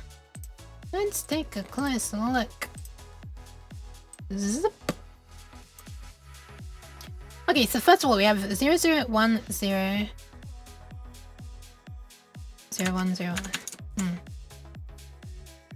Okay, so what's that supposed to be? It is, where's the init thing? I can't remember where I wrote my own code. So this is function, so it should be 001, 00101. Okay, nice, that's correct. And then we are, next up is this. So this should be all zeros except for third from the right and then something else.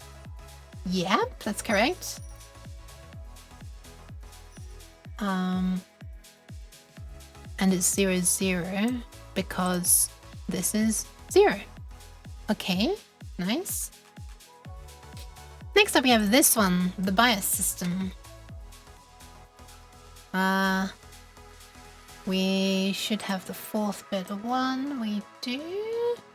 And then 0, 1, 0, 1. So let's see. 1, 0, 1 would be 5, yes. No 1s, oh sorry, 1, 1, no 2s, and 1, 4. 4 plus 1 is 5. Alright, this all seems to be working. Let's just keep on going until we get down to here.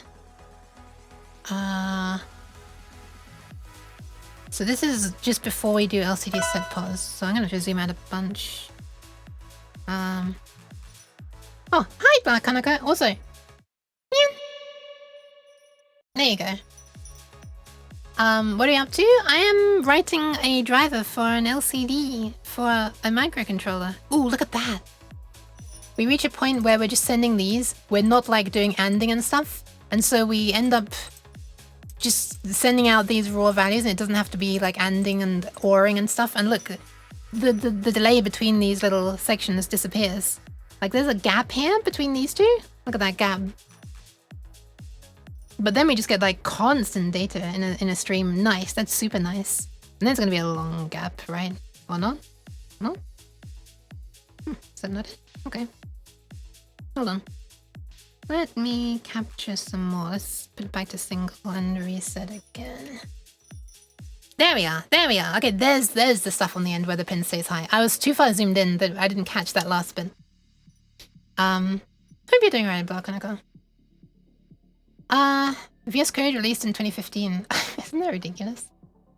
Winch uses GUI elements? Huh?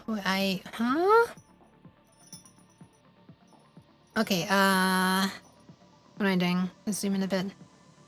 0010. Can I read all that? 0000110. No, I can't quite read all of the text in those little blue boxes at the bottom. I guess that's what the red dot means, that there's more. Yeah.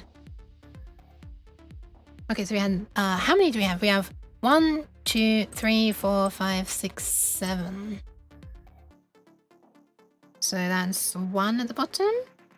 2. Well, I can count the number of boxes. 1, 2, 3, 4, 5, 6, 7. Okay, there are 7 boxes there. Nice. So we send all those. And then there's the big gap. And then there's this. This is the gap I was like, it's kind of annoying that we've got to run this here because look at the delay that we're adding. And I was like, well, it's only done once at startup, so you know, I'm sure it's okay to waste a few microseconds. But let's see exactly how many microseconds we're wasting. We are wasting approximately 50 microseconds. I can live with it. I can live with it. It's done once every few weeks, I think, so yeah, it'll be fine. I'm dying of heat right now. Look at me, I'm so wavy right now because that's like a heat haze effect that kicks in when the temperature gets over 30 degrees in my room. It's so close to dead! Right now it's 34.3, oh my god. And so hi Max Sylvester. MyScope hosts a little web server and I added, so I have it connected to my like network switch with an Ethernet cable, and then I just have a browser source on OBS that like crops this just the visible part. So you're seeing like a crop of the web interface, which I can get up. Thank you for trying to cool me down. So one sec. So it looks like this. And you can like expand this and then get some... I don't know why it zooms in like that. And then like you can't access the controls properly. It's weird. I don't understand why it does that. I don't know why it does that. It's annoying and it's weird. But normally you should be able to like press things to move things. Like these controls do things, which is really cool. Oh wait, you can't see the... Oh my god, I'm such an idiot. Hold on, sorry. Hold on. There you go. That's what I was trying to show you. The web interface. You can control it, which is kind of neat as well. I don't know why it does this weird zooming in thing like that. When you click this, it's annoying. Or maybe in full screen it wouldn't be a problem. Oh, I guess. Hold on. What if I do this and then full screen? Well, you still can't access their thingies. Okay, whatever. Anyway, it's also a VNC server. Well, I mean, you can kind of see there, I guess. VNC Auto, but it is a VNC server as well, so you can connect with, like, tight VNC or something. I'm gonna do it right now.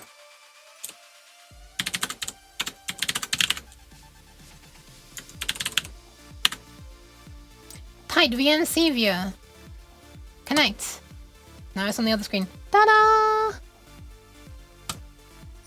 But it's easier for me on OBS to just use a browser source, so... I got work to get back to you, but I wish you the absolute best. It's a bit annoying that thank you very much, Blau, and thank you for stopping by. Good luck with work, also. Yeah. There you are. It is, right? Unfortunately, you get to see it at like a very low frame rate on here. Well, it's not, I guess it's not super low, it could be worse, but like on the scope, a lot of these things are like silky smooth. Especially the roll view looks so smooth. Like at least 30 FPS, maybe like 60. It's just like super smooth. This view here, where the stuff slides across from right to left. But unfortunately, it's just like on the computer. And that's what it sounds like in my head.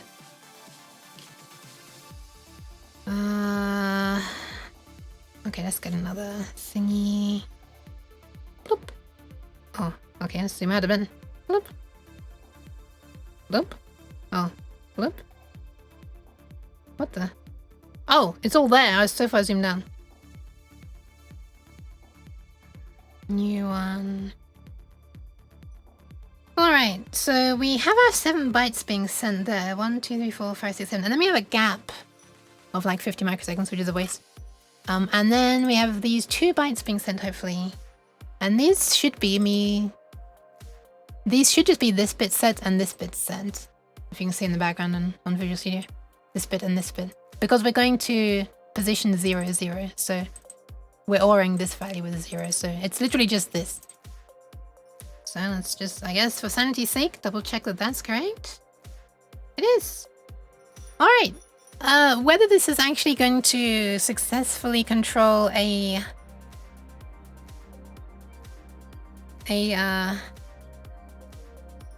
LCD or not is another question, but I am at least doing what I thought I was doing. Why does this pin go high at the end? So this is the data pin that goes high at the end. Isn't that weird? SPI mode is set to where things should idle low. So the clock is idling low, you can see. And let's get rid of that. And the data is right on the rising edge of clock. So data should be set just before the clock. Oh, this one. Wait, do we have an example where... Yeah, the 1, 2, 3, 4... Thank you for the pats. The 4th byte should be starting high. Ah, the 4th byte is somewhere in the middle of this bunch there. Ah, whatever. Yeah, so I don't know why the data ends high. It's very weird. Whenever, like, the last bit of this value is not 1. I don't know why it goes high. It's so weird. Like, here it doesn't. Here's, like, a big gap as well. So I don't know why it just decides to go high. It shouldn't matter at all. We're never clocking that bit. Like, we're never clocking while the data is high, so it shouldn't actually matter, but this is weird. It's just weird. No way it does it. Very strange. Thank you for the follow, Divinus Eclipsum. Don't know if I'm pronouncing that correctly, but hi. Thank you for the pat 6 as well. And not for the cheese Umi pie. Okay, let me just add a third probe to probe this line, this one, the data or command line. I'm gonna make sure that it waits for all of the data to be clocked out before setting that pin high, which means that pixel data is about to come. Because that's what it should be doing. We should be putting it into... Oh, actually, no, I'm not doing that yet. I should afterwards, I should do LCD set data or command false. Mark that pixel data is about to follow.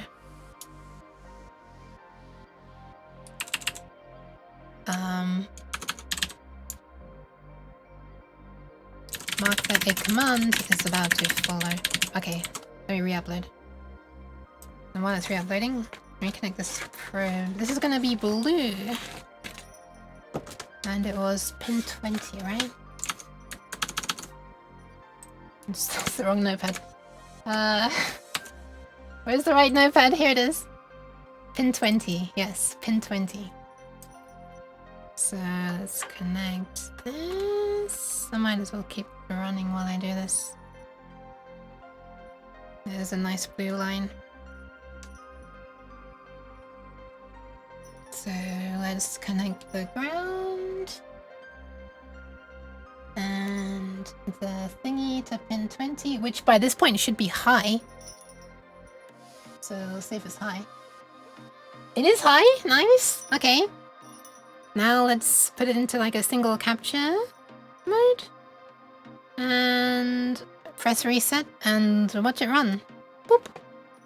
Oh, that looks good. That looks good. So the blue line stays low the entire time that we're sending commands. And we send all of our commands. And after we've sent everything, then it goes high. I don't know why the hell there's such a long delay before it goes high though. That's a bit weird. That's a crazy long time. Why does it take so long? What the fuck? All it's doing is waiting for this to...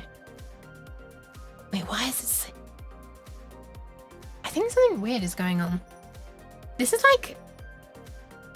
Oh, I guess it is having to like go into and return from functions and stuff. But this is like quite a long time, right?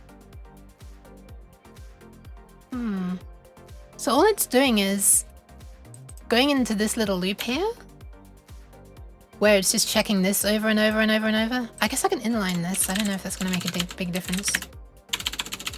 Or any difference at all, actually. Let's see. How big is it? Bleh. What the? Where's the upload thingy? What? What? Where's the thingy? What does it usually show? What is this? Okay, I don't know what it usually shows. I'll just compile and see what it goes to. Build. Terminal. Okay. Why was terminal not showing this before?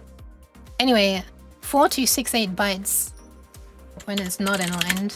Is there any difference when I inline it? Probably not, because I think it's being compiled with O2 optimization. But 4268 becomes... Oh, you can't really read shit, I'm sorry. 4268 bytes down here, the compiled size. Now with inline, it's probably the same. Oh, 45.2. Wait, wait. How is it smaller? Wait, how is it smaller when it's inlining? What? So this is going to be faster and it's smaller. Why did O2 just not automatically inline it then? What the hell? That's weird. Anyway, let's see if that makes the delay go down before enabling the next thing. That's weird, isn't it? Although I guess in the future, if we keep on calling this over and over and over, it might start becoming more less worth it. Anyway, it's interesting to know that GCC is paying attention to inline here, because a lot of the time it didn't when I was using inline when I was doing Arduino stuff. So anyway, let's measure the delay between sending the last bit of the data and that pin going high, and then we'll measure the difference in timing. So once again, I forgot to put this back on. There it is. Let's measure from here. I can't show it any further, that's interesting. From somewhere around there, roughly, to there. Okay, that's 35 microseconds. And now we upload the version with it inlined. And then prepare to capture. There it is. So, the entire thing is taking less time, but also the delay now has gone from 35 to like half, maybe less than half. 35 to like 16 roughly? 17? Wow. Okay, that really did make a difference. Nice. I think this might be where I leave it for today. I think I've added all of the commands that I should need to control it. I think it's a Patscris. I think I've added all of the functions that I should need to be able to do this. Oh, let me just check the datasheet so that I can see if when you've written all of the pixels, if the cursor goes back to the top left, or if I have to explicitly set it every time. Hang on, there's a RoboYuke thing coming in. I tried to think of something funny the occasion would be right. But Yuki's good and chases Yumi. There's no need to start a fight. Displays are cool, there will be no cuts. Yuki doesn't even need to go to school because she can look his nuts. It messed up your thing. LCD's nuts. Thank you for the poetry. I know New Joker like started the whole thing of like sending poems via the RoboYuke TTS, but honestly, it doesn't have to only be poems. I don't want anyone to feel obligated to only send poems using RoboYuke, but thank you for the poem. Okay, let's see if I can find anywhere where it explains what happens when you've written the last thing. I wonder if those figures, did the figures show looping back? Oh, it does! It does! Nin. Wait, it explicitly, Nin indeed. Nin. It explicitly does say that after this one, it loops back to 0. Nice. Nice. Nice. Alright, so we actually only need to set the cursor once to the top left and then send an entire frame over and over and over, and it should just, you know, as long as we send the right number of bytes, it should always appear at the top left. Oh no, all those dots are confusing her. Oh, I might have the question marks. It's probably the question marks, actually. You're gonna get the fallback TTS voice. 1, 2, 3. Check, check. Is the microphone working? Hello. Hello. Hello. Nyan. Nyan. I think it's all of those question marks that confuse her. She tried for quite a long time to read that. And then the backup voice was like, Pat. I'll take it from here, don't worry. I'll do it. And you go and sit down, RoboYuke. You're having a hard time with this.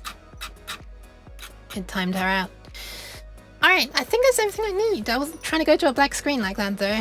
Also, I just realized that the LCD view, the oscilloscope view was up again while I was showing this. I don't know if you could see anything I was trying to show. Here's the picture I was trying to show. Thank you for the passive pull. Here. The way it loops back from the last to the top. I don't know if you could see that. I don't know if it was visible very well. I have only very, very little transparency on the LCD thing. Otherwise it becomes hard to see the LCD thing. Basically, it's hard to see both really well at once. One of them has to be sacrificed.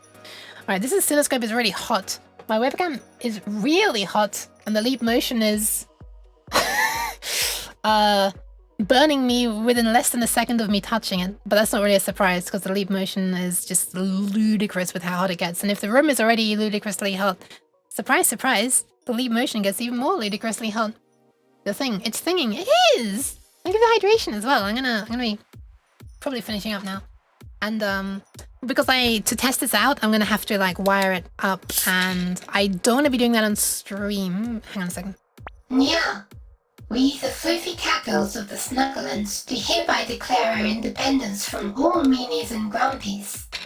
From this day forth, we claim the right to naps and sunbeams, endless tuna snacks, and headpads galore. Anyone who denies us belly rubs shall face the wrath of our pouty faces and flicky tails. Liberty, cuddles, and music for all. Signed, with beans and purrs. She was doing so well. She was doing so well, pronouncing everything correctly and like emphasizing it well. She even pronounced galore correctly, and then it goes to Denny's instead of denies. She went to Denny's. Anyway. Yes. Please don't put me in a sunbeam right now, though. I'm absolutely boiling over. Holy crap. Wah!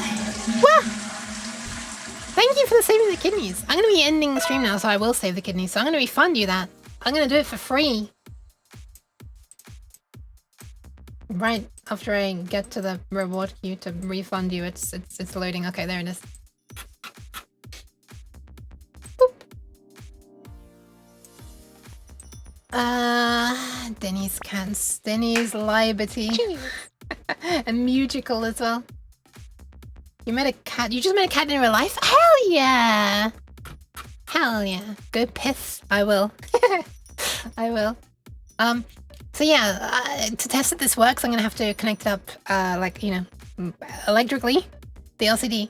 And I kind of don't want to do that now. I also would have to, like, add in code to draw something. Oh, wait, shall I do it? This is a little bit silly if I don't do it. But it would be so easy to make a mistake now because it's so hot and I'm going to be leaning over this, and I kind of don't want the stress of trying to do... I want to take it slowly and wait until I'm not dying and my brain is a little less mushy. Because I really don't want to kill a second LCD. Because I've already killed one out of the 5 LCDs that I bought. Because of making a silly mistake. That was actually like 2 streams ago, I think, or maybe 3 streams ago, when I was just testing it on the Arduino. And that was... I killed it by running it from 3.3 volts, because I was thinking, well, hooked up, it's eventually going to be 3.6 volts. Or 3.3 volts, sorry. So I might as well connect it to 3.3 volts now. But I forgot that because I'm testing with the Arduino is 5 volt logic. So yeah, it was being powered with 3.3 volts and then getting 5 volt logic. And it didn't appreciate the logic levels being above the voltage input, and it died. It did the die. And I don't want to make that mistake again, or like, yeah, I don't want to like accident. I don't know. I don't want to fuck up. So I'll do that off stream. But if you'd like, you'll be able to see some progress. Possibly, I might test this and like, you know, post about it on here on my Discord. If you're interested, feel free to join. This is a perfect opportunity for me to actually shill myself. Oh, nice. We got a red text when I unplugged that. There you go. Yeah, there's a Discord if you want to join. Also, I can make music. Also, I should show off the LED MIDI display with like a live camera sometime on stream. That'd be really cool. I still haven't shown it. For those who don't know, I made this thing. This is a long project. Actually, I still need to do some work on it. There's still a software bug in it, so I could work on that on stream sometime. But yeah, I made. So it's me frantically trying to get to the photos. I made this thing. It's a lot of LEDs. It's, I think, 2080 individual diodes. That's if you're counting like the individual segments of these displays as well. And then yeah, all hand soldered on the back. Although I didn't solder the SMD stuff, so this SMD stuff was thankfully not soldered by me. Looking very neat now? Hell yeah! I really like it. So this is a thing that shows what's happening in MIDI files as they're playing. It doesn't have to be MIDI files, it just takes live input from a MIDI socket. There. I also made this one. This one was a fun little project. This one took like only 2 or 3 streams. Thank you for the follow, Max Sylvester, as well. So the, yeah, this was, this, you just can plug in a MIDI cable and you can like play live on a keyboard or something. The bug that I noticed is in how it handles Yamaha MIDI messages. Or Yamaha's variants on MIDI messages. When I had like a MIDI keyboard connected and it has some demos on it, and I was browsing through the demos and I realized, oh, firstly I realized, oh, that's cool. Every time I'm browsing through the demos, you can see like everything flashing because it's sending all the setup messages for each demo as I'm browsing through them. That's cool. And then I realized, wait a minute. Why did the percussion LED turn off on one of these channels? Because there's definitely percussion in this MIDI, but it's the percussion LED turned off. So yeah, there's it's making some mistakes in the assumptions of which channels are percussion mode or something for some reason. I'm not sure why. But I should debug that sometime, because apart from that, it seems to be working quite well. These are work in progress versions. The little board that you saw, well, this breadboard, right? Oh, I don't have a photo of it. What the hell? Oh, of course I don't have a photo of it here. That was a separate project. This photo, this stayed. This breadboard here, actually a little bit more than that was on this breadboard. All this crap was on this breadboard, and it got replaced by this circuit board. Is what I'm trying to say. I made the circuit board to replace this breadboard. There we are. I got words out in the end, and it took like 20 or 25, 30 seconds. I also totally almost didn't make this impossible to go on the Arduino because this USB port is so tall it almost touches this. I totally didn't forget that this USB port is a thing that I need to watch out for. But by luck, when I plugged these pin headers in, they lifted it up just high enough that it was not touching this. Anyway, there we are. There we are. Just cracked. I'm cracking up. I'm cracking up with the heat. Ah! Oh yeah, also, one more time, I'm going to mention this. It's all calculated. That one was not calculated. I calculated a bunch of things, but not that one. I missed that one. Hold on. There's one more thing. Oh, I mentioned it at the beginning of the stream, but I'm going to mention it again now that there are more people here. Ah! Why? Hold on, sorry. I'm dragging some things around off stream. Now I'm dragging it around on the screen. So this mouse pad, which had been out of stock for literally months because the supplier of mouse mats of this size was just not producing them anymore, suddenly, literally a few days ago, is sourcing them again, and therefore this is like a thing that they, you know, can actually produce now. So if anyone's wanting it, oh yeah, and then so they sent me an email saying that it was in stock, and then like wait, I've actually got a screenshot of it because I posted about this on my Discord in case anyone thinks I'm making this shit up. Look at this. I got this email. Hi, UQVT. Good news. Select variants of one product have been restocked. Blah, blah, blah, blah. This impacts the Cheesepocalypse Mouse Man. Thank you for your patience while I brought this product back in. And then, not 24 hours later, I got another email saying it's out of stock again. So I was like, oh, they must have just found the one mouse mat that slipped behind the chair. They sold it, and now they're out again. And then like 1 or 2 days later, I got another one of these emails. So they're back in stock again now. Look, it's actually a thing that's possible. Anyway, this art is absolutely amazing. It was drawn by Kat, and I already shouted her out. I'm going to shout her out again. I accidentally capitalized one of those letters. Is it still going to work? It is. Okay, nice. Here she is. Please support her as well, if you want. Anyway, that's all. She streamed much more recently than 20 days ago. She just keeps forgetting the publisher votes. Okay. There we are. I'm gonna slap her down on my desk now so that I can touch my mouse. Okay, that's all the shilling I wanted to do. I don't like shilling. I'm not good at it. This is literally the first time I've shilled my merch on this... Well, this stream is the first time I've shilled my merch in the months since it went out of stock. So, why are my hands automatically typing, like, autopilot typing gmail.com when I wanted to be going to twitch.tv so I could see who to raid? I don't think my emails are going to tell me who I can raid. Anyway, do you know how to clean your mouse mats? I got stuff on mine, chocolate, I think. I'm not sure. I should have a look. I actually wonder if it says. Actually, not sure. Not sure. That's unfortunate though. What am I doing? What am I doing right now?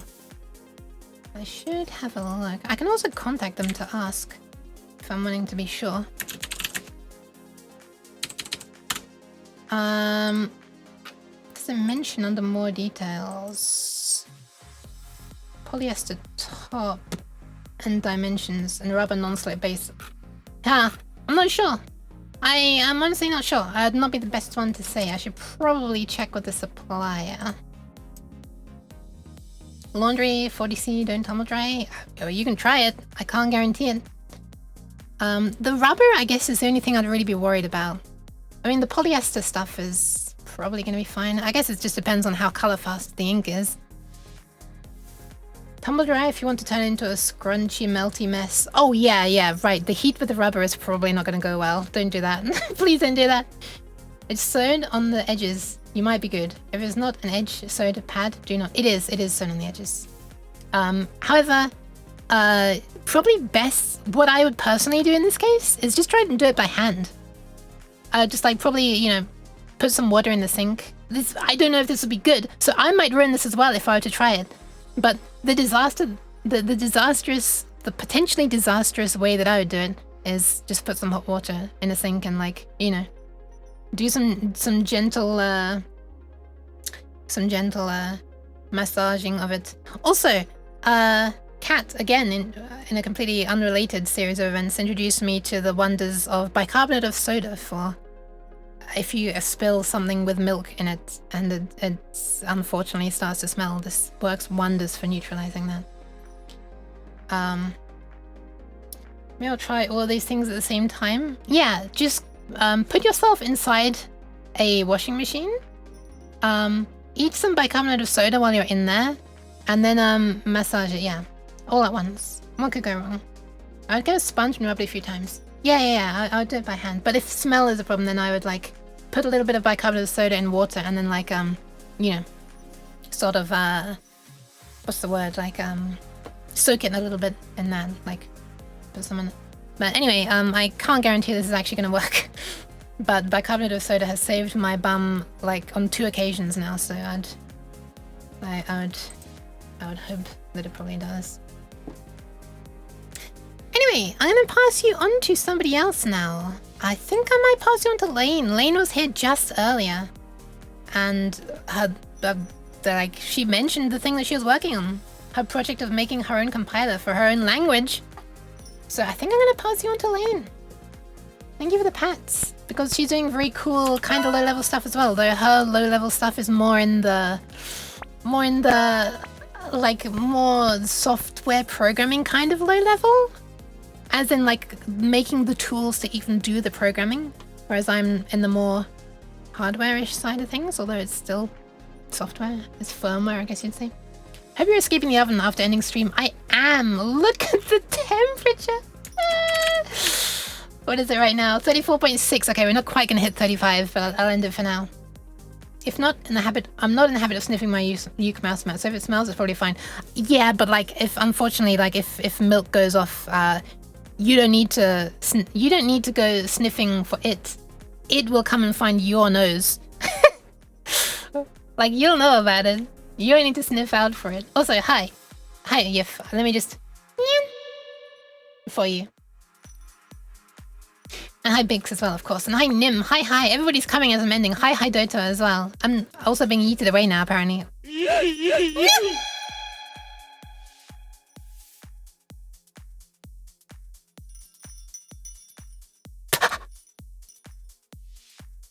Damn, my tracking let me down. I was trying to do a silly jump up like that. Oven roasted cat for dinner. Yeah, I think I'm about to be eating, so yeah, pretty much. Okay, meltdown in the Yook reactor. Inject coolant. No, don't inject the coolant. Okay, I'm gonna be passing on to Lane now. Here's where we're going. Thank you very much for being here. Here's where we're gonna go. And raid message could be something like I'm not sure what it should be. Anyway, here's where we're going. Silly gay alien demon girl, or as I call her, a Galian. I think I've called it that once in my life, but I completely forgot. Anyway, yeah, native lang dev for 2 hours. I really hope she's not planning on ending after 2 hours, because now is the perfect time for her to end stream if she is. Cheese. Anyway, thank you for the pats, but not for the cheese. Yeah, thank you everybody. What a cool stream this has been. It's been really nice to actually like not be dying on stream. I mean, I've been dying from heat, but not from hay fever this time. Right, what should the raid message be? Raid message is something like Long Yook's sliding in. I guess I should explain what a Long Yook is, huh? Because it actually is related to what I was working on stream. It's Cheese. It's this little creature. That's a Long Yook. Isn't it adorable? It's a combination of some emotes. So the raid message could be something like this. And if you have access to this emote, feel free to use it. If you don't, feel free to like use a worm emoji, like just the standard worm emoji. It is right. Look, she's really happy here. She's got sparkling eyes. The eyes are going to animate with a sparkle. Hi, Doohoo. I'm ending. I'm really sorry. Okay, yeah. So raid message, Long Yook sliding in, and okay, I'm gone.